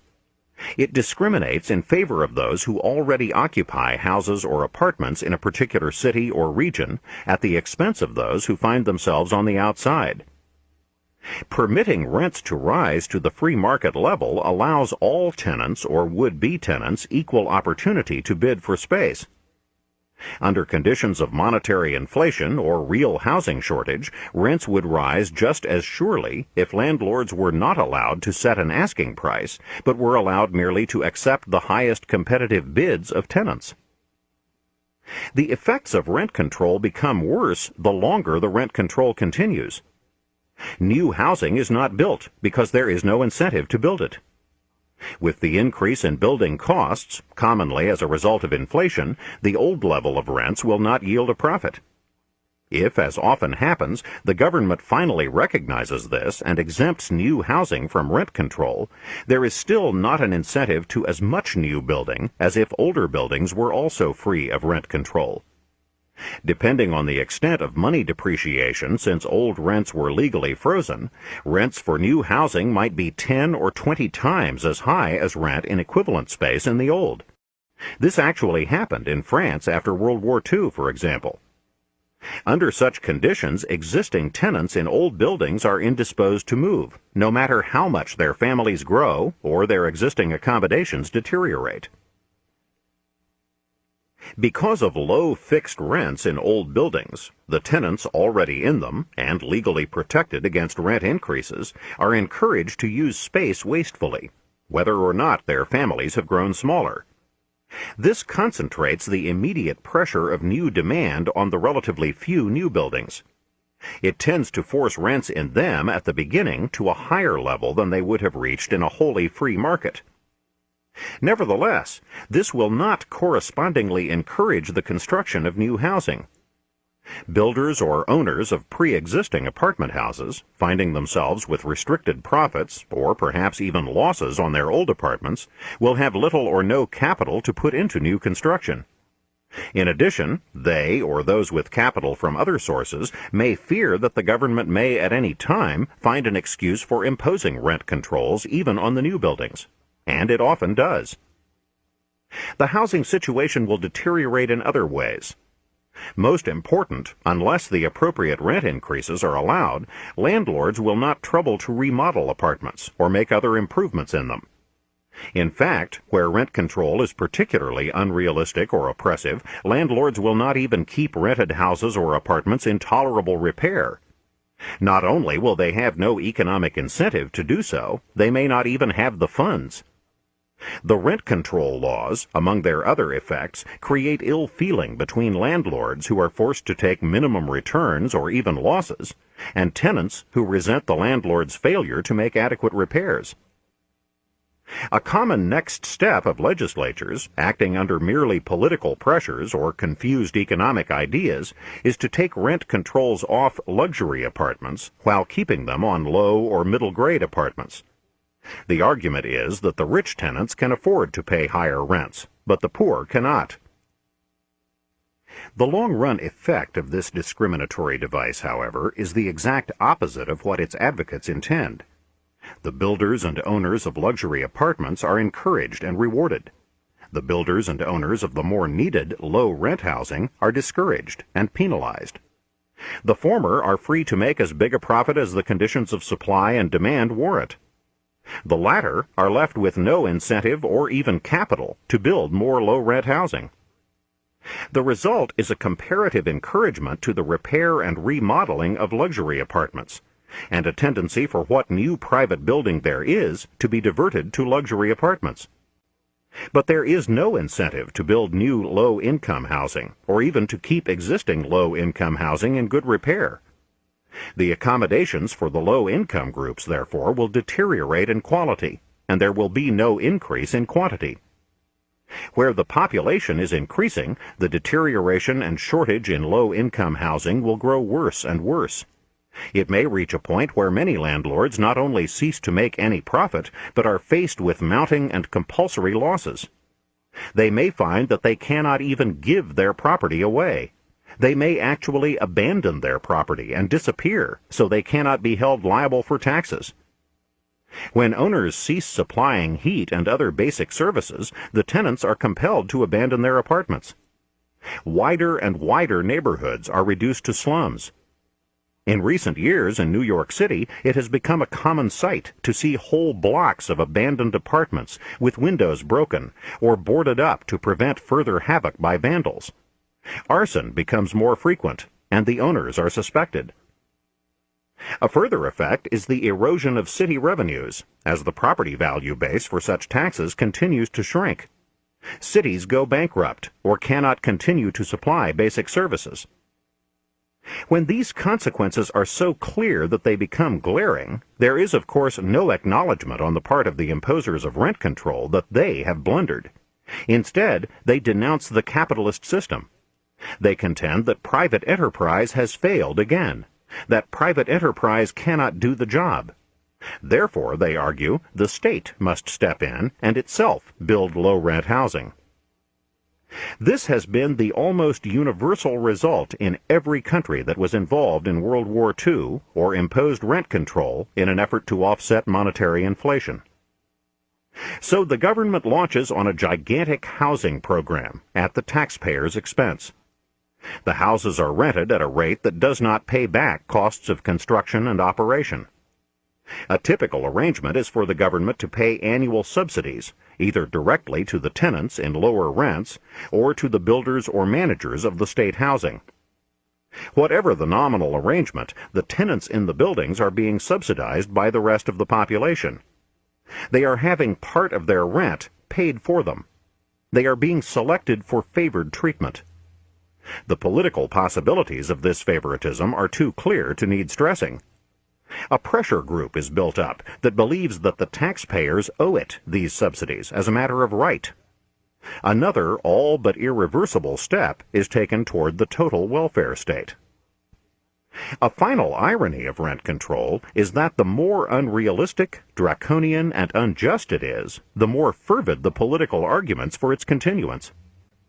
If the legally fixed rents are on the average 95% as high as free market rents would be, and only minor injustice is being done to landlords, there is no strong political objection to taking off rent controls, because tenants will only have to pay increases averaging about 5%. But if the inflation of the currency has been so great, or the rent control laws so repressive and unrealistic, that legally fixed rents are only 10% of what free market rents would be, and gross injustice is being done to owners and landlords, a great outcry will be raised about the dreadful evils of removing the controls and forcing tenants to pay an economic rent. The argument is made that it would be unspeakably cruel and unreasonable to ask the tenants to pay so sudden and huge an increase.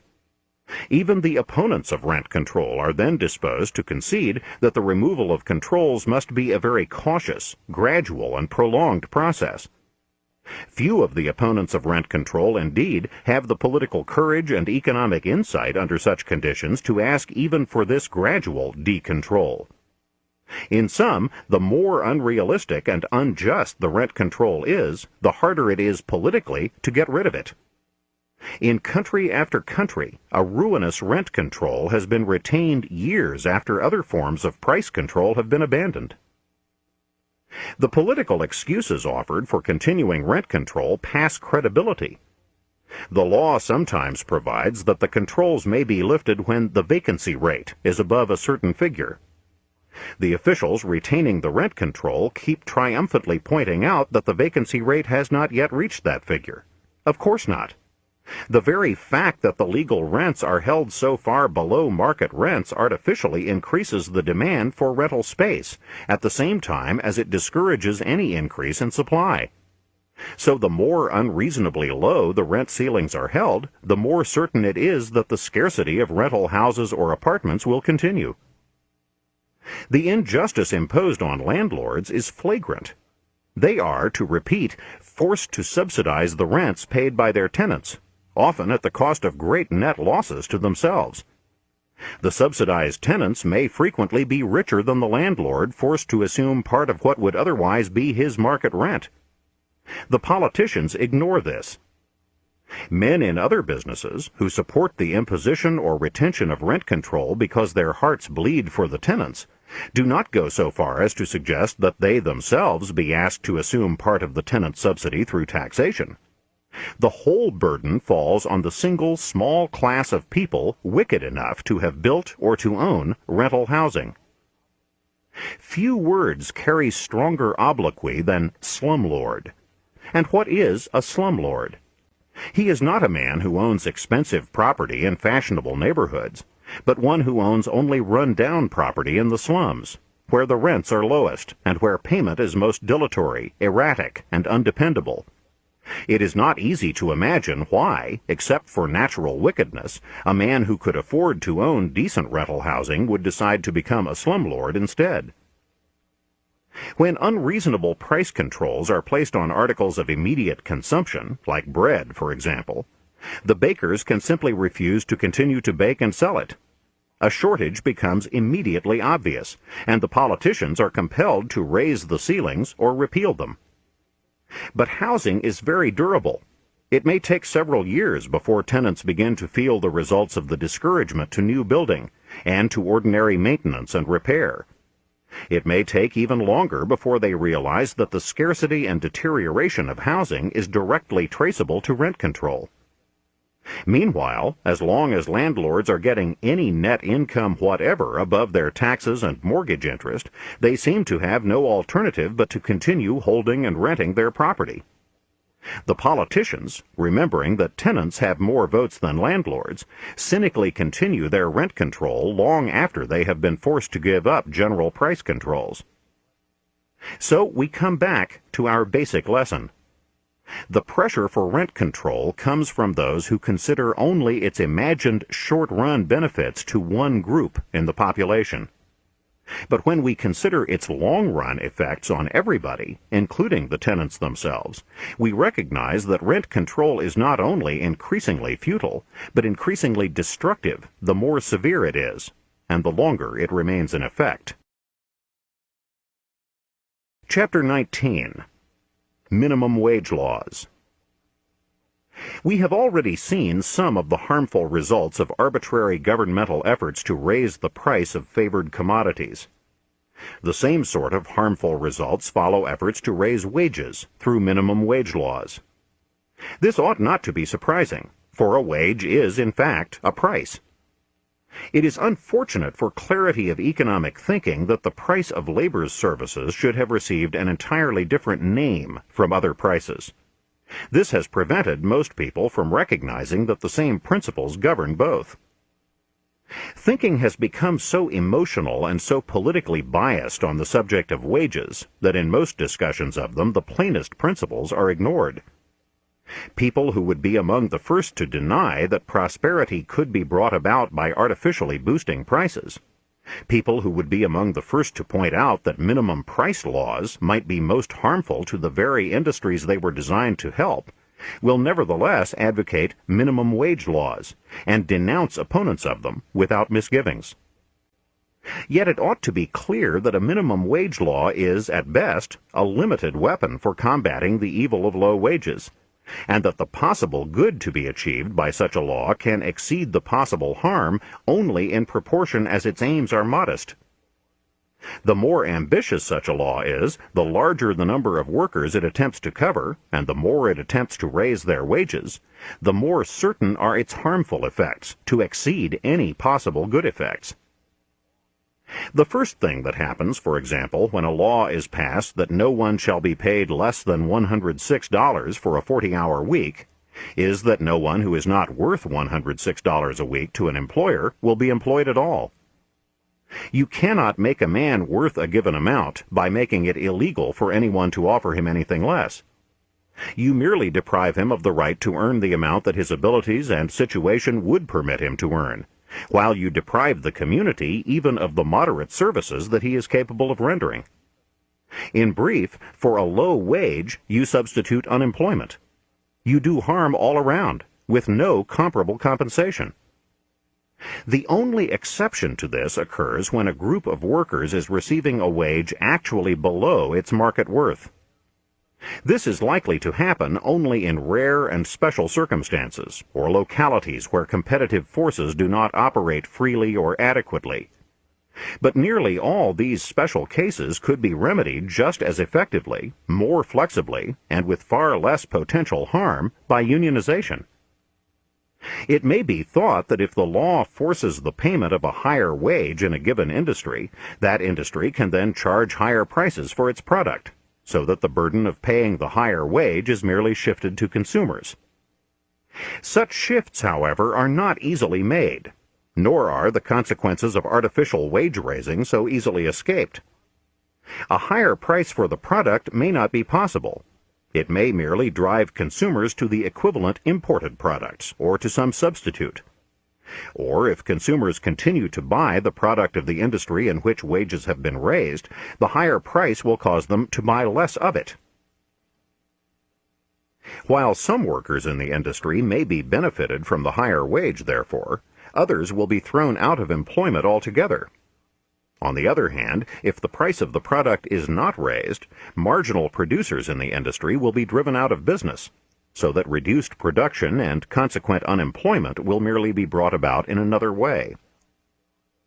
When such consequences are pointed out, there are those who reply, very well, if it is true that the X industry cannot exist except by paying starvation wages, then it will be just as well if the minimum wage puts it out of existence altogether. But this brave pronouncement overlooks the realities. It overlooks, first of all, that consumers will suffer the loss of that product.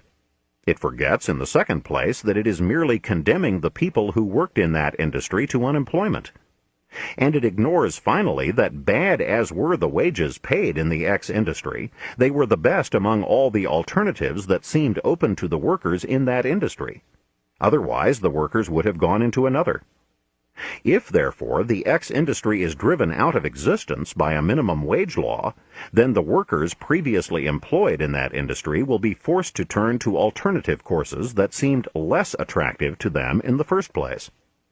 Their competition for jobs will drive down the pay offered even in these alternative occupations. There is no escape from the conclusion that the minimum wage will increase unemployment. 2. A nice problem, moreover, will be raised by the relief program designed to take care of the unemployment caused by the minimum wage law. By a minimum wage of, say, $2.65 an hour, we have forbidden anyone to work 40 hours in a week for less than $106. Suppose now we offer only $70 a week on relief. This means that we have forbidden a man to be usefully employed at, say, $90 a week, in order that we may support him at $70 a week in idleness. We have deprived society of the value of his services.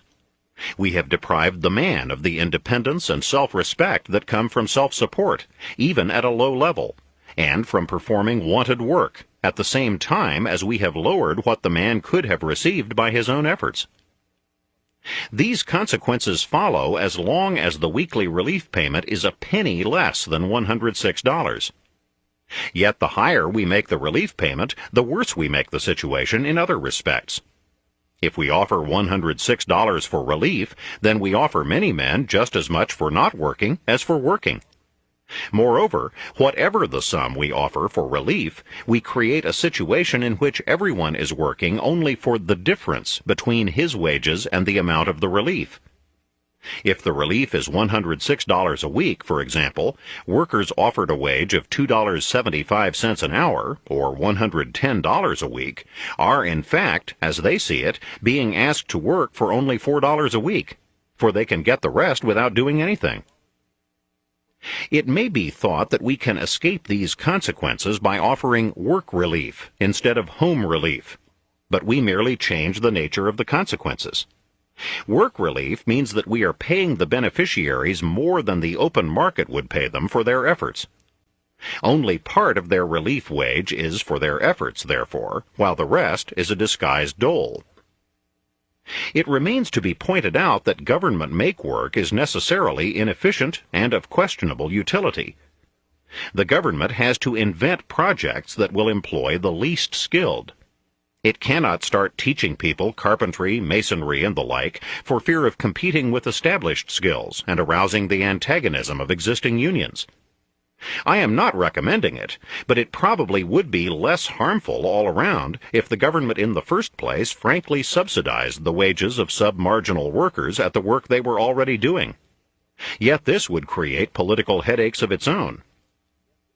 We need not pursue this point further, as it would carry us into problems not immediately relevant. But the difficulties and consequences of relief must be kept in mind when we consider the adoption of minimum wage laws or an increase in minimums already fixed.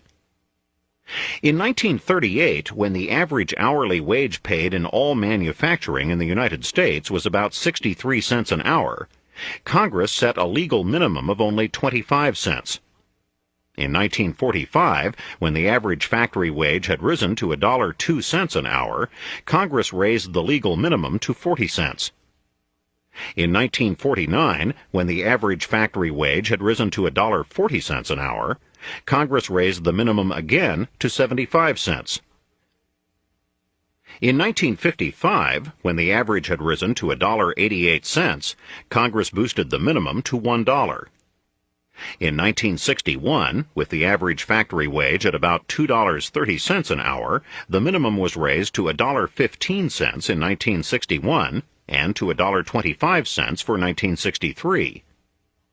To shorten the account, the minimum wage was raised to $1.40 in 1967, to $1.60 in 1968, to $2 in 1974, to $2.10 in 1975, and to $2.30 in 1976, when the average wage in all private non-agricultural work was $4.87.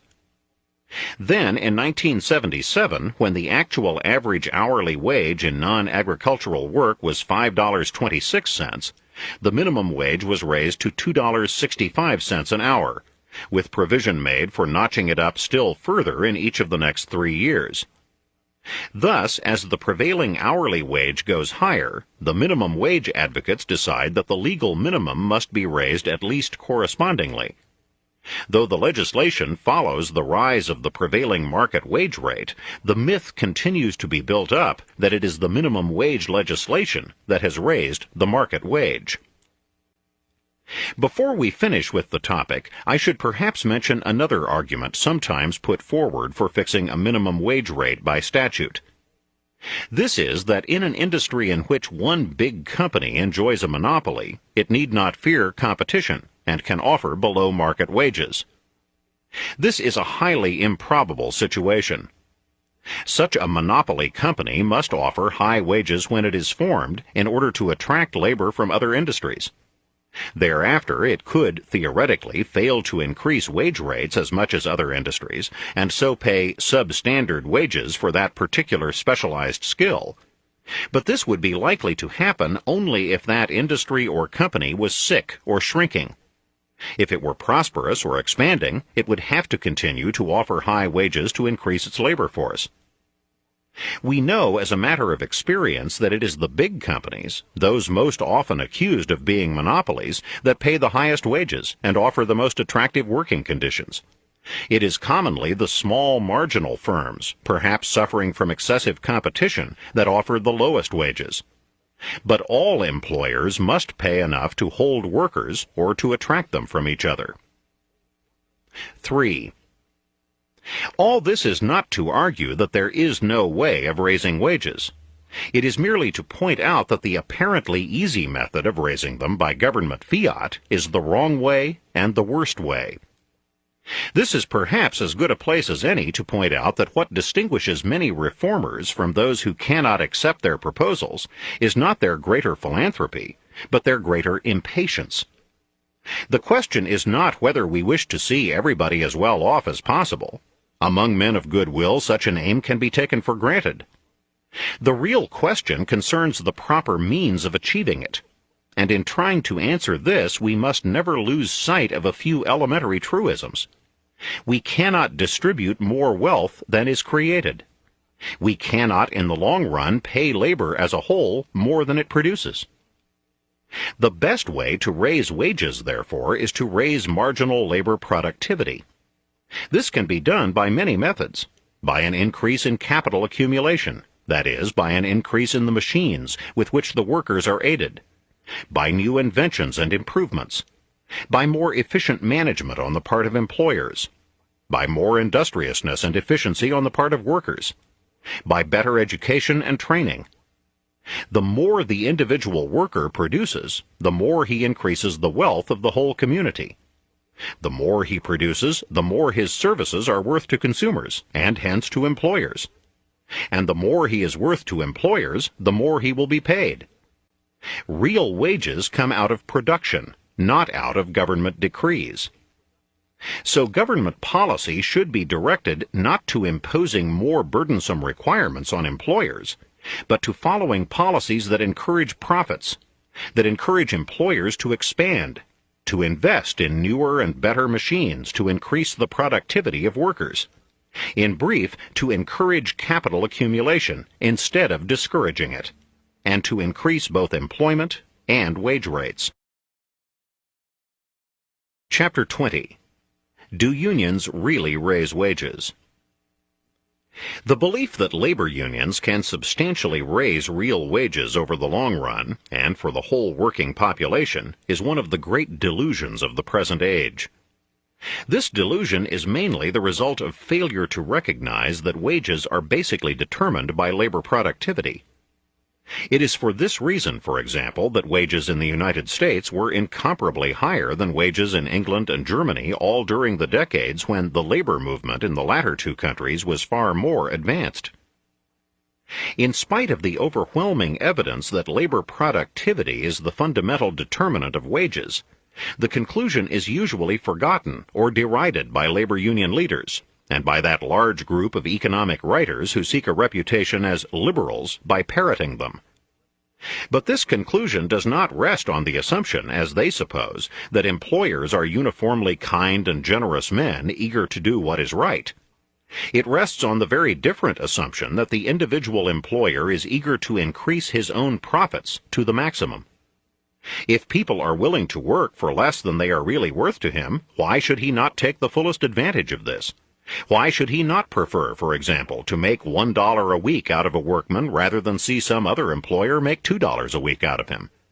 And as long as this situation exists, there will be a tendency for employers to bid workers up to their full economic worth.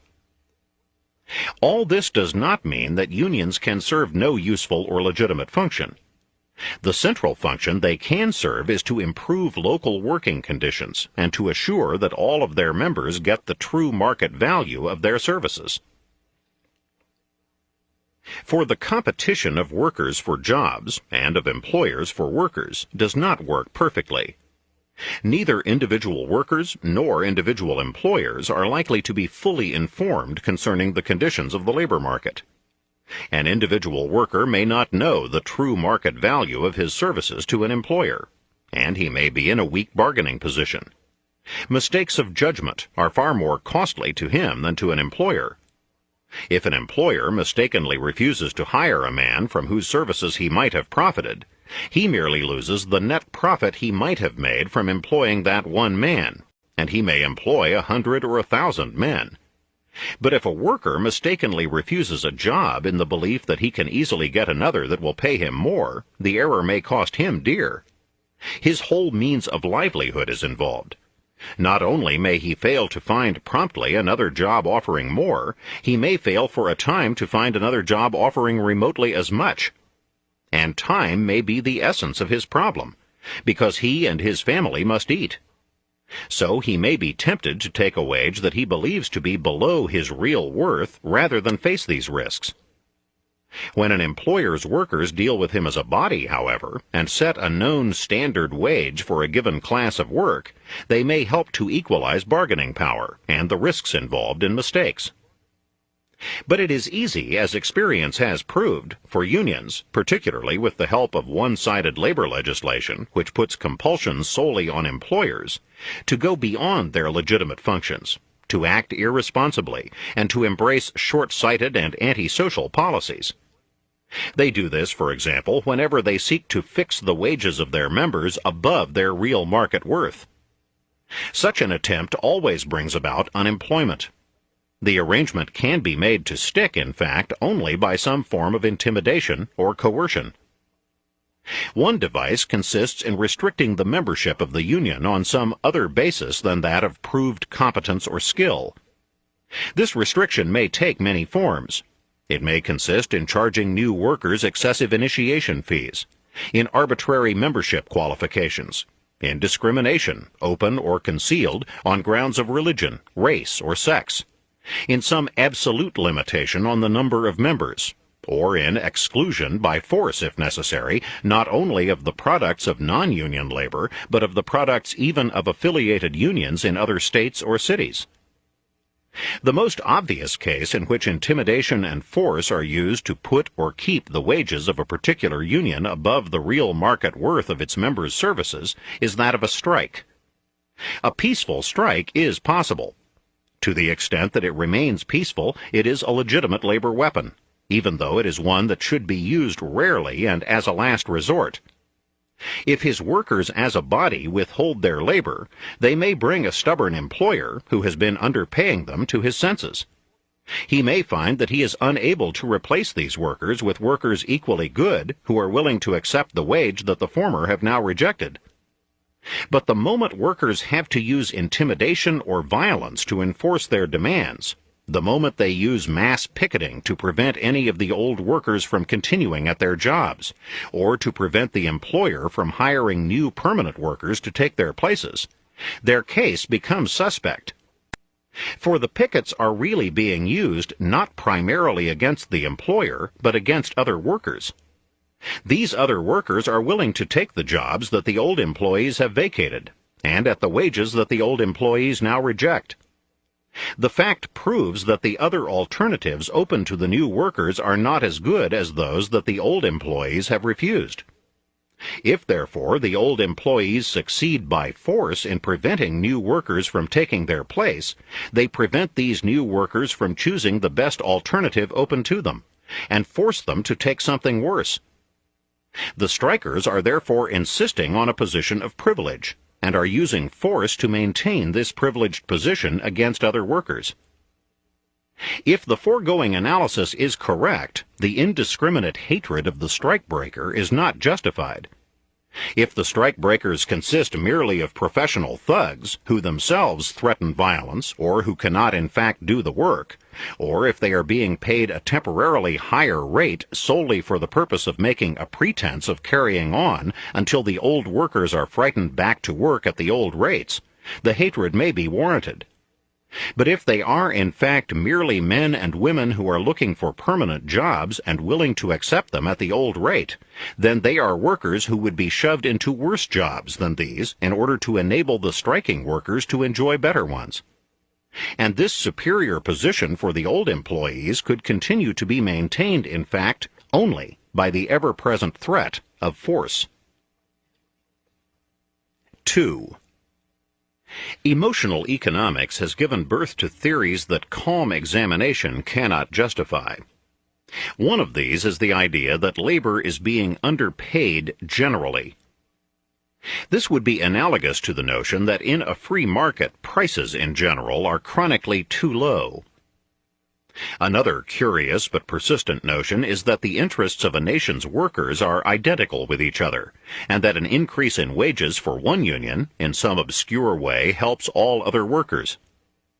Not only is there no truth in this idea, the truth is that if a particular union by coercion is able to enforce for its own members a wage substantially above the real market worth of their services, it will hurt all other workers as it hurts other members of the community. In order to see more clearly how this occurs, let us imagine a community in which the facts are enormously simplified arithmetically. Suppose the community consisted of just half a dozen groups of workers, and that these groups were originally equal to each other in their total wages and the market value of their product. Let us say that these 6 groups of workers consist of 1. Farmhands, 2. Retail store workers, 3. Workers in the clothing trades, 4. Coal miners, 5. Building workers, and 6. Railway employees. Their wage rates, determined without any element of coercion, are not necessarily equal, but whatever they are, let us assign to each of them an original index number of 100 as a base. Now, let us suppose that each group forms a national union and is able to enforce its demands in proportion not merely to its economic productivity, but to its political power and strategic position. Suppose the result is that the farmhands are unable to raise their wages at all, that the retail store workers are able to get an increase of 10%, the clothing workers of 20%, the coal miners of 30%, the building trades of 40%, and the railroad employees of 50%. On the assumptions we have made, this will mean that there has been an average increase in wages of 25%. Now suppose, again for the sake of arithmetical simplicity, that the price of the product that each group of workers makes rises by the same percentage as the increase in that group's wages. For several reasons, including the fact that labor costs do not represent all costs, the price will not quite do that, certainly not in any short period. But the figures will nonetheless serve to illustrate the basic principle involved. We shall then have a situation in which the cost of living has risen by an average of 25%.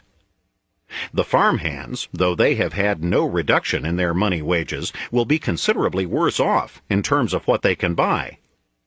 The retail store workers, even though they have got an increase in money wages of 10%, will be worse off than before the race began.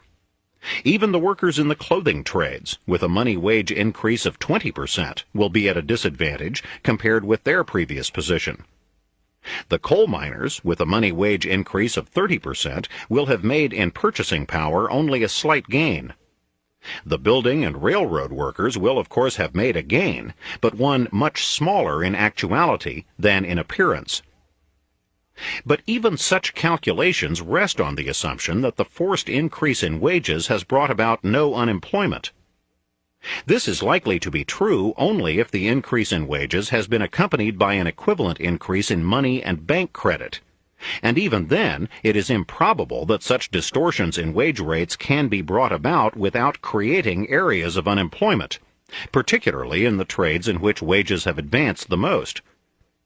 If this corresponding monetary inflation does not occur, the forced wage advances will bring about widespread unemployment. The unemployment need not necessarily be greatest, in percentage terms, among the unions whose wages have been advanced the most, for unemployment will be shifted and distributed in relation to the relative elasticity of the demand for different kinds of labor, and in relation to the joint nature of the demand for many kinds of labor. Yet when all these allowances have been made, even the groups whose wages have been advanced the most will probably be found, when their unemployed are averaged with their employed members, to be worse off than before.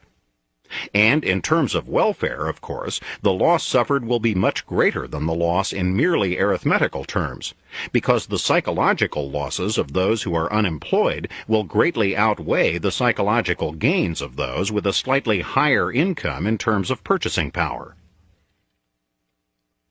Nor can the situation be rectified by providing unemployment relief.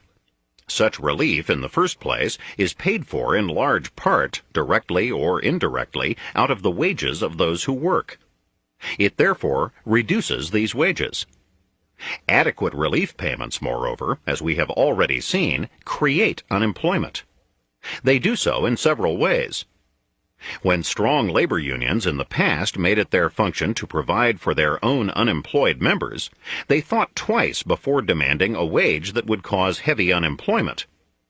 But where there is a relief system under which the general taxpayer is forced to provide for the unemployment caused by excessive wage rates, this restraint on excessive union demands is removed.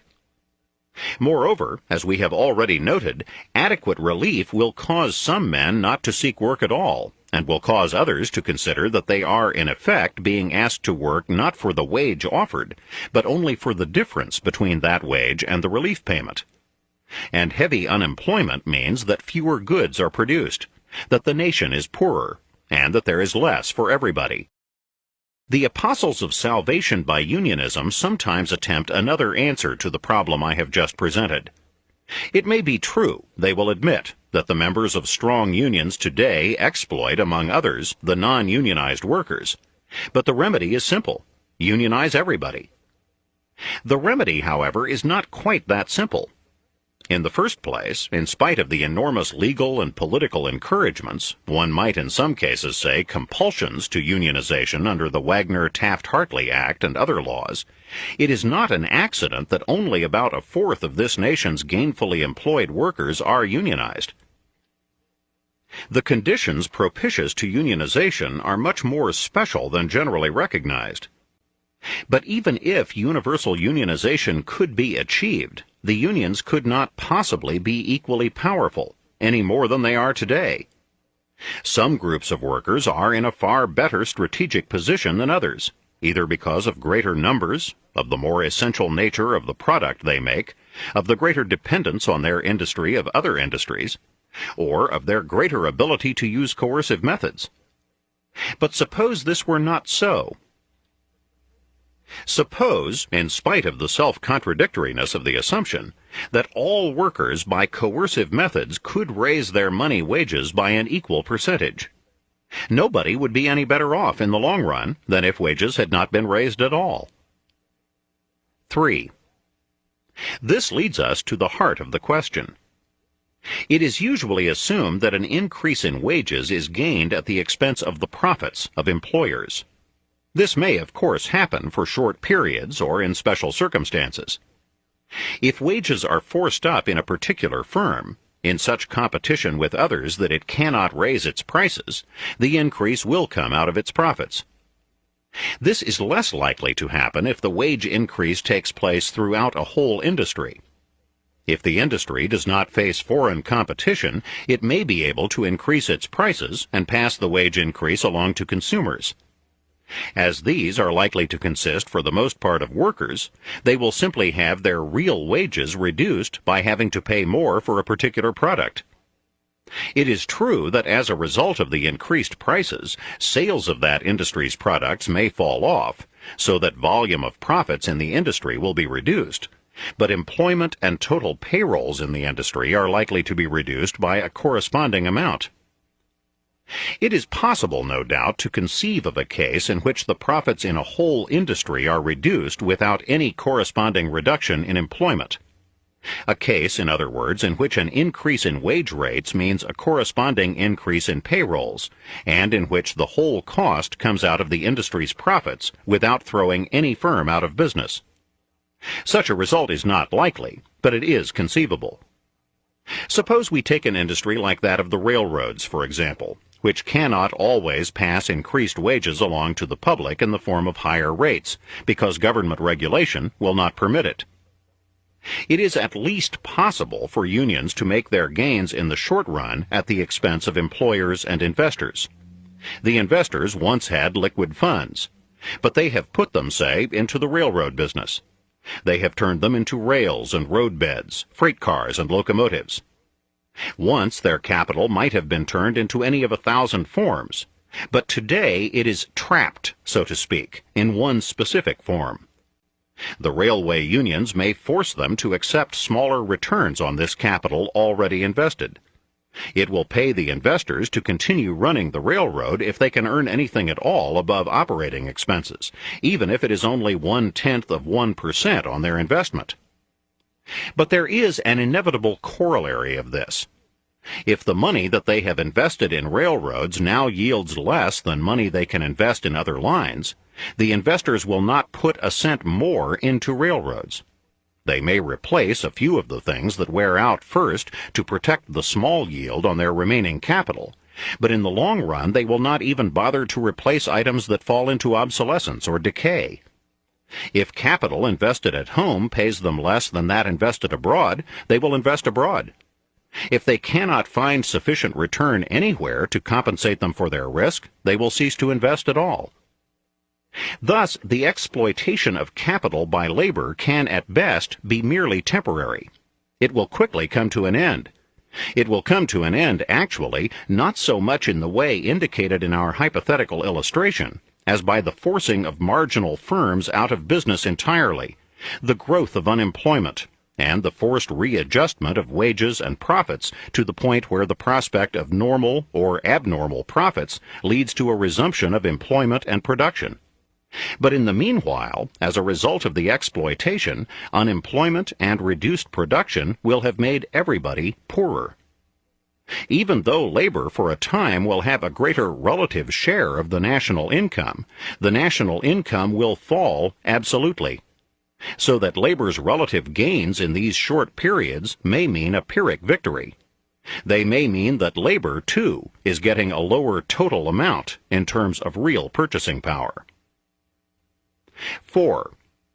Thus, we are driven to the conclusion that unions, though they may for a time be able to secure an increase in money wages for their members, partly at the expense of employers and more at the expense of non-unionized workers, cannot in the long run and for the whole body of workers increase real wages at all. The belief that they do so rests on a series of delusions. One of these is the fallacy of post hoc ergo propter hoc, which sees the enormous rise in wages in the last half-century, due principally to the growth of capital investment and to scientific and technological advance, and ascribes it to the unions, because the unions were also growing during this period. But the error most responsible for the delusion is that of considering merely what a rise of wages brought about by union demands means in the short run for the particular workers who retain their jobs, while failing to trace the effects of this advance on employment, production, and the living costs of all workers, including those who forced the increase.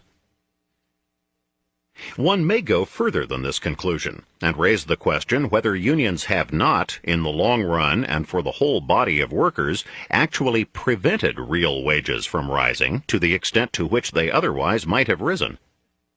They have certainly been a force working to hold down or to reduce wages if their effect on net balance has been to reduce labor productivity, and we may ask whether it has not been so. With regard to productivity, there is something to be said for union policies, it is true, on the credit side. In some trades, they have insisted on standards to increase the level of skill and competence, and in their early history, they did much to protect the health of their members.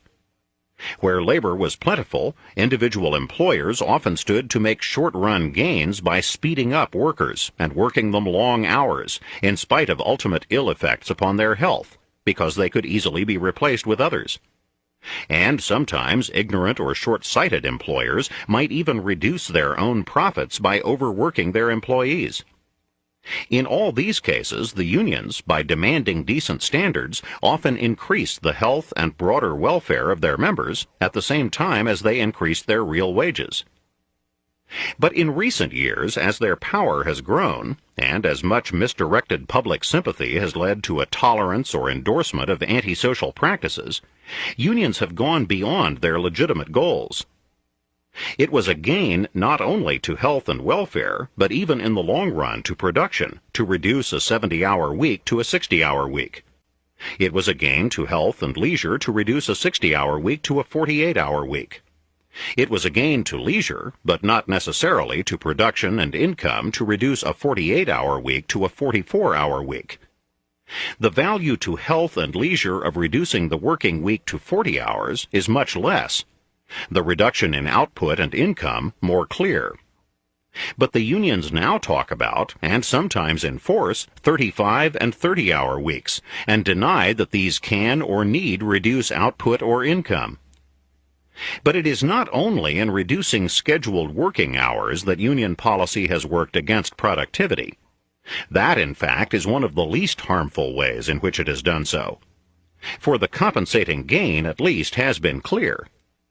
But many unions have insisted on rigid subdivisions of labor, which have raised production costs and led to expensive and ridiculous jurisdictional disputes.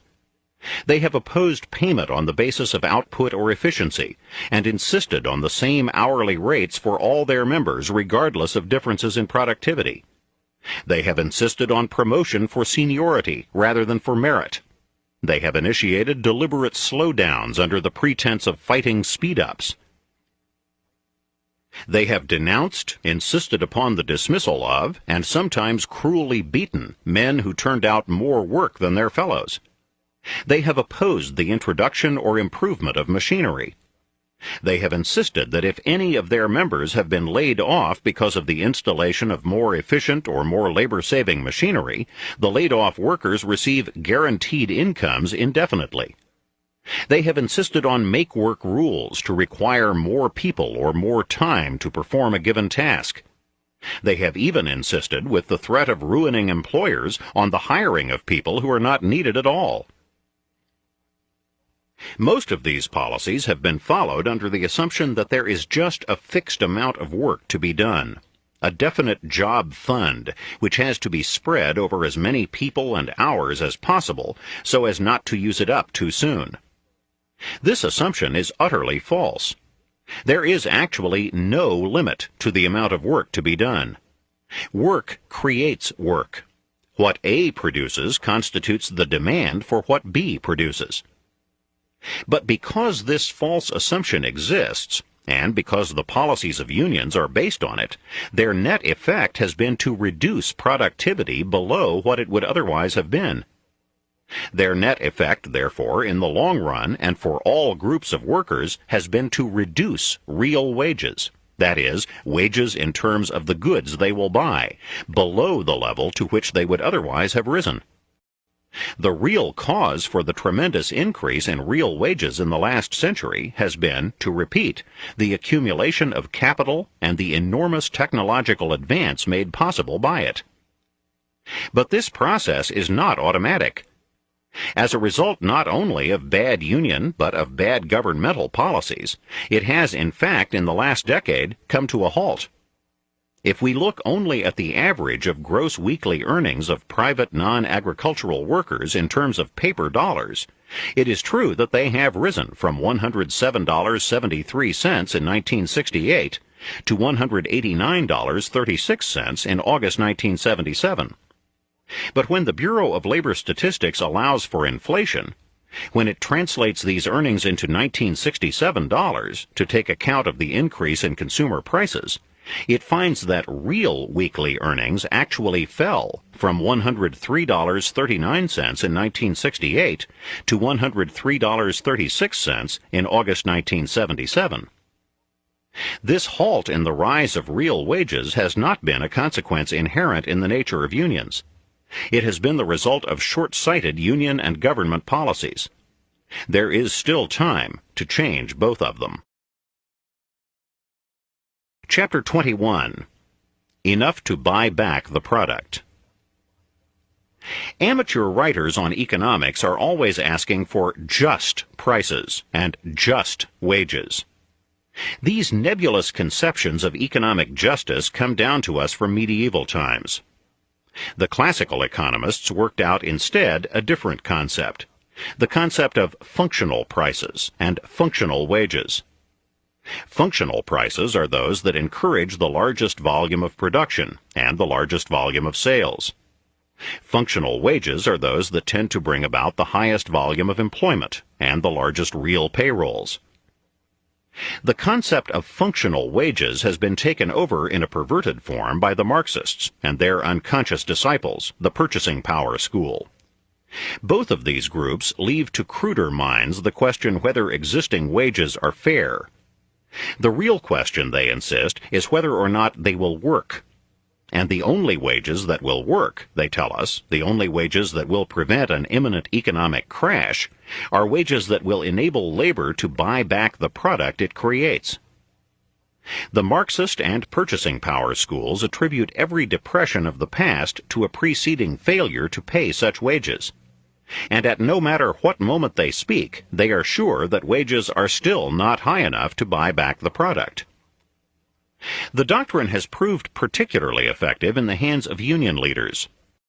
Despairing of their ability to arouse the altruistic interest of the public, or to persuade employers, wicked by definition, ever to be fair, they have seized upon an argument calculated to appeal to the public's selfish motives and frighten it into forcing employers to grant union demands. How are we to know, however, precisely when labor does have enough to buy back the product, or when it has more than enough? How are we to determine just what the right sum is?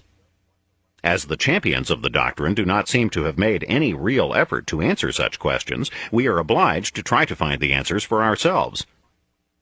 Some sponsors of the theory seem to imply that the workers in each industry should receive enough to buy back the particular product they make.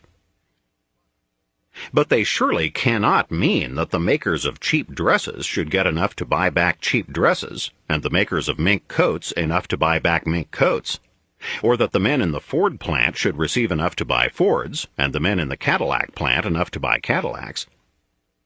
It is instructive to recall, however, that the unions in the automobile industry in the 1940s, when most of their members were already in the upper third of the country's income receivers, and when their weekly wage, according to government figures, was already 20% higher than the average wage paid in factories, and nearly twice as great as the average paid in retail trade, were demanding a 30% increase so that they might, according to one of their spokesmen, bolster our fast-shrinking ability to absorb the goods which we have the capacity to produce.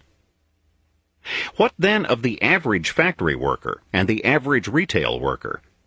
If, under such circumstances, the automobile workers needed a 30% increase to keep the economy from collapsing, would a mere 30% have been enough for the others? Or would they have required increases of 55 to 160% to give them as much per capita purchasing power as the automobile workers? For let us remember that then, as now, enormous differences existed between the average wage levels of different industries. In 1976, workers in retail trade averaged weekly earnings of only $113.96. while workers in all manufacturing averaged $207.60, and those in contract construction $284.93. We may be sure, if the history of wage bargaining, even within individual unions, is any guide, that the automobile workers, if this last proposal had been made, would have insisted on the maintenance of their existing differentials. For the passion for economic equality, among union members as among the rest of us, is, with the exception of a few rare philanthropists and saints, a passion for getting as much as those above us in the economic scale already get, rather than a passion for giving those below us as much as we ourselves already get. But it is with the logic and soundness of a particular economic theory, rather than with these distressing weaknesses of human nature, that we are at present concerned. 2. The argument that labor should receive enough to buy back the product is merely a special form of the general purchasing power argument. The workers' wages, it is correctly enough contended, are the workers' purchasing power. But it is just as true that everyone's income, the grocer's, the landlord's, the employer's, is his purchasing power for buying what others have to sell. And one of the most important things for which others have to find purchasers is their labor services. All this, moreover, has its reverse side. In an exchange economy, everybody's money income is somebody else's cost. Every increase in hourly wages, unless or until compensated by an equal increase in hourly productivity, is an increase in costs of production.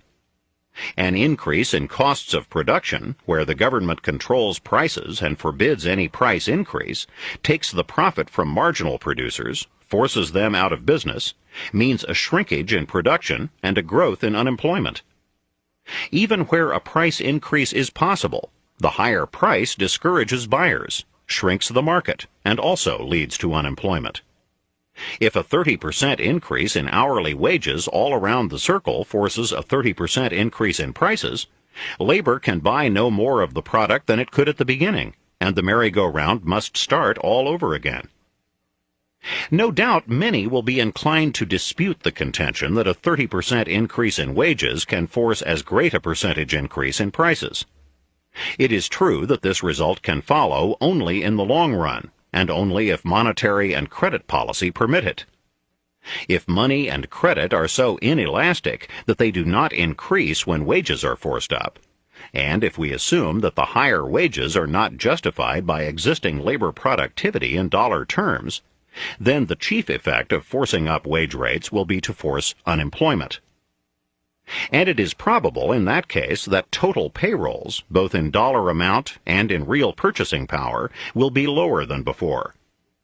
For a drop in employment, brought about by union policy and not as a transitional result of technological advance, necessarily means that fewer goods are being produced for everyone. And it is unlikely that labor will compensate for the absolute drop in production by getting a larger relative share of the production that is left.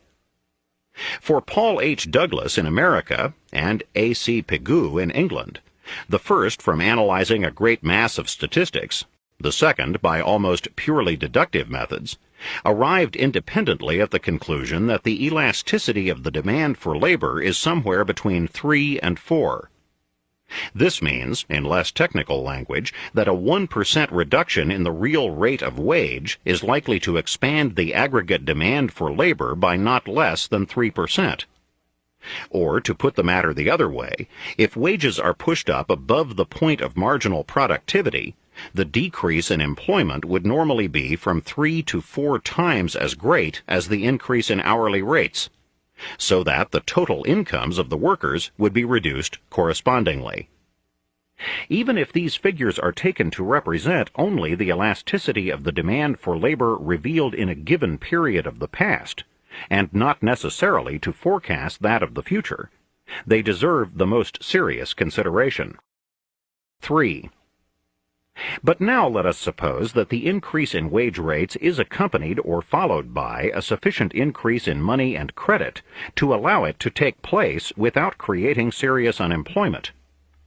If we assume that the previous relationship between wages and prices was itself a normal long-run relationship, then it is altogether probable that a forced increase of, say, 30% in wage rates will ultimately lead to an increase in prices of approximately the same percentage. The belief that the price increase would be substantially less than that rests on two main fallacies. The first is that of looking only at the direct labor costs of a particular firm or industry and assuming these to represent all the labor costs involved. But this is the elementary error of mistaking a part for the whole. Each industry represents not only just one section of the productive process considered horizontally, but just one section of that process considered vertically. Thus, the direct labor cost of making automobiles in the automobile factories themselves may be less than a third, say, of the total costs, and this may lead the incautious to conclude that a 30% increase in wages would lead to only a 10% increase or less in automobile prices. But this would be to overlook the indirect wage costs in the raw materials and purchased parts, in transportation charges, in new factories or new machine tools, or in the dealer's markup. Government estimates show that in the 15-year period from 1929 to 1943 inclusive, wages and salaries in the United States averaged 69% of the national income. In the 5-year period 1956 to 1960, they also averaged 69% of the national income. In the 5-year period 1972 to 1976, wages and salaries averaged 66% of national income. And when supplements are added, total compensation of employees averaged 76% of national income. These wages and salaries, of course, had to be paid out of the national product. While there would have to be both deductions from these figures and additions to them to provide a fair estimate of labor's income, we can assume on this basis that labor costs cannot be less than about 2/3 of total production costs, and may run above 3/4, depending upon our definition of labor. If we take the lower of these two estimates, and assume also that dollar profit margins would be unchanged, it is clear that an increase of 30% in wage costs all around the circle would mean an increase of nearly 20% in prices. But such a change would mean that the dollar profit margin, representing the income of investors, managers, and the self-employed, would then have, say, only 84% as much purchasing power as it had before. The long-run effect of this would be to cause a diminution of investment and new enterprise compared with what it would otherwise have been, and consequent transfers of men from the lower ranks of the self-employed to the higher ranks of wage earners, until the previous relationships had been approximately restored. But this is only another way of saying that a 30% increase in wages under the conditions assumed would eventually mean also a 30% increase in prices. It does not necessarily follow that wage earners would make no relative gains. They would make a relative gain, and other elements in the population would suffer a relative loss during the period of transition. But it is improbable that this relative gain would mean an absolute gain. For the kind of change in the relationship of costs to prices contemplated here could hardly take place without bringing about unemployment and unbalanced, interrupted, or reduced production. So that while labor might get a wider slice of a smaller pie, during this period of transition and adjustment to a new equilibrium, it may be doubted whether this would be greater in absolute size, and it might easily be less than the previous narrower slice of a larger pie. 4. This brings us to the general meaning and effect of economic equilibrium. Equilibrium wages and prices are the wages and prices that equalize supply and demand. If, either through government or private coercion, an attempt is made to lift prices above their equilibrium level, demand is reduced, and therefore production is reduced. If an attempt is made to push prices below their equilibrium level, the consequent reduction or wiping out of profits will mean a falling off of supply or new production. Therefore, any attempt to force prices either above or below their equilibrium levels, which are the levels toward which a free market constantly tends to bring them, will act to reduce the volume of employment and production below what it would otherwise have been. To return, then, to the doctrine that labor must get enough to buy back the product. The national product, it should be obvious, is neither created nor bought by manufacturing labor alone. It is bought by everyone, by white-collar workers, professional men, farmers, employers big and little, by investors, grocers, butchers, owners of small drugstores and gasoline stations, by everybody, in short, who contributes toward making the product.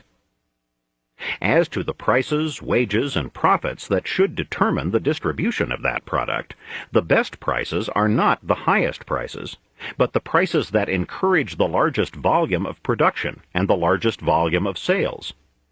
The best wage rates for labor are not the highest wage rates, but the wage rates that permit full production, full employment, and the largest sustained payrolls. The best profits from the standpoint not only of industry but of labor are not the lowest profits, but the profits that encourage most people to become employers or to provide more employment than before. If we try to run the economy for the benefit of a single group or class, we shall injure or destroy all groups, including the members of the very class for whose benefit we have been trying to run it. We must run the economy for everybody. Chapter 22. The Function of Profits. The indignation shown by many people today at the mention of the very word profits indicates how little understanding there is of the vital function that profits play in our economy. To increase our understanding, we shall go over again some of the ground already covered in Chapter 15 on the price system, but we shall view the subject from a different angle. Profits actually do not bulk large in our total economy. The net income of incorporated business in the 15 years from 1929 to 1943, to take some illustrative figures, averaged less than 5% of the total national income. Corporate profits after taxes in the 5 years from 1956 to 1960 averaged less than 6% of the national income.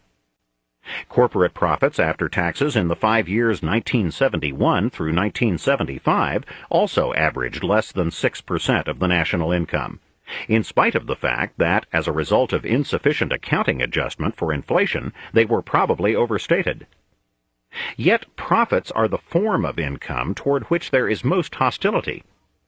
It is significant that while there is a word profiteer to stigmatize those who make allegedly excessive profits, there is no such word as wage-ear or loss-ear. Yet the profits of the owner of a barber shop may average much less, not merely than the salary of a motion picture star or the hired head of a steel corporation, but less even than the average wage for skilled labor. The subject is clouded by all sorts of factual misconceptions. The total profits of General Motors, the greatest industrial corporation in the world, are taken as if they were typical rather than exceptional. Few people are acquainted with the mortality rates for business concerns. They do not know, to quote from the TNEC studies, that should conditions of business averaging the experience of the last 50 years prevail, about 7 of each 10 grocery stores opening today will survive into their second year. Only 4 of the 10 may expect to celebrate their 4th birthday. They do not know that in every year from 1930 to 1938, in the income tax statistics, the number of corporations that showed a loss exceeded the number that showed a profit. How much do profits on the average amount to? This question is commonly answered by citing the kind of figures I presented at the beginning of this chapter, that corporate profits average less than 6% of the national income, or by pointing out that the average profits after income taxes of all manufacturing corporations are less than 5 cents per dollar of sales. For the 5 years 1971 through 1975, for example, the figure was only 4.6 cents. But these official figures, though they fall far below popular notions of the size of profits, apply only to corporation results, calculated by conventional methods of accounting. No trustworthy estimate has been made that takes into account all kinds of activity, unincorporated as well as incorporated business, and a sufficient number of good and bad years. But some eminent economists believe that over a long period of years, after allowance is made for all losses, for a minimum riskless interest on invested capital, and for an imputed reasonable wage value of the services of people who run their own business, no net profit at all may be left over, and that there may even be a net loss. This is not at all because entrepreneurs, people who go into business for themselves, are intentional philanthropists, but because their optimism and self-confidence too often lead them into ventures that do not or cannot succeed.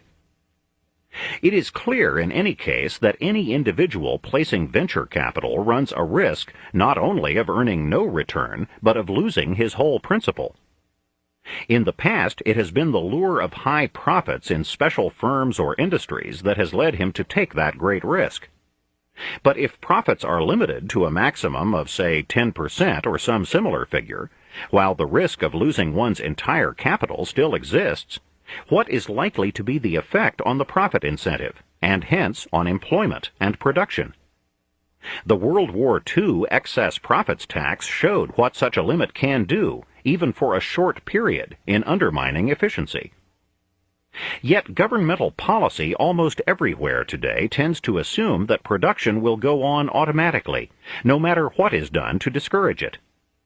One of the greatest dangers to world production today still comes from government price-fixing policies.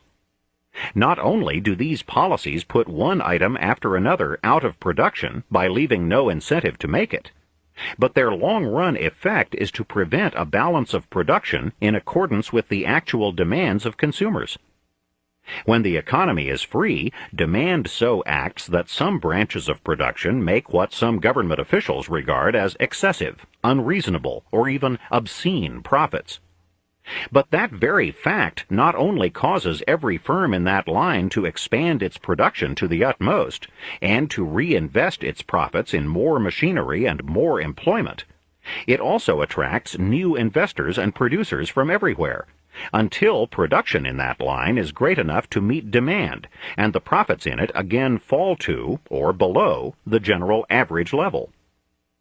In a free economy, in which wages, costs, and prices are left to the free play of the competitive market, the prospect of profits decides what articles will be made, and in what quantities, and what articles will not be made at all. If there is no profit in making an article, it is a sign that the labor and capital devoted to its production are misdirected. The value of the resources that must be used up in making the article is greater than the value of the article itself. One function of profits, in brief, is to guide and channel the factors of production so as to apportion the relative output of thousands of different commodities in accordance with demand. No bureaucrat, no matter how brilliant, can solve this problem arbitrarily. Free prices and free profits will maximize production and relieve shortages quicker than any other system. Arbitrarily fixed prices and arbitrarily limited profits can only prolong shortages and reduce production and employment. The function of profits, finally, is to put constant and unremitting pressure on the head of every competitive business to introduce further economies and efficiencies, no matter to what stage these may already have been brought. In good times, he does this to increase his profits further. In normal times, he does it to keep ahead of his competitors. In bad times, he may have to do it to survive at all. For profits may not only go to zero, they may quickly turn into losses, and a man will put forth greater efforts to save himself from ruin than he will merely to improve his position. Contrary to a popular impression, profits are achieved not by raising prices, but by introducing economies and efficiencies that cut costs of production. It seldom happens, and unless there is a monopoly, it never happens over a long period, that every firm in an industry makes a profit. The price charged by all firms for the same commodity or service must be the same.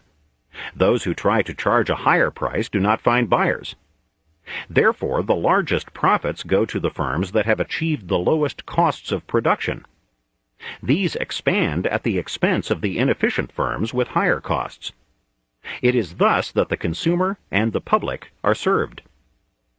Profits, in short, resulting from the relationship of costs to prices, not only tell us which goods it is most economical to make, but which are the most economical ways to make them. These questions must be answered by a socialist system no less than by a capitalist one. They must be answered by any conceivable economic system. And for the overwhelming bulk of the commodities and services that are produced, the answers supplied by profit and loss under competitive free enterprise are incomparably superior to those that could be obtained by any other method. I have been putting my emphasis on the tendency to reduce costs of production because this is the function of profit and loss that seems to be least appreciated. Greater profit goes, of course, to the man who makes a better mousetrap than his neighbor, as well as to the man who makes one more efficiently. But the function of profit in rewarding and stimulating superior quality and innovation has always been recognized. Chapter 23. The Mirage of Inflation. I have found it necessary to warn the reader from time to time that a certain result would necessarily follow from a certain policy, provided there is no inflation. In the chapters on public works and on credit, I said that a study of the complications introduced by inflation would have to be deferred. But money and monetary policy form so intimate and sometimes so inextricable a part of every economic process that this separation, even for expository purposes, was very difficult. And in the chapters on the effect of various government or union wage policies on employment, profits, and production, some of the effects of differing monetary policies had to be considered immediately. Before we consider what the consequences of inflation are in specific cases, we should consider what its consequences are in general. Even prior to that, it seems desirable to ask why inflation has been constantly resorted to, why it has had an immemorial popular appeal, and why its siren music has tempted one nation after another down the path to economic disaster. The most obvious, and yet the oldest and most stubborn error on which the appeal of inflation rests is that of confusing money with wealth. That wealth consists in money, or in gold and silver, wrote Adam Smith more than 2 centuries ago, is a popular notion, which naturally arises from the double function of money, as the instrument of commerce and as the measure of value. To grow rich is to get money, and wealth and money, in short, are, in common language, considered as in every respect synonymous. Real wealth, of course, consists in what is produced and consumed: the food we eat, the clothes we wear, the houses we live in. It is railways and roads and motor cars, ships and planes and factories, schools and churches and theaters, pianos, paintings, and books. Yet so powerful is the verbal ambiguity that confuses money with wealth that even those who at times recognize the confusion will slide back into it in the course of their reasoning. Each man sees that if he personally had more money, he could buy more things from others. If he had twice as much money, he could buy twice as many things. If he had 3 times as much money, he would be worth 3 times as much. And to many, the conclusion seems obvious that if the government merely issued more money and distributed it to everybody, we should all be that much richer. These are the most naive inflationists. There is a second group, less naive, who see that if the whole thing were as easy as that, the government could solve all our problems merely by printing money. They sense that there must be a catch somewhere, so they would limit in some way the amount of additional money they would have the government issue. They would have it print just enough to make up some alleged deficiency or gap. Purchasing power is chronically deficient, they think, because industry somehow does not distribute enough money to producers to enable them to buy back, as consumers, the product that is made. There is a mysterious leak somewhere. One group proves it by equations. On one side of their equations, they count an item only once. On the other side, they unknowingly count the same item several times over. This produces an alarming gap between what they call A payments and what they call A plus B payments. So they found a movement, put on green uniforms, and insist that the government issue money, or credits, to make good the missing B payments. The cruder apostles of social credit may seem ridiculous. But there are an indefinite number of schools of only slightly more sophisticated inflationists who have scientific plans to issue just enough additional money or credit to fill some alleged chronic or periodic deficiency or gap, which they calculate in some other way. 2. The more knowing inflationists recognize that any substantial increase in the quantity of money will reduce the purchasing power of each individual monetary unit. In other words, that it will lead to an increase in commodity prices. But this does not disturb them. On the contrary, it is precisely why they want the inflation. Some of them argue that this result will improve the position of poor debtors as compared with rich creditors. Others think it will stimulate exports and discourage imports. Still others think it is an essential measure to cure a depression, to start industry going again, and to achieve full employment. Stripped down to its essentials, this is the theory of the Keynesians. In The Failure of the New Economics, I analyze this theory in detail. There are innumerable theories concerning the way in which increased quantities of money, including bank credit, affect prices. On the one hand, as we have just seen, are those who imagine that the quantity of money could be increased by almost any amount without affecting prices. They merely see this increased money as a means of increasing everyone's purchasing power, in the sense of enabling everybody to buy more goods than before. Either they never stop to remind themselves that people collectively cannot buy twice as much goods as before unless twice as much goods are produced, or they imagine that the only thing that holds down an indefinite increase in production is not a shortage of manpower, working hours, or productive capacity, but merely a shortage of monetary demand. If people want the goods, they assume, and have the money to pay for them, the goods will almost automatically be produced. On the other hand is the group, and it has included some eminent economists, that holds a rigid mechanical theory of the effect of the supply of money on commodity prices. All the money in a nation, as these theorists picture the matter, will be offered against all the goods. Therefore, the value of the total quantity of money, multiplied by its velocity of circulation, must always be equal to the value of the total quantity of goods bought. Therefore, further, assuming no change in velocity of circulation, the value of the monetary unit must vary exactly and inversely with the amount put into circulation. Double the quantity of money and bank credit, and you exactly double the price level. Triple it, and you exactly triple the price level. Multiply the quantity of money n times, in short, and you must multiply the prices of goods n times. There is not space here to explain all the fallacies in this plausible picture. Instead, we shall try to see just why and how an increase in the quantity of money raises prices. An increased quantity of money comes into existence in a specific way.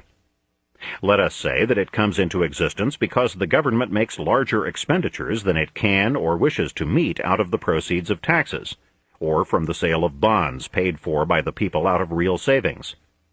Suppose, for example, that the government prints money to pay war contractors. Then the first effect of these expenditures will be to raise the prices of supplies used in war, and to put additional money into the hands of the war contractors and their employees. As in our chapter on price fixing, we deferred for the sake of simplicity some complications introduced by an inflation. So, in now considering inflation, we may pass over the complications introduced by an attempt at government price fixing. When these are considered, it will be found that they do not change the essential analysis. They lead merely to a sort of backed up or repressed inflation that reduces or conceals some of the earlier consequences at the expense of aggravating the later ones. The war contractors and their employees, then, will have higher money incomes. They will spend them for the particular goods and services they want. The sellers of these goods and services will be able to raise their prices because of this increased demand. Those who have the increased money income will be willing to pay these higher prices rather than do without the goods, for they will have more money, and a dollar will have a smaller subjective value in the eyes of each of them. Let us call the war contractors and their employees Group A, and those from whom they directly buy their added goods and services Group B. Group B, as a result of higher sales and prices, will now in turn buy more goods and services from a still further group, C.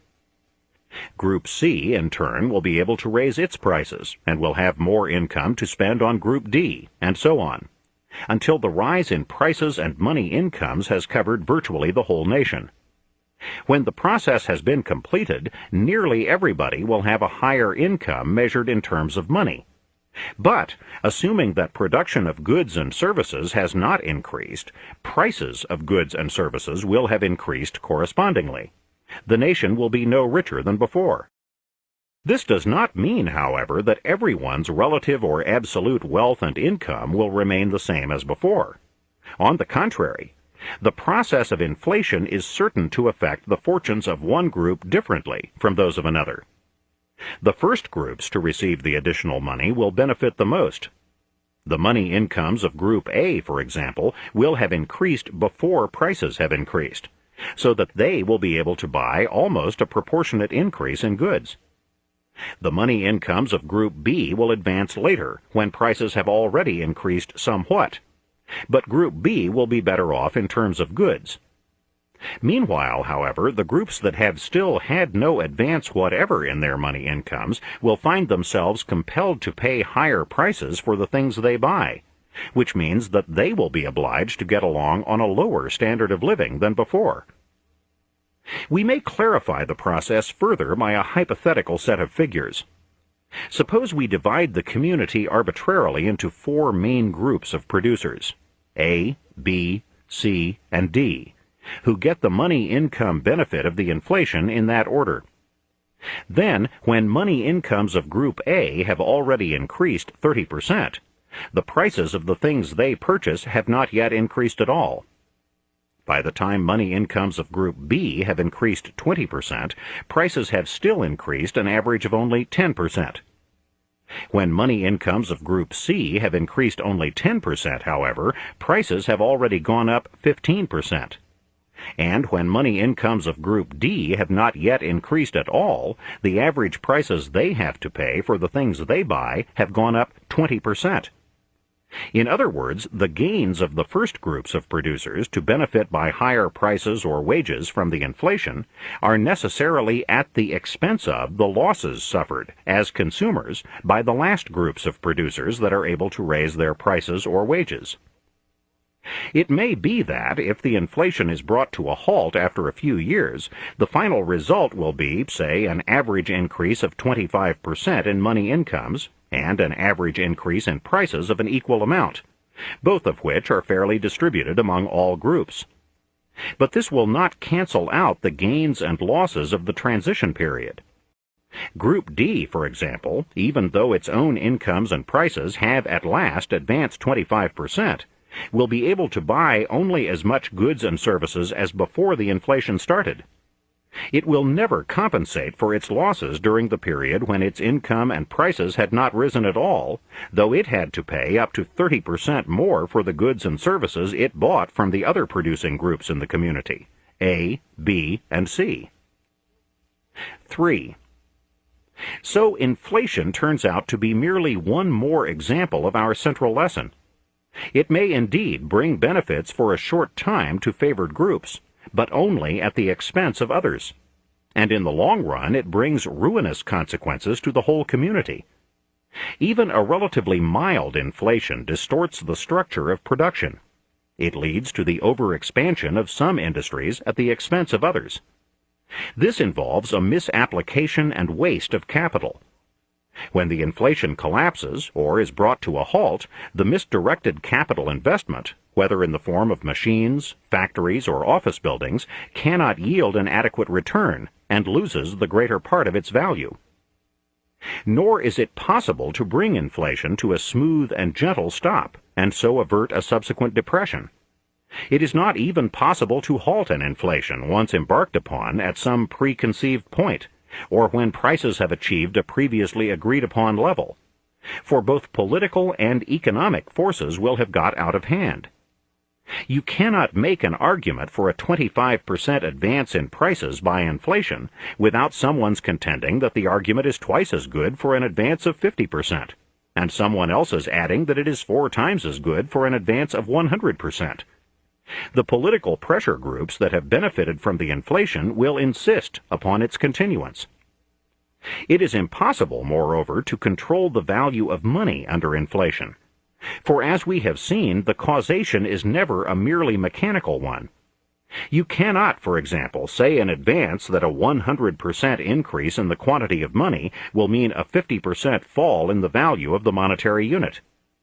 The value of money, as we have seen, depends upon the subjective valuations of the people who hold it. And those valuations do not depend solely on the quantity of it that each person holds. They depend also on the quality of the money.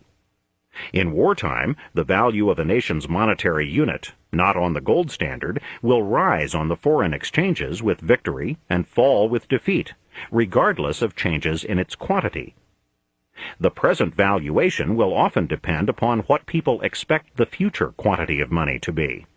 And as with commodities on the speculative exchanges, each person's valuation of money is affected not only by what he thinks its value is, but by what he thinks is going to be everybody else's valuation of money.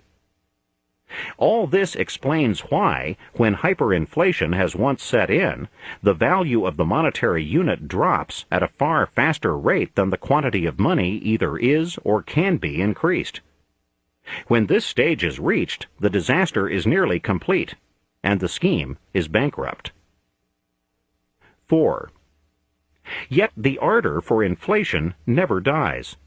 It would almost seem as if no country is capable of profiting from the experience of another, and no generation of learning from the sufferings of its forebears. Each generation and country follows the same mirage. Each grasps for the same Dead Sea fruit that turns to dust and ashes in its mouth. For it is the nature of inflation to give birth to 1,000 illusions. In our own day, the most persistent argument put forward for inflation is that it will get the wheels of industry turning, that it will save us from the irretrievable losses of stagnation and idleness and bring full employment. This argument in its cruder form rests on the immemorial confusion between money and real wealth.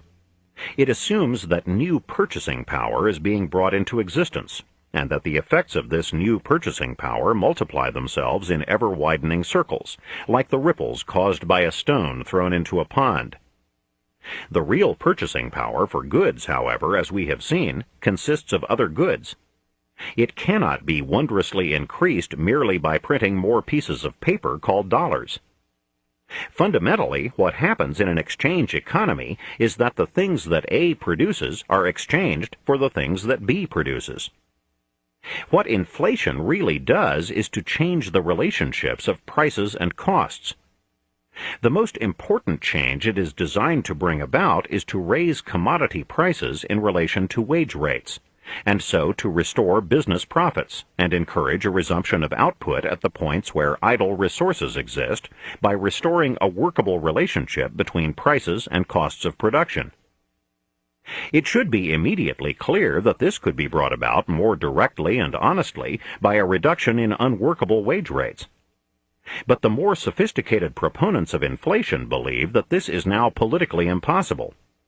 Sometimes they go further and charge that all proposals under any circumstances to reduce particular wage rates directly in order to reduce unemployment are anti-labor.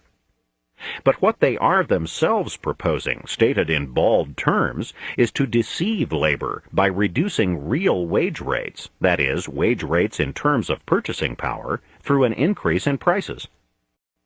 What they forget is that labor has itself become sophisticated, that the big unions employ labor economists who know about index numbers, and that labor is not deceived. The policy, therefore, under present conditions, seems unlikely to accomplish either its economic or its political aims. For it is precisely the most powerful unions, whose wage rates are most likely to be in need of correction, that will insist that their wage rates be raised at least in proportion to any increase in the cost of living index. The unworkable relationships between prices and key wage rates, if the insistence of the powerful unions prevails, will remain. The wage rate structure, in fact, may become even more distorted. For the great mass of unorganized workers, whose wage rates even before the inflation were not out of line, and may even have been unduly depressed through union exclusionism, will be penalized further during the transition by the rise in prices. 5. The more sophisticated advocates of inflation, in brief, are disingenuous. They do not state their case with complete candor, and they end by deceiving even themselves. They begin to talk of paper money, like the more naive inflationists, as if it were itself a form of wealth that could be created at will on the printing press. They even solemnly discuss a multiplier by which every dollar printed and spent by the government becomes magically the equivalent of several dollars added to the wealth of the country. In brief, they divert both the public attention and their own from the real causes of any existing depression. For the real causes, most of the time, are maladjustments within the wage-cost-price structure, maladjustments between wages and prices, between prices of raw materials and prices of finished goods, or between one price and another or one wage and another. At some point, these maladjustments have removed the incentive to produce, or have made it actually impossible for production to continue. And through the organic interdependence of our exchange economy, depression spreads. Not until these maladjustments are corrected can full production and employment be resumed. True, inflation may sometimes correct them, but it is a heady and dangerous method. It makes its corrections not openly and honestly, but by the use of illusion. Inflation, indeed, throws a veil of illusion over every economic process. It confuses and deceives almost everyone, including even those who suffer by it.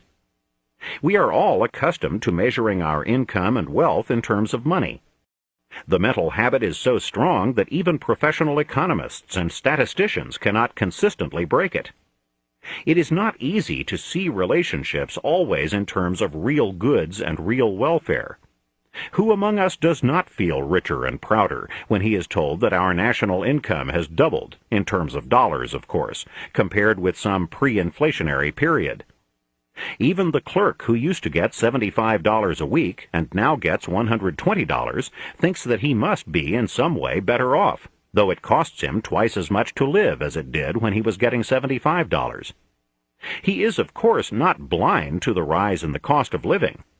But neither is he as fully aware of his real position as he would have been if his cost of living had not changed and if his money salary had been reduced to give him the same reduced purchasing power that he now has, in spite of his salary increase because of higher prices. Inflation is the autosuggestion, the hypnotism, the anesthetic that has dulled the pain of the operation for him. Inflation is the opium of the people. 6. And this is precisely its political function. It is because inflation confuses everything that it is so consistently resorted to by our modern planned economy governments. We saw in Chapter 4, to take but one example, that the belief that public works necessarily create new jobs is false. If the money was raised by taxation, we saw, then for every dollar that the government spent on public works, one less dollar was spent by the taxpayers to meet their own wants. And for every public job created, one private job was destroyed. But suppose the public works are not paid for from the proceeds of taxation. Suppose they are paid for by deficit financing, that is, from the proceeds of government borrowing, or from resort to the printing press. Then the result just described does not seem to take place. The public works seem to be created out of new purchasing power. You cannot say that the purchasing power has been taken away from the taxpayers. For the moment, the nation seems to have got something for nothing. But now, in accordance with our lesson, let us look at the longer consequences. The borrowing must someday be repaid.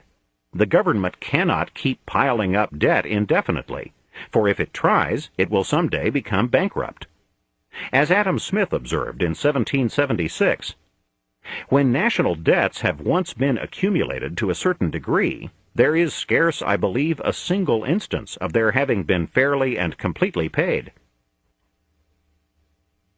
The liberation of the public revenue, if it has even been brought about at all, has always been brought about by a bankruptcy, sometimes by an avowed one, but always by a real one, though frequently by a pretended payment. Yet when the government comes to repay the debt it has accumulated for public works, it must necessarily tax more heavily than it spends. In this later period, therefore, it must necessarily destroy more jobs than it creates. The extra heavy taxation then required does not merely take away purchasing power, it also lowers or destroys incentives to production, and so reduces the total wealth and income of the country.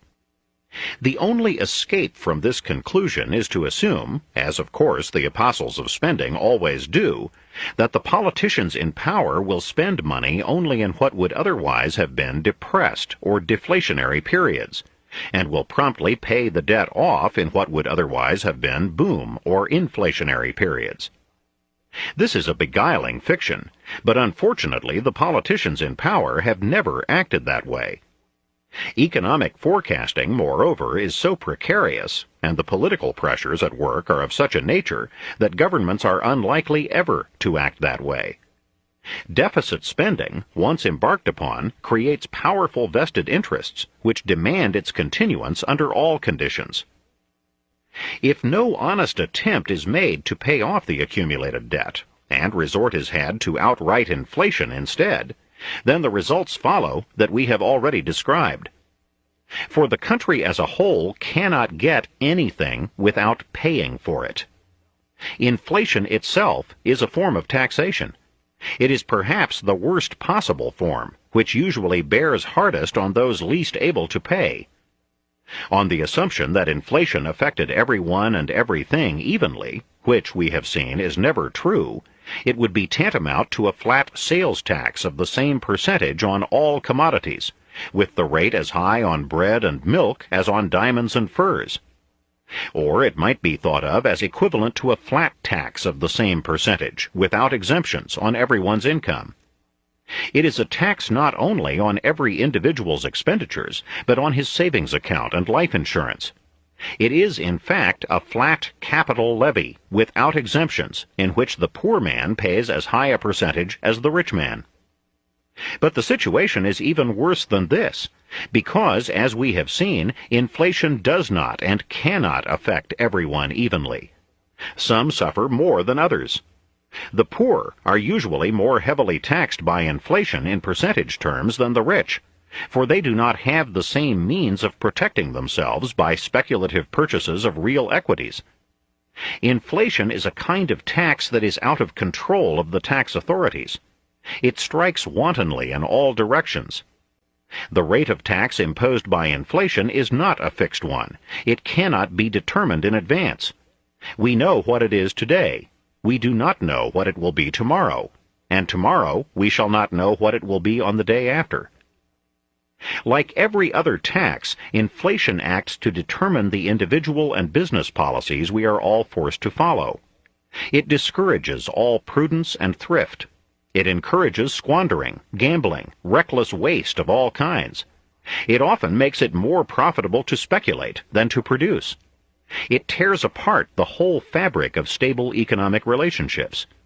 Its inexcusable injustices drive men toward desperate remedies. It plants the seeds of fascism and communism.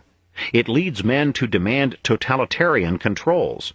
It ends invariably in bitter disillusion and collapse. Chapter 24. The Assault on Saving. From time immemorial, proverbial wisdom has taught the virtues of saving, and warned against the consequences of prodigality and waste. This proverbial wisdom has reflected the common ethical as well as the merely prudential judgments of mankind. But there have always been squanderers, and there have apparently always been theorists to rationalize their squandering. The classical economists, refuting the fallacies of their own day, showed that the saving policy that was in the best interests of the individual was also in the best interests of the nation. They showed that the rational saver, in making provision for his future, was not hurting but helping the whole community. But today the ancient virtue of thrift, as well as its defense by the classical economists, is once more under attack, for allegedly new reasons, while the opposite doctrine of spending is in fashion. In order to make the fundamental issue as clear as possible, we cannot do better, I think, than to start with the classic example used by Bastiat. Let us imagine two brothers, then, one a spendthrift and the other a prudent man, each of whom has inherited a sum to yield him an income of $50,000 a year. We shall disregard the income tax, and the question whether both brothers really ought to work for a living or give most of their income to charity, because such questions are irrelevant to our present purpose. Alvin, then, the first brother, is a lavish spender. He spends not only by temperament, but on principle. He is a disciple, to go no further back, of Rodbertus, who declared in the middle of the 19th century that capitalists must expend their income to the last penny in comforts and luxuries. For if they determine to save, goods accumulate, and part of the workmen will have no work. Alvin is always seen at the nightclubs. He tips handsomely. He maintains a pretentious establishment with plenty of servants. He has a couple of chauffeurs, and doesn't stint himself in the number of cars he owns. He keeps a racing stable. He runs a yacht. He travels. He loads his wife down with diamond bracelets and fur coats. He gives expensive and useless presents to his friends. To do all this, he has to dig into his capital. But what of it? If saving is a sin, dissaving must be a virtue. And in any case, he is simply making up for the harm being done by the saving of his pinch-penny brother Benjamin. It need hardly be said that Alvin is a great favorite with the hat-check girls, the waiters, the restaurateurs, the furriers, the jewelers, the luxury establishments of all kinds. They regard him as a public benefactor. Certainly it is obvious to everyone that he is giving employment and spreading his money around. Compared with him, brother Benjamin is much less popular. He is seldom seen at the jewelers, the furriers, or the nightclubs, and he does not call the head waiters by their first names.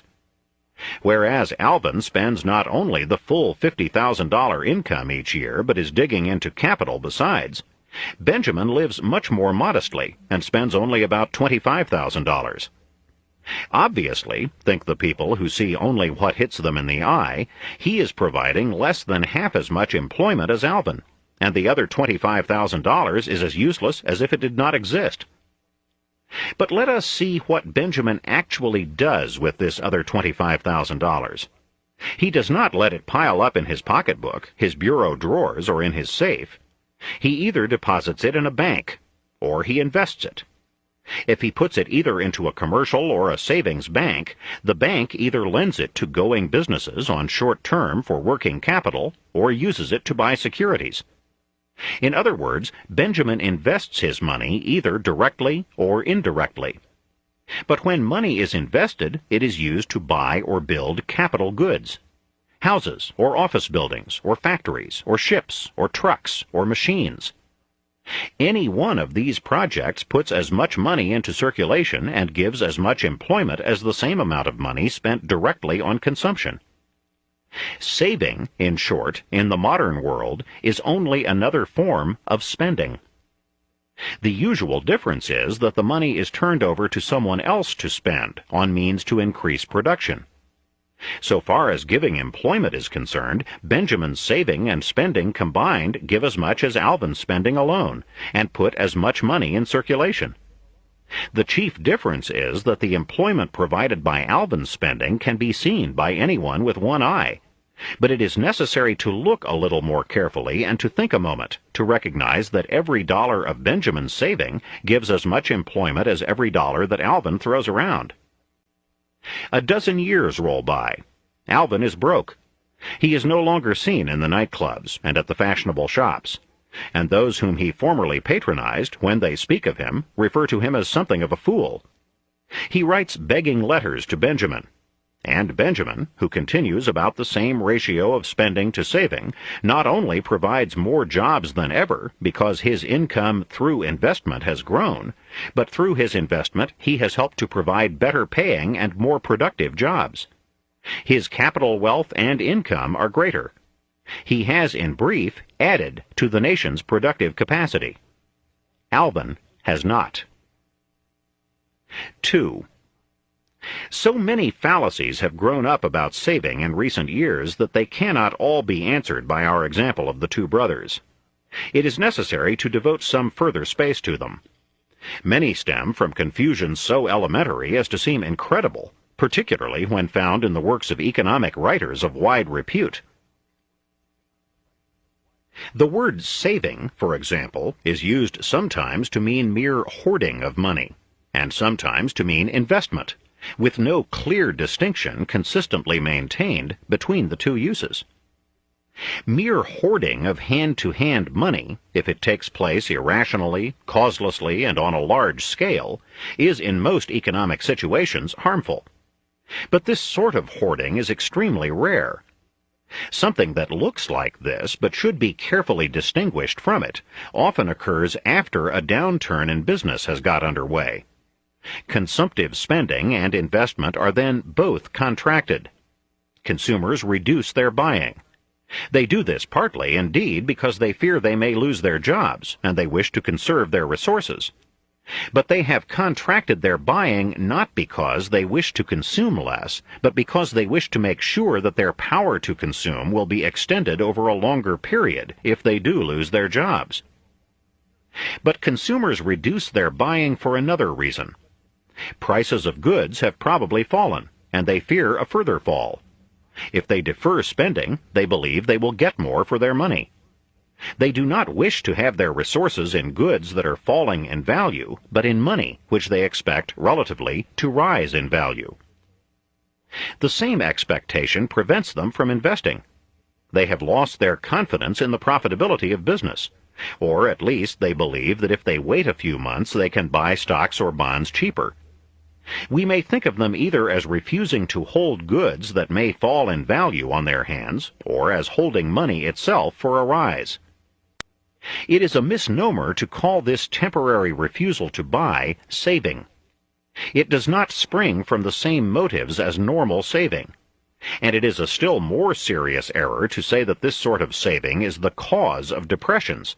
It is, on the contrary, the consequence of depressions. It is true that this refusal to buy may intensify and prolong a depression. At times when there is capricious government intervention in business, and when business does not know what the government is going to do next, uncertainty is created. Profits are not reinvested. Firms and individuals allow cash balances to accumulate in their banks. They keep larger reserves against contingencies. This hoarding of cash may seem like a cause of a subsequent slowdown in business activity.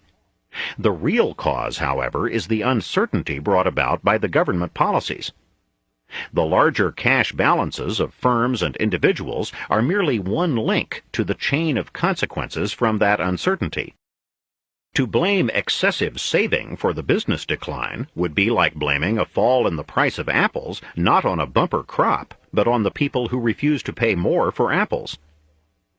But when once people have decided to deride a practice or an institution, any argument against it, no matter how illogical, is considered good enough. It is said that the various consumers' goods industries are built on the expectation of a certain demand, and that if people take to saving, they will disappoint this expectation and start a depression. This assertion rests primarily on the error we have already examined, that of forgetting that what is saved on consumers' goods is spent on capital goods, and that saving does not necessarily mean even a dollar's contraction in total spending. The only element of truth in the contention is that any change that is sudden may be unsettling. It would be just as unsettling if consumers suddenly switched their demand from one consumer's good to another. It would be even more unsettling if former savers suddenly switched their demand from capital goods to consumers' goods. Still another objection is made against saving. It is said to be just downright silly. The 19th century is derided for its supposed inculcation of the doctrine that mankind, through saving, should go on baking itself a larger and larger cake without ever eating the cake. This picture of the process is itself naive and childish. It can best be disposed of, perhaps, by putting before ourselves a somewhat more realistic picture of what actually takes place. Let us picture to ourselves, then, a nation that collectively saves every year about 20% of all it produces in that year. This figure greatly overstates the amount of net saving that has occurred historically in the United States, but it is a round figure that is easily handled, and it gives the benefit of every doubt to those who believe that we have been over-saving. Historically, 20% would represent approximately the gross amount of the gross national product devoted each year to capital formation, excluding consumers' equipment. When allowance is made for capital consumption, however, net annual savings have been closer to 12%. For 1977, gross private domestic investment was officially estimated at 16% of the gross national product. Now, as a result of this annual saving and investment, the total annual production of the country will increase each year. To isolate the problem, we are ignoring for the moment booms, slumps, or other fluctuations. Let us say that this annual increase in production is 2.5 percentage points. Percentage points are taken instead of a compounded percentage merely to simplify the arithmetic. The picture that we get for an 11-year period, say, would then run something like this in terms of index numbers. For the first year, total production 100, consumers' goods produced 80, capital goods produced 20. For the second year, total production 102.5, consumers' goods produced 82, capital goods produced 20.5. For the third year, total production 105, consumers' goods produced 84, capital goods produced 21. For the fourth year, total production 107.5, consumers' goods produced 86, capital goods produced 21.5. For the fifth year, total production 110, consumers' goods produced 88, capital goods produced 22. For the sixth year, total production 112.5, consumers' goods produced 90, capital goods produced 22.5. For the seventh year, total production 115, consumers' goods produced 92, capital goods produced 23. For the eighth year, total production 117.5, Consumers' goods produced, 94. Capital goods produced, 23.5. For the 9th year, total production, 120. Consumers' goods produced, 96. Capital goods produced, 24. For the 10th year, total production, 122.5. Consumers' goods produced, 98. Capital goods produced, 24.5. And for the 11th year, total production, 125. Consumers' goods produced, 100. Capital goods produced, 25. The first thing to be noticed about this analysis is that total production increases each year because of the saving, and would not have increased without it. It is possible, no doubt, to imagine that improvements and new inventions merely in replaced machinery and other capital goods of a value no greater than the old would increase the national productivity, but this increase would amount to very little, and the argument in any case assumes enough prior investment to have made the existing machinery possible.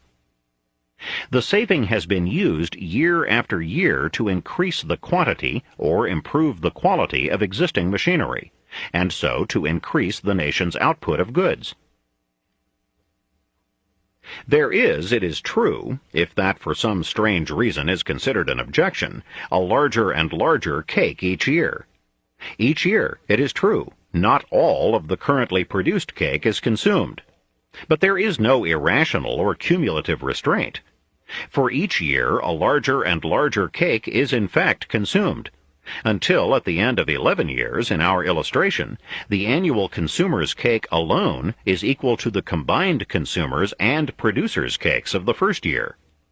Moreover, the capital equipment, the ability to produce goods, is itself 25% greater than in the first year. Let us observe a few other points. The fact that 20% of the national income goes each year for saving does not upset the consumers' goods industries in the least. If they sold only the 80 units they produced in the first year, and there were no rise in prices caused by unsatisfied demand, they would certainly not be foolish enough to build their production plans on the assumption that they were going to sell 100 units in the second year. The consumers' goods industries, in other words, are already geared to the assumption that the past situation in regard to the rate of savings will continue. Only an unexpected, sudden, and substantial increase in savings would unsettle them and leave them with unsold goods. But the same unsettlement, as we have already observed, would be caused in the capital goods industries by a sudden and substantial decrease in savings. If money that would previously have been used for savings were thrown into the purchase of consumers' goods, it would not increase employment, but merely lead to an increase in the price of consumption goods, and to a decrease in the price of capital goods. Its first effect on net balance would be to force shifts in employment and temporarily to decrease employment by its effect on the capital goods industries. And its long-run effect would be to reduce production below the level that would otherwise have been achieved. 3. The enemies of saving are not through. They begin by drawing a distinction, which is proper enough, between savings and investment. But then they start to talk as if the two were independent variables, and as if it were merely an accident that they should ever equal each other. These writers paint a portentous picture. On the one side are savers automatically, pointlessly, stupidly continuing to save. On the other side are limited investment opportunities that cannot absorb this saving. The result, alas, is stagnation. The only solution, they declare, is for the government to expropriate these stupid and harmful savings and to invent its own projects, even if these are only useless ditches or pyramids, to use up the money and provide employment. There is so much that is false in this picture and solution that we can here point only to some of the main fallacies. Savings can exceed investment only by the amounts that are actually hoarded in cash. Many of the differences between economists in the diverse views now expressed on this subject are merely the results of differences in definition. Savings and investment may be so defined as to be identical, and therefore necessarily equal. Here I am choosing to define savings in terms of money and investment in terms of goods. This corresponds roughly with the common use of the words, which is, however, not consistent.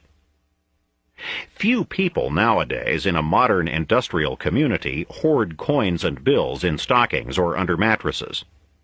To the small extent that this may occur, it has already been reflected in the production plans of business and in the price level. It is not ordinarily even cumulative.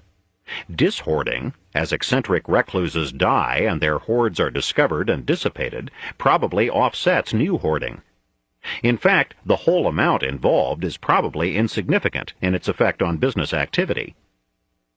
If money is kept either in savings banks or commercial banks, as we have already seen, the banks are eager to lend and invest it. They cannot afford to have idle funds.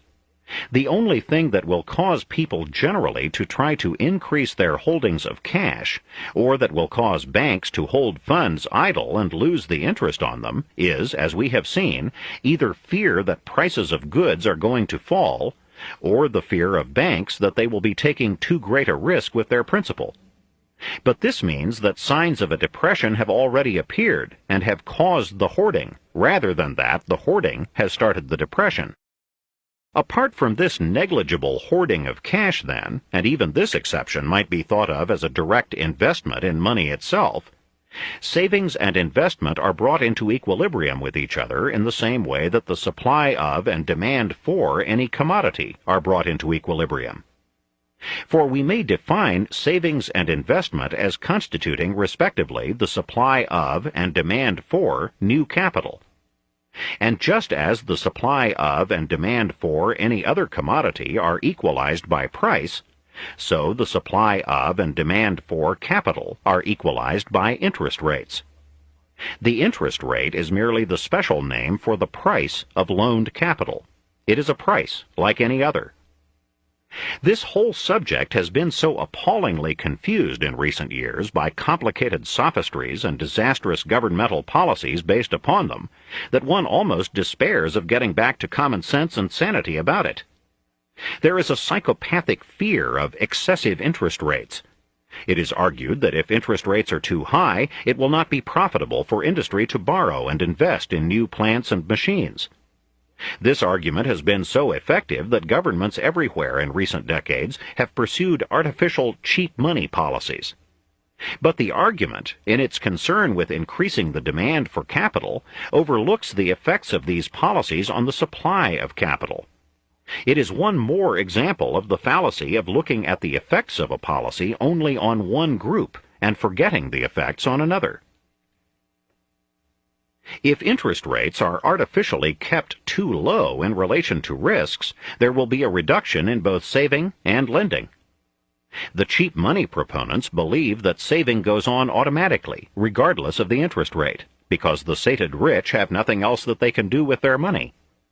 They do not stop to tell us at precisely what personal income level a man saves a fixed minimum amount, regardless of the rate of interest or the risk at which he can lend it. The fact is that, though the volume of saving of the very rich is doubtless affected much less proportionately than that of the moderately well-off by changes in the interest rate, practically everyone's saving is affected in some degree. To argue on the basis of an extreme example that the volume of real savings would not be reduced by a substantial reduction in the interest rate is like arguing that the total production of sugar would not be reduced by a substantial fall of its price, because the efficient low-cost producers would still raise as much as before. The argument overlooks the marginal saver, and even indeed the great majority of savers. The effect of keeping interest rates artificially low, in fact, is eventually the same as that of keeping any other price below the natural market. It increases demand and reduces supply. It increases the demand for capital and reduces the supply of real capital. It creates economic distortions. It is true, no doubt, that an artificial reduction in the interest rate encourages increased borrowing. It tends, in fact, to encourage highly speculative ventures that cannot continue except under the artificial conditions that gave them birth. On the supply side, the artificial reduction of interest rates discourages normal thrift, saving, and investment.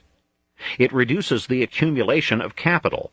It slows down that increase in productivity, that economic growth, that progressives profess to be so eager to promote. The money rate can indeed be kept artificially low only by continuous new injections of currency or bank credit in place of real savings. This can create the illusion of more capital, just as the addition of water can create the illusion of more milk. But it is a policy of continuous inflation. It is obviously a process involving cumulative danger. The money rate will rise, and a crisis will develop if the inflation is reversed, or merely brought to a halt, or even continued at a diminished rate. It remains to be pointed out that while new injections of currency or bank credit can at first and temporarily bring about lower interest rates, persistence in this device must eventually raise interest rates. It does so because new injections of money tend to lower the purchasing power of money. Lenders then come to realize that the money they lend today will buy less a year from now, say, when they get it back. Therefore, to the normal interest rate, they add a premium to compensate them for this expected loss in their money's purchasing power. This premium can be high, depending on the extent of the expected inflation. Thus, the annual interest rate on British Treasury bills rose to 14% in 1976. Italian government bonds yielded 16% in 1977. And the discount rate of the Central Bank of Chile soared to 75% in 1974. Cheap money policies, in short, eventually bring about far more violent oscillations in business than those they are designed to remedy or prevent. If no effort is made to tamper with money rates through inflationary governmental policies, increased savings create their own demand by lowering interest rates in a natural manner. The greater supply of savings-seeking investment forces savers to accept lower rates. But lower rates also mean that more enterprises can afford to borrow because their prospective profit on the new machines or plants they buy with the proceeds seems likely to exceed what they have to pay for the borrowed funds. 4. We come now to the last fallacy about saving with which I intend to deal. This is the frequent assumption that there is a fixed limit to the amount of new capital that can be absorbed, or even that the limit of capital expansion has already been reached. It is incredible that such a view could prevail even among the ignorant, let alone that it could be held by any trained economist. Almost the whole wealth of the modern world, nearly everything that distinguishes it from the pre-industrial world of the 17th century, consists of its accumulated capital. This capital is made up in part of many things that might better be called consumers' durable goods: automobiles, refrigerators, furniture, schools, colleges, churches, libraries, hospitals, and above all, private homes. Never in the history of the world has there been enough of these. Even if there were enough homes from a purely numerical point of view, qualitative improvements are possible and desirable without definite limit in all but the very best houses. The second part of capital is what we may call capital proper. It consists of the tools of production, including everything from the crudest axe, knife, or plow to the finest machine tool, the greatest electric generator or cyclotron, or the most wonderfully equipped factory. Here, too, quantitatively and especially qualitatively, there is no limit to the expansion that is possible and desirable. There will not be a surplus of capital until the most backward country is as well equipped technologically as the most advanced, until the most inefficient factory in America is brought abreast of the factory with the latest and finest equipment, and until the most modern tools of production have reached a point where human ingenuity is at a dead end and can improve them no further. As long as any of these conditions remains unfulfilled, there will be indefinite room for more capital. But how can the additional capital be absorbed? How can it be paid for?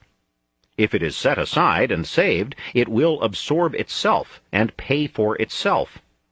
For producers invest in new capital goods. That is, they buy new and better and more ingenious tools, because these tools reduce costs of production.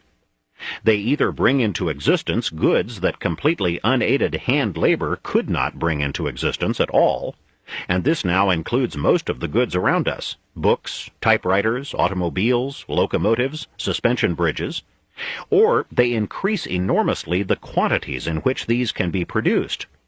Or, and this is merely saying these things in a different way, they reduce unit costs of production. And as there is no assignable limit to the extent to which unit costs of production can be reduced, until everything can be produced at no cost at all, there is no assignable limit to the amount of new capital that can be absorbed. The steady reduction of unit costs of production by the addition of new capital does either one of two things, or both. It reduces the costs of goods to consumers, and it increases the wages of the labor that uses the new equipment, because it increases the productive power of that labor. Thus, a new machine benefits both the people who work on it directly and the great body of consumers. In the case of consumers, we may say either that it supplies them with more and better goods for the same money, or, what is the same thing, that it increases their real incomes. In the case of the workers who use the new machines, it increases their real wages in a double way, by increasing their money wages as well. A typical illustration is the automobile business. The American automobile industry pays the highest wages in the world, and among the very highest even in America. Yet until about 1960, American motor car makers could undersell the rest of the world because their unit cost was lower. And the secret was that the capital used in making American automobiles was greater per worker and per car than anywhere else in the world. And yet, there are people who think we have reached the end of this process, and still others who think that even if we haven't, the world is foolish to go on saving and adding to its stock of capital. It should not be difficult to decide, after our analysis, with whom the real folly lies. It is true that the United States has been losing its world economic leadership in recent years, but because of our own anti-capitalist governmental policies, not because of economic maturity. Chapter 25. The Lesson Restated. Economics, as we have now seen again and again, is a science of recognizing secondary consequences. It is also a science of seeing general consequences.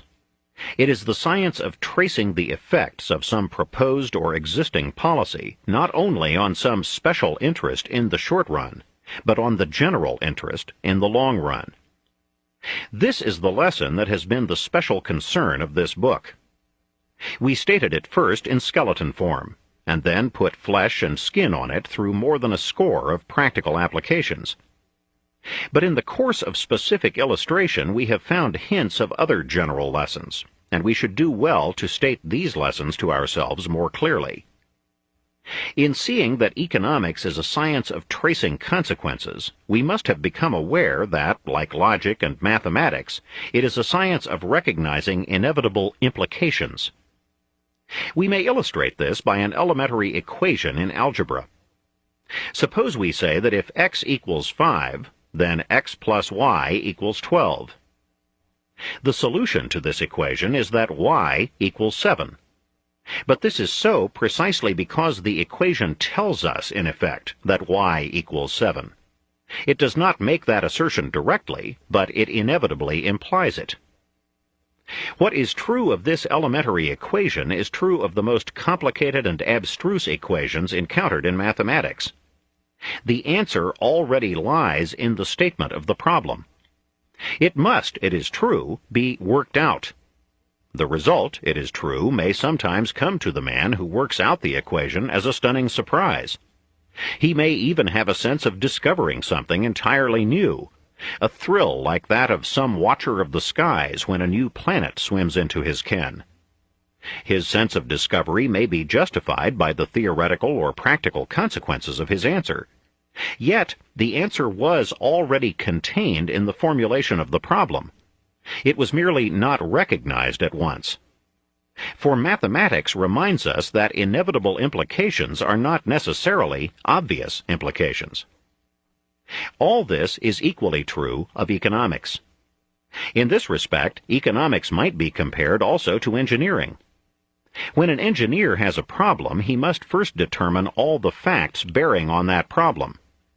If he designs a bridge to span 2 points, he must first know the exact distance between these 2 points, their precise topographical nature, the maximum load his bridge will be designed to carry, the tensile and compressive strength of the steel or other material of which the bridge is to be built, and the stresses and strains to which it may be subjected.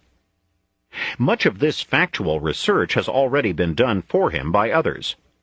His predecessors also have already evolved elaborate mathematical equations by which, knowing the strength of his materials and the stresses to which they will be subjected, he can determine the necessary diameter, shape, number, and structure of his towers, cables, and girders.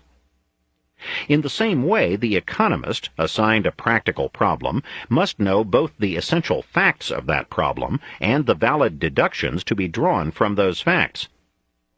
The deductive side of economics is no less important than the factual. One can say of it what Santayana says of logic, and what could be equally well said of mathematics, that it traces the radiation of truth, so that when one term of a logical system is known to describe a fact, the whole system attaching to that term becomes, as it were, incandescent. Now, few people recognize the necessary implications of the economic statements they are constantly making. When they say that the way to economic salvation is to increase credit, it is just as if they said that the way to economic salvation is to increase debt. These are different names for the same thing, seen from opposite sides. When they say that the way to prosperity is to increase farm prices, it is like saying that the way to prosperity is to make food dearer for the city worker. When they say that the way to national wealth is to pay out governmental subsidies, they are in effect saying that the way to national wealth is to increase taxes. When they make it a main objective to increase exports, most of them do not realize that they necessarily make it a main objective ultimately to increase imports. When they say under nearly all conditions that the way to recovery is to increase wage rates, they have found only another way of saying that the way to recovery is to increase costs of production. It does not necessarily follow, because each of these propositions, like a coin, has its reverse side, or because the equivalent proposition, or the other name for the remedy, sounds much less attractive, that the original proposal is under all conditions unsound. There may be times when an increase in debt is a minor consideration as against the gains achieved with the borrowed funds, when a government subsidy is unavoidable to achieve a certain military purpose, when a given industry can afford an increase in production costs, and so on. But we ought to make sure in each case that both sides of the coin have been considered, that all the implications of a proposal have been studied, and this is seldom done. 2. The analysis of our illustrations has taught us another incidental lesson. This is that when we study the effects of various proposals not merely on special groups in the short run, but on all groups in the long run, the conclusions we arrive at usually correspond with those of unsophisticated common sense. It would not occur to anyone unacquainted with the prevailing economic half-literacy that it is good to have windows broken and cities destroyed, that it is anything but waste to create needless public projects, that it is dangerous to let idle hordes of men return to work, that machines which increase the production of wealth and economize human effort are to be dreaded, that obstructions to free production and free consumption increase wealth, that a nation grows richer by forcing other nations to take its goods for less than they cost to produce, that saving is stupid or wicked, and that squandering brings prosperity. What is prudence in the conduct of every private family, said Adam Smith's strong common sense in reply to the sophists of his time, can scarce be folly in that of a great kingdom. But lesser men get lost in complications. they do not re-examine their reasoning, even when they emerge with conclusions that are palpably absurd. The reader, depending upon his own beliefs, may or may not accept the aphorism of Bacon that a little philosophy inclineth men's minds to atheism, but depth in philosophy bringeth men's minds about to religion. It is certainly true, however, that a little economics can easily lead to the paradoxical and preposterous conclusions we have just rehearsed, but that depth in economics brings men back to common sense. For depth in economics consists in looking for all the consequences of a policy, instead of merely resting one's gaze on those immediately visible. 3. In the course of our study also, we have rediscovered an old friend. He is The Forgotten Man of William Graham Sumner. The reader will remember that in Sumner's essay, which appeared in 1883, as soon as A observes something which seems to him to be wrong, from which X is suffering, A talks it over with B, and A and B then propose to get a law passed to remedy the evil and help X. Their law always proposes to determine what C shall do for X, or in the better case, what A, B, and C shall do for X. What I want to do is to look up C. I call him the Forgotten Man. He is the man who never is thought of. He is the victim of the reformer, social speculator, and philanthropist, and I hope to show you before I get through that he deserves your notice both for his character and for the many burdens which are laid upon him. It is a historic irony that when this phrase, the forgotten man, was revived in the 1930s, it was applied not to C, but to X. And C, who was then being asked to support still more X's, was more completely forgotten than ever. It is C, the forgotten man, who is always called upon to stanch the politician's bleeding heart by paying for his vicarious generosity. 4. Our study of our lesson would not be complete if, before we took leave of it, we neglected to observe that the fundamental fallacy with which we have been concerned arises not accidentally, but systematically. It is an almost inevitable result, in fact, of the division of labor. In a primitive community, or among pioneers, before the division of labor has arisen, a man works solely for himself or his immediate family. What he consumes is identical with what he produces. There is always a direct and immediate connection between his output and his satisfactions. But when an elaborate and minute division of labor has set in, this direct and immediate connection ceases to exist.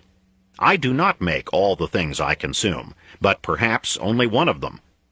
With the income I derive from making this one commodity or rendering this one service, I buy all the rest.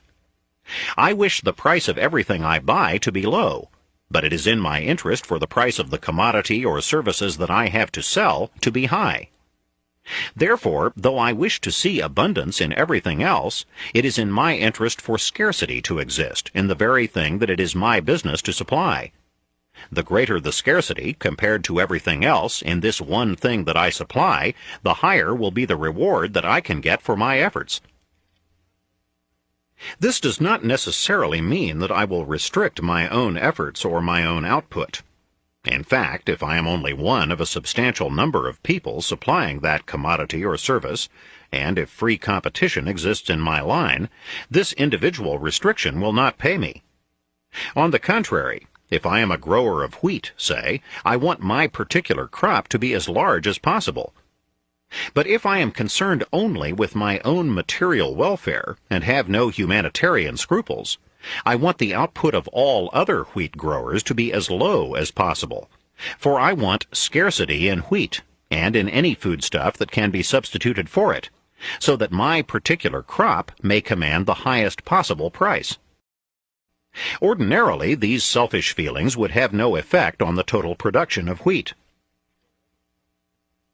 Wherever competition exists, in fact, each producer is compelled to put forth his utmost efforts to raise the highest possible crop on his own land. In this way, the forces of self-interest, which for good or evil are more persistently powerful than those of altruism, are harnessed to maximum output. But if it is possible for wheat growers or any other group of producers to combine to eliminate competition, and if the government permits or encourages such a course, the situation changes. The wheat growers may be able to persuade the national government, or better, a world organization, to force all of them to reduce pro rata the acreage planted to wheat. In this way they will bring about a shortage and raise the price of wheat. And if the rise in the price per bushel is proportionately greater, as it well may be, than the reduction in output, then the wheat growers as a whole will be better off. They will get more money. They will be able to buy more of everything else. Everybody else, it is true, will be worse off, because, other things equal, everyone else will have to give more of what he produces to get less of what the wheat grower produces. So the nation as a whole will be just that much poorer. It will be poorer by the amount of wheat that has not been grown. But those who look only at the wheat farmers will see a gain, and miss the more than offsetting loss. And this applies in every other line. If, because of unusual weather conditions, there is a sudden increase in the crop of oranges, all the consumers will benefit. The world will be richer by that many more oranges. Oranges will be cheaper. But that very fact may make the orange growers as a group poorer than before, unless the greater supply of oranges compensates or more than compensates for the lower price.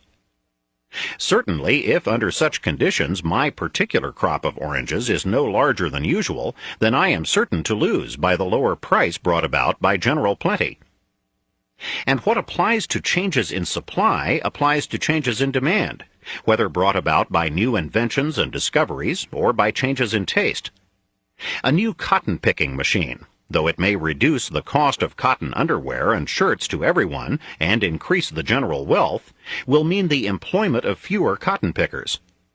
A new textile machine, weaving a better cloth at a faster rate, will make thousands of old machines obsolete and wipe out part of the capital value invested in them, so making poorer the owners of those machines. The further development of nuclear power, though it can confer unimaginable blessings on mankind, is something that is dreaded by the owners of coal mines and oil wells.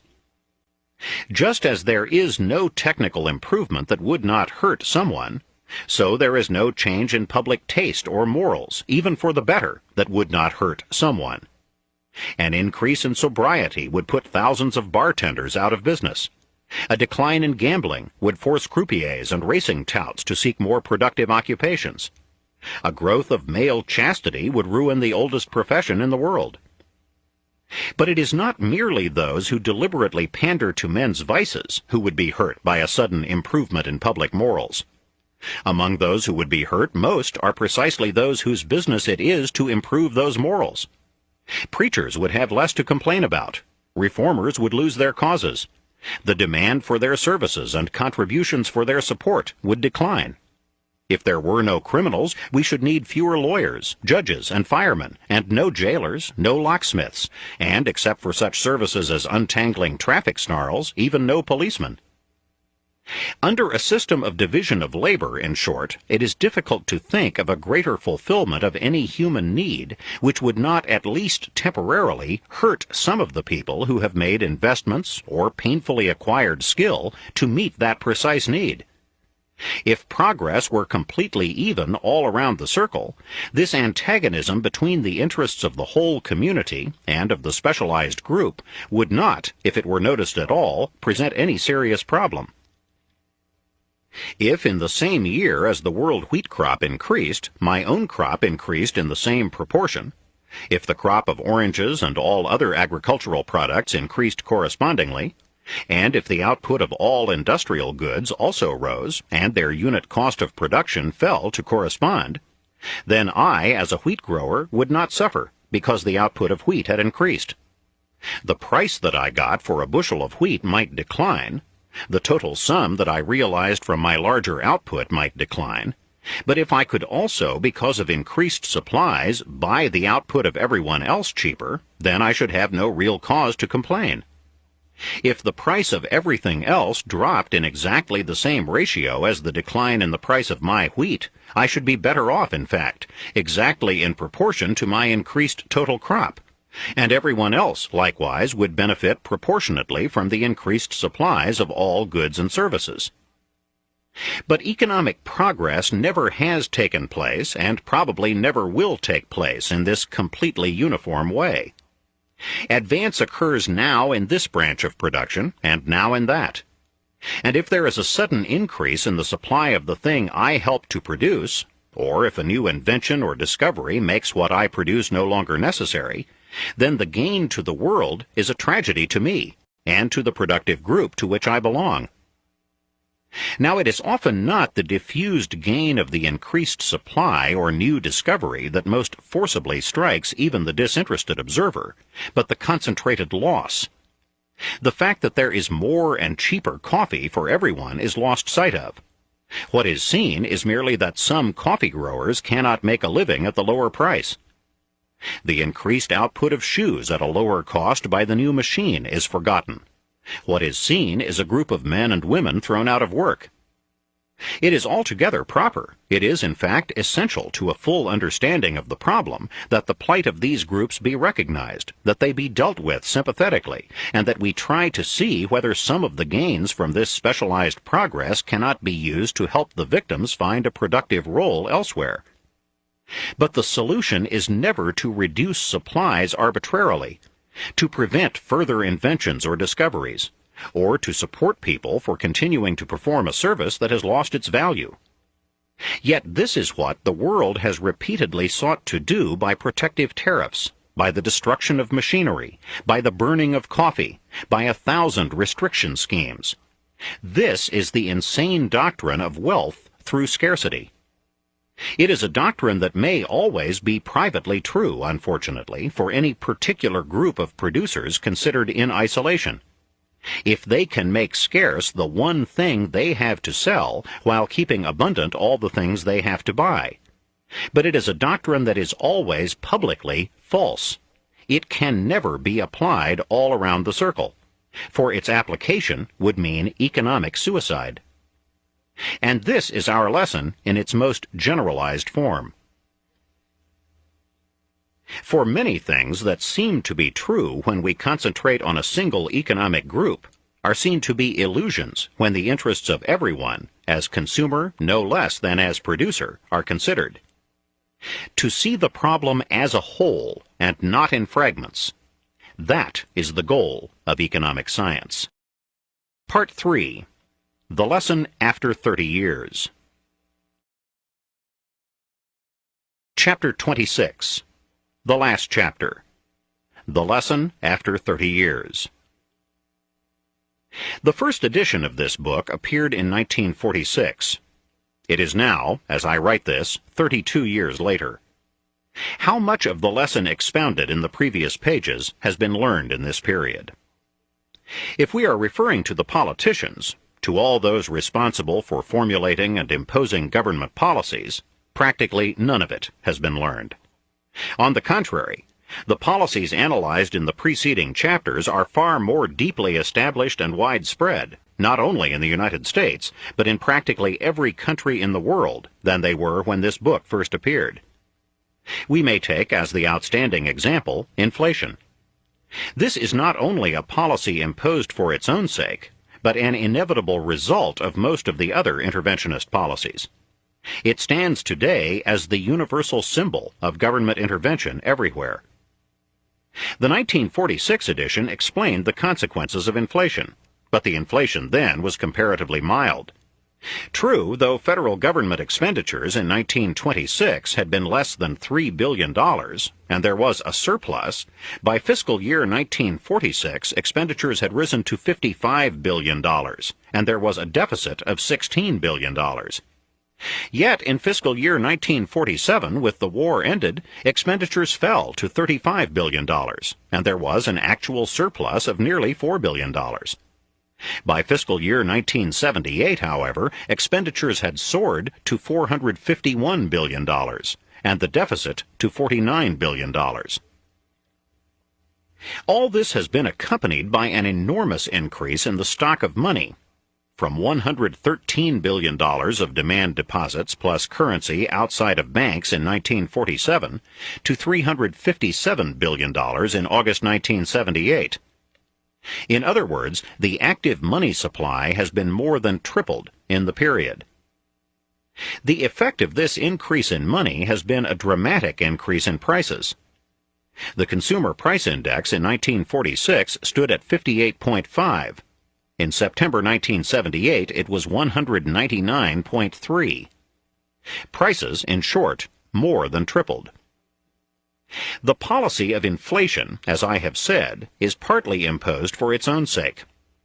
More than 40 years after the publication of John Maynard Keynes' General Theory, and more than 20 years after that book has been thoroughly discredited by analysis and experience, a great number of our politicians are still unceasingly recommending more deficit spending in order to cure or reduce existing unemployment. An appalling irony is that they are making these recommendations when the federal government has already been running a deficit for 41 out of the last 48 years, and when that deficit has been reaching dimensions of $50 billion a year. An even greater irony is that, not satisfied with following such disastrous policies at home, our officials have been scolding other countries, notably Germany and Japan, for not following these expansionary policies themselves. This reminds one of nothing so much as Aesop's fox, who, when he had lost his tail, urged all his fellow foxes to cut off theirs. One of the worst results of the retention of the Keynesian myths is that it not only promotes greater and greater inflation, but that it systematically diverts attention from the real causes of our unemployment, such as excessive union wage rates, minimum wage laws, excessive and prolonged unemployment insurance, and overgenerous relief payments. But the inflation, though in part often deliberate, is today mainly the consequence of other government economic interventions. It is the consequence, in brief, of the redistributive state, of all the policies of expropriating money from Peter in order to lavish it on Paul. This process would be easier to trace, and its ruinous effects easier to expose, if it were all done in some single measure, like the guaranteed annual income actually proposed and seriously considered by committees of Congress in the early 1970s. This was a proposal to tax still more ruthlessly all incomes above average and turn the proceeds over to all those living below a so-called minimum poverty line in order to guarantee them an income, whether they were willing to work or not, to enable them to live with dignity. It would be hard to imagine a plan more clearly calculated to discourage work and production and eventually to impoverish everybody.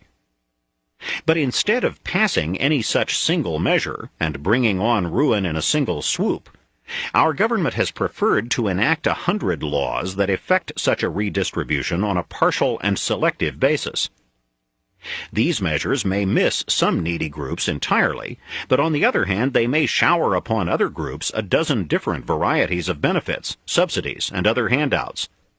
These include, to give a random list, Social Security, Medicare, Medicaid, unemployment insurance, food stamps, veterans benefits, farm subsidies, subsidized housing, rent subsidies, school lunches, public employment on make-work jobs, aid to families with dependent children, and direct relief of all kinds, including aid to the aged, the blind, and the disabled. The federal government has estimated that under these last categories it has been handing federal aid benefits to more than 4 million people, not to count what the states and cities are doing. One author has recently counted and examined no fewer than 44 welfare programs. Government expenditures for these in 1976 totaled $187 billion. The combined average growth of these programs between 1971 and 1976 was 25% a year, 2.5 times the rate of growth of estimated gross national product for the same period. Projected expenditures for 1979 are more than $250 billion. Coincident with the extraordinary growth of these welfare expenditures has been the development of a national welfare industry, now composed of 5 million public and private workers distributing payments and services to 50 million beneficiaries. Nearly every other Western country has been administering a similar assortment of aid programs, though sometimes a more integrated and less haphazard collection. And in order to do this, they have been resorting to more and more draconian taxation. We need merely point to Great Britain as one example. Its government has been taxing personal income from work, earned income, up to 83%, and personal income from investment, unearned income, up to 98%. Should it be surprising that it has discouraged work and investment, and so profoundly discouraged production and employment? There is no more certain way to deter employment than to harass and penalize employers. There is no more certain way to keep wages low than to destroy every incentive to investment in new and more efficient machines and equipment. But this is becoming more and more the policy of governments everywhere. Yet this draconian taxation has not brought revenues to keep pace with ever more reckless government spending and schemes for redistributing wealth. The result has been to bring chronic and growing government budget deficits, and therefore chronic and mounting inflation in nearly every country in the world. For the last 30 years or so, Citibank of New York has been keeping a record of this inflation over 10-year periods. Its calculations are based on the cost of living estimates published by the individual governments themselves. In its economic letter of October 1977, it published a survey of inflation in 50 countries. These figures show that in 1976, for example, the West German mark, with the best record, had lost 35% of its purchasing power over the preceding 10 years. That the Swiss franc had lost 40%, the American dollar 43%, the French franc 50%, the Japanese yen 57%, the Swedish krona 47%, the Italian lira 56%, and the British pound 61%. When we get to Latin America, the Brazilian cruzeiro had lost 89% of its value, and the Uruguayan, Chilean, and Argentine pesos more than 99%. Though when compared with the record of a year or two before, the overall record of world currency depreciations was more moderate. The American dollar in 1977 was depreciating at an annual rate of 6%, the French franc of 8.6%, the Japanese yen of 9.1%, the Swedish krona of 9.5%, the British pound of 14.5%, the Italian lira of 15.7%, and the Spanish peseta at an annual rate of 17.5%. As for Latin American experience, the Brazilian currency unit in 1977 was depreciating at an annual rate of 30.8%, the Uruguayan of 35.5%, the Chilean of 53.9%, and the Argentinian of 65.7%. I leave it to the reader to picture the chaos that these rates of depreciation of money were producing in the economies of these countries, and the suffering in the lives of millions of their inhabitants. As I have pointed out, these inflations, themselves the cause of so much human misery, were in turn in large part the consequence of other policies of government economic intervention. Practically all these interventions unintentionally illustrate and underline the basic lesson of this book. All were enacted on the assumption that they would confer some immediate benefit on some special group. Those who enacted them failed to take heed of their secondary consequences, failed to consider what their effect would be in the long run on all groups. In sum, so far as the politicians are concerned, the lesson that this book tried to instill more than 30 years ago does not seem to have been learned anywhere. If we go through the chapters of this book seriatim, we find practically no form of government intervention deprecated in the first edition that is not still being pursued, usually with increased obstinacy. Governments everywhere are still trying to cure by public works the unemployment brought about by their own policies. They are imposing heavier and more expropriatory taxes than ever. They still recommend credit expansion. Most of them still make full employment their overriding goal. They continue to impose import quotas and protective tariffs. They try to increase exports by depreciating their currencies even further. Farmers are still striking for parity prices. Governments still provide special encouragements to unprofitable industries. They still make efforts to stabilize special commodity prices. Governments, pushing up commodity prices by inflating their currencies, continue to blame the higher prices on private producers, sellers, and profiteers. They impose price ceilings on oil and natural gas to discourage new exploration precisely when it is in most need of encouragement, or resort to general price and wage fixing or monitoring. They continue rent control in the face of the obvious devastation it has caused.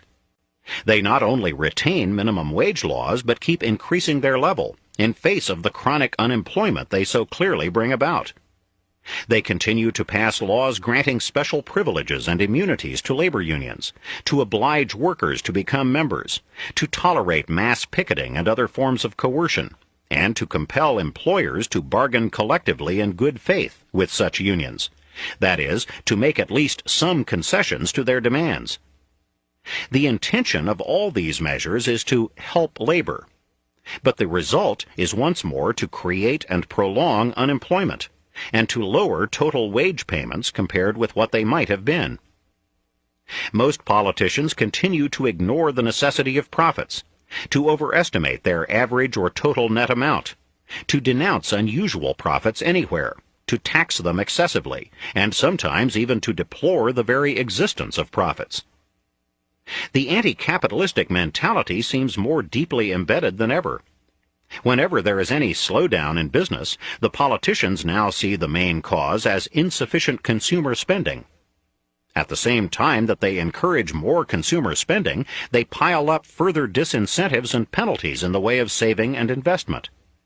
Their chief method of doing this today, as we have already seen, is to embark on or accelerate inflation.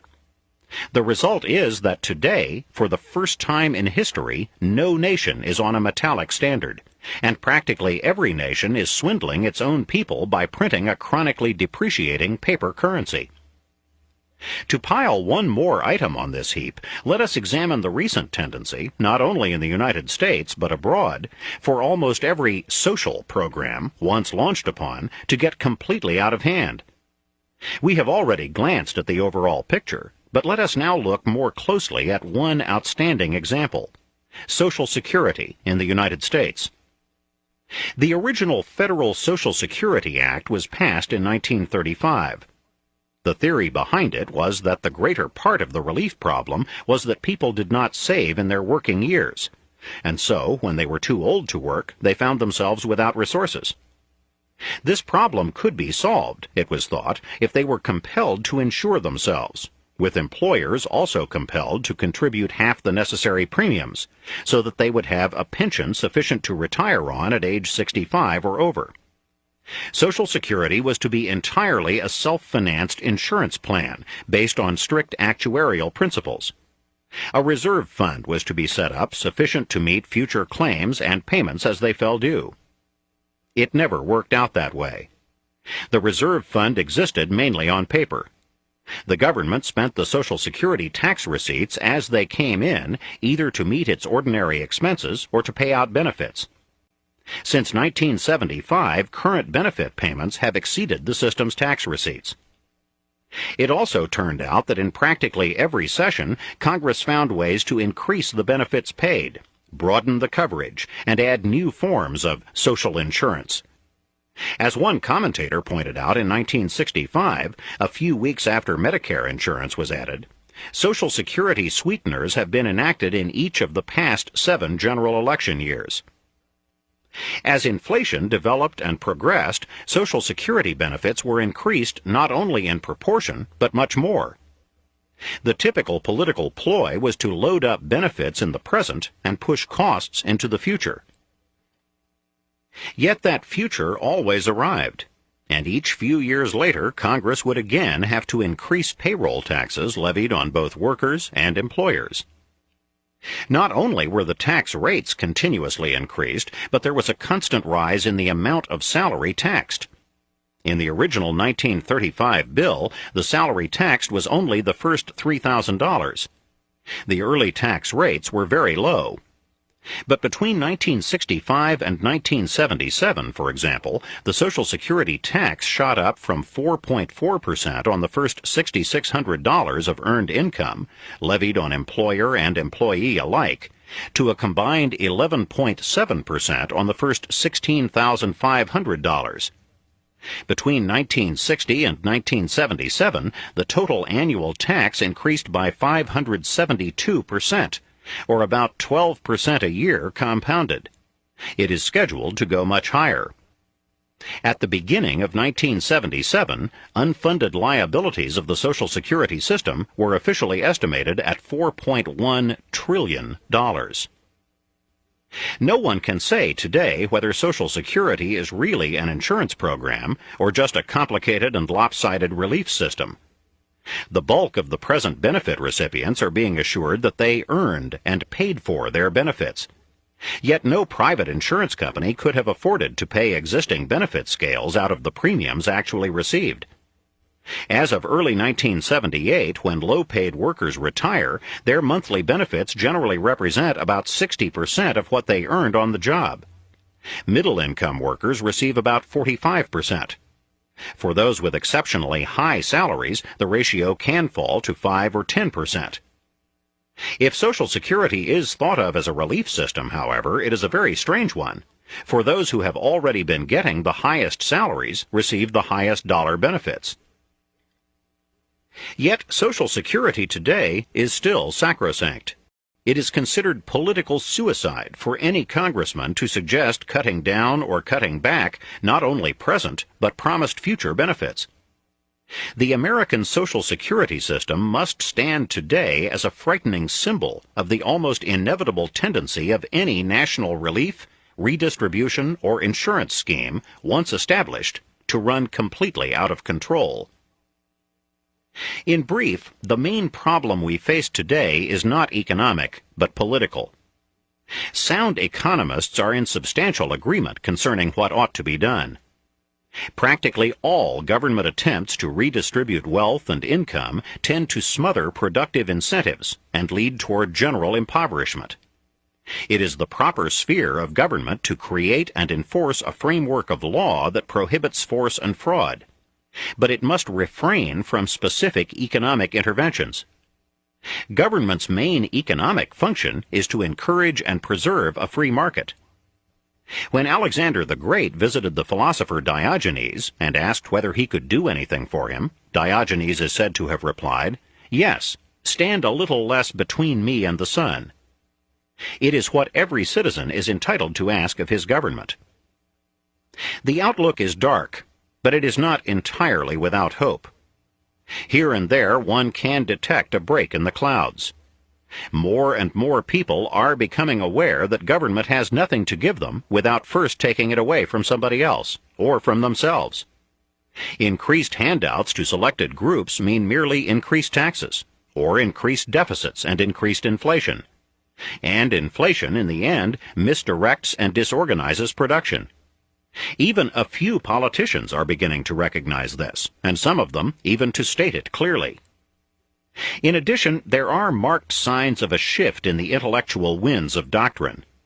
Keynesians and New Dealers seem to be in a slow retreat. Conservatives, libertarians, and other defenders of free enterprise are becoming more outspoken and more articulate, and there are many more of them. Among the young, there is a rapid growth of a disciplined school of Austrian economists. There is a real promise that public policy may be reversed before the damage from existing measures and trends has become irreparable. This concludes the reading of Economics in One Lesson by Henry Hazlitt. Copyright 1962 and 1979 by Henry Hazlitt.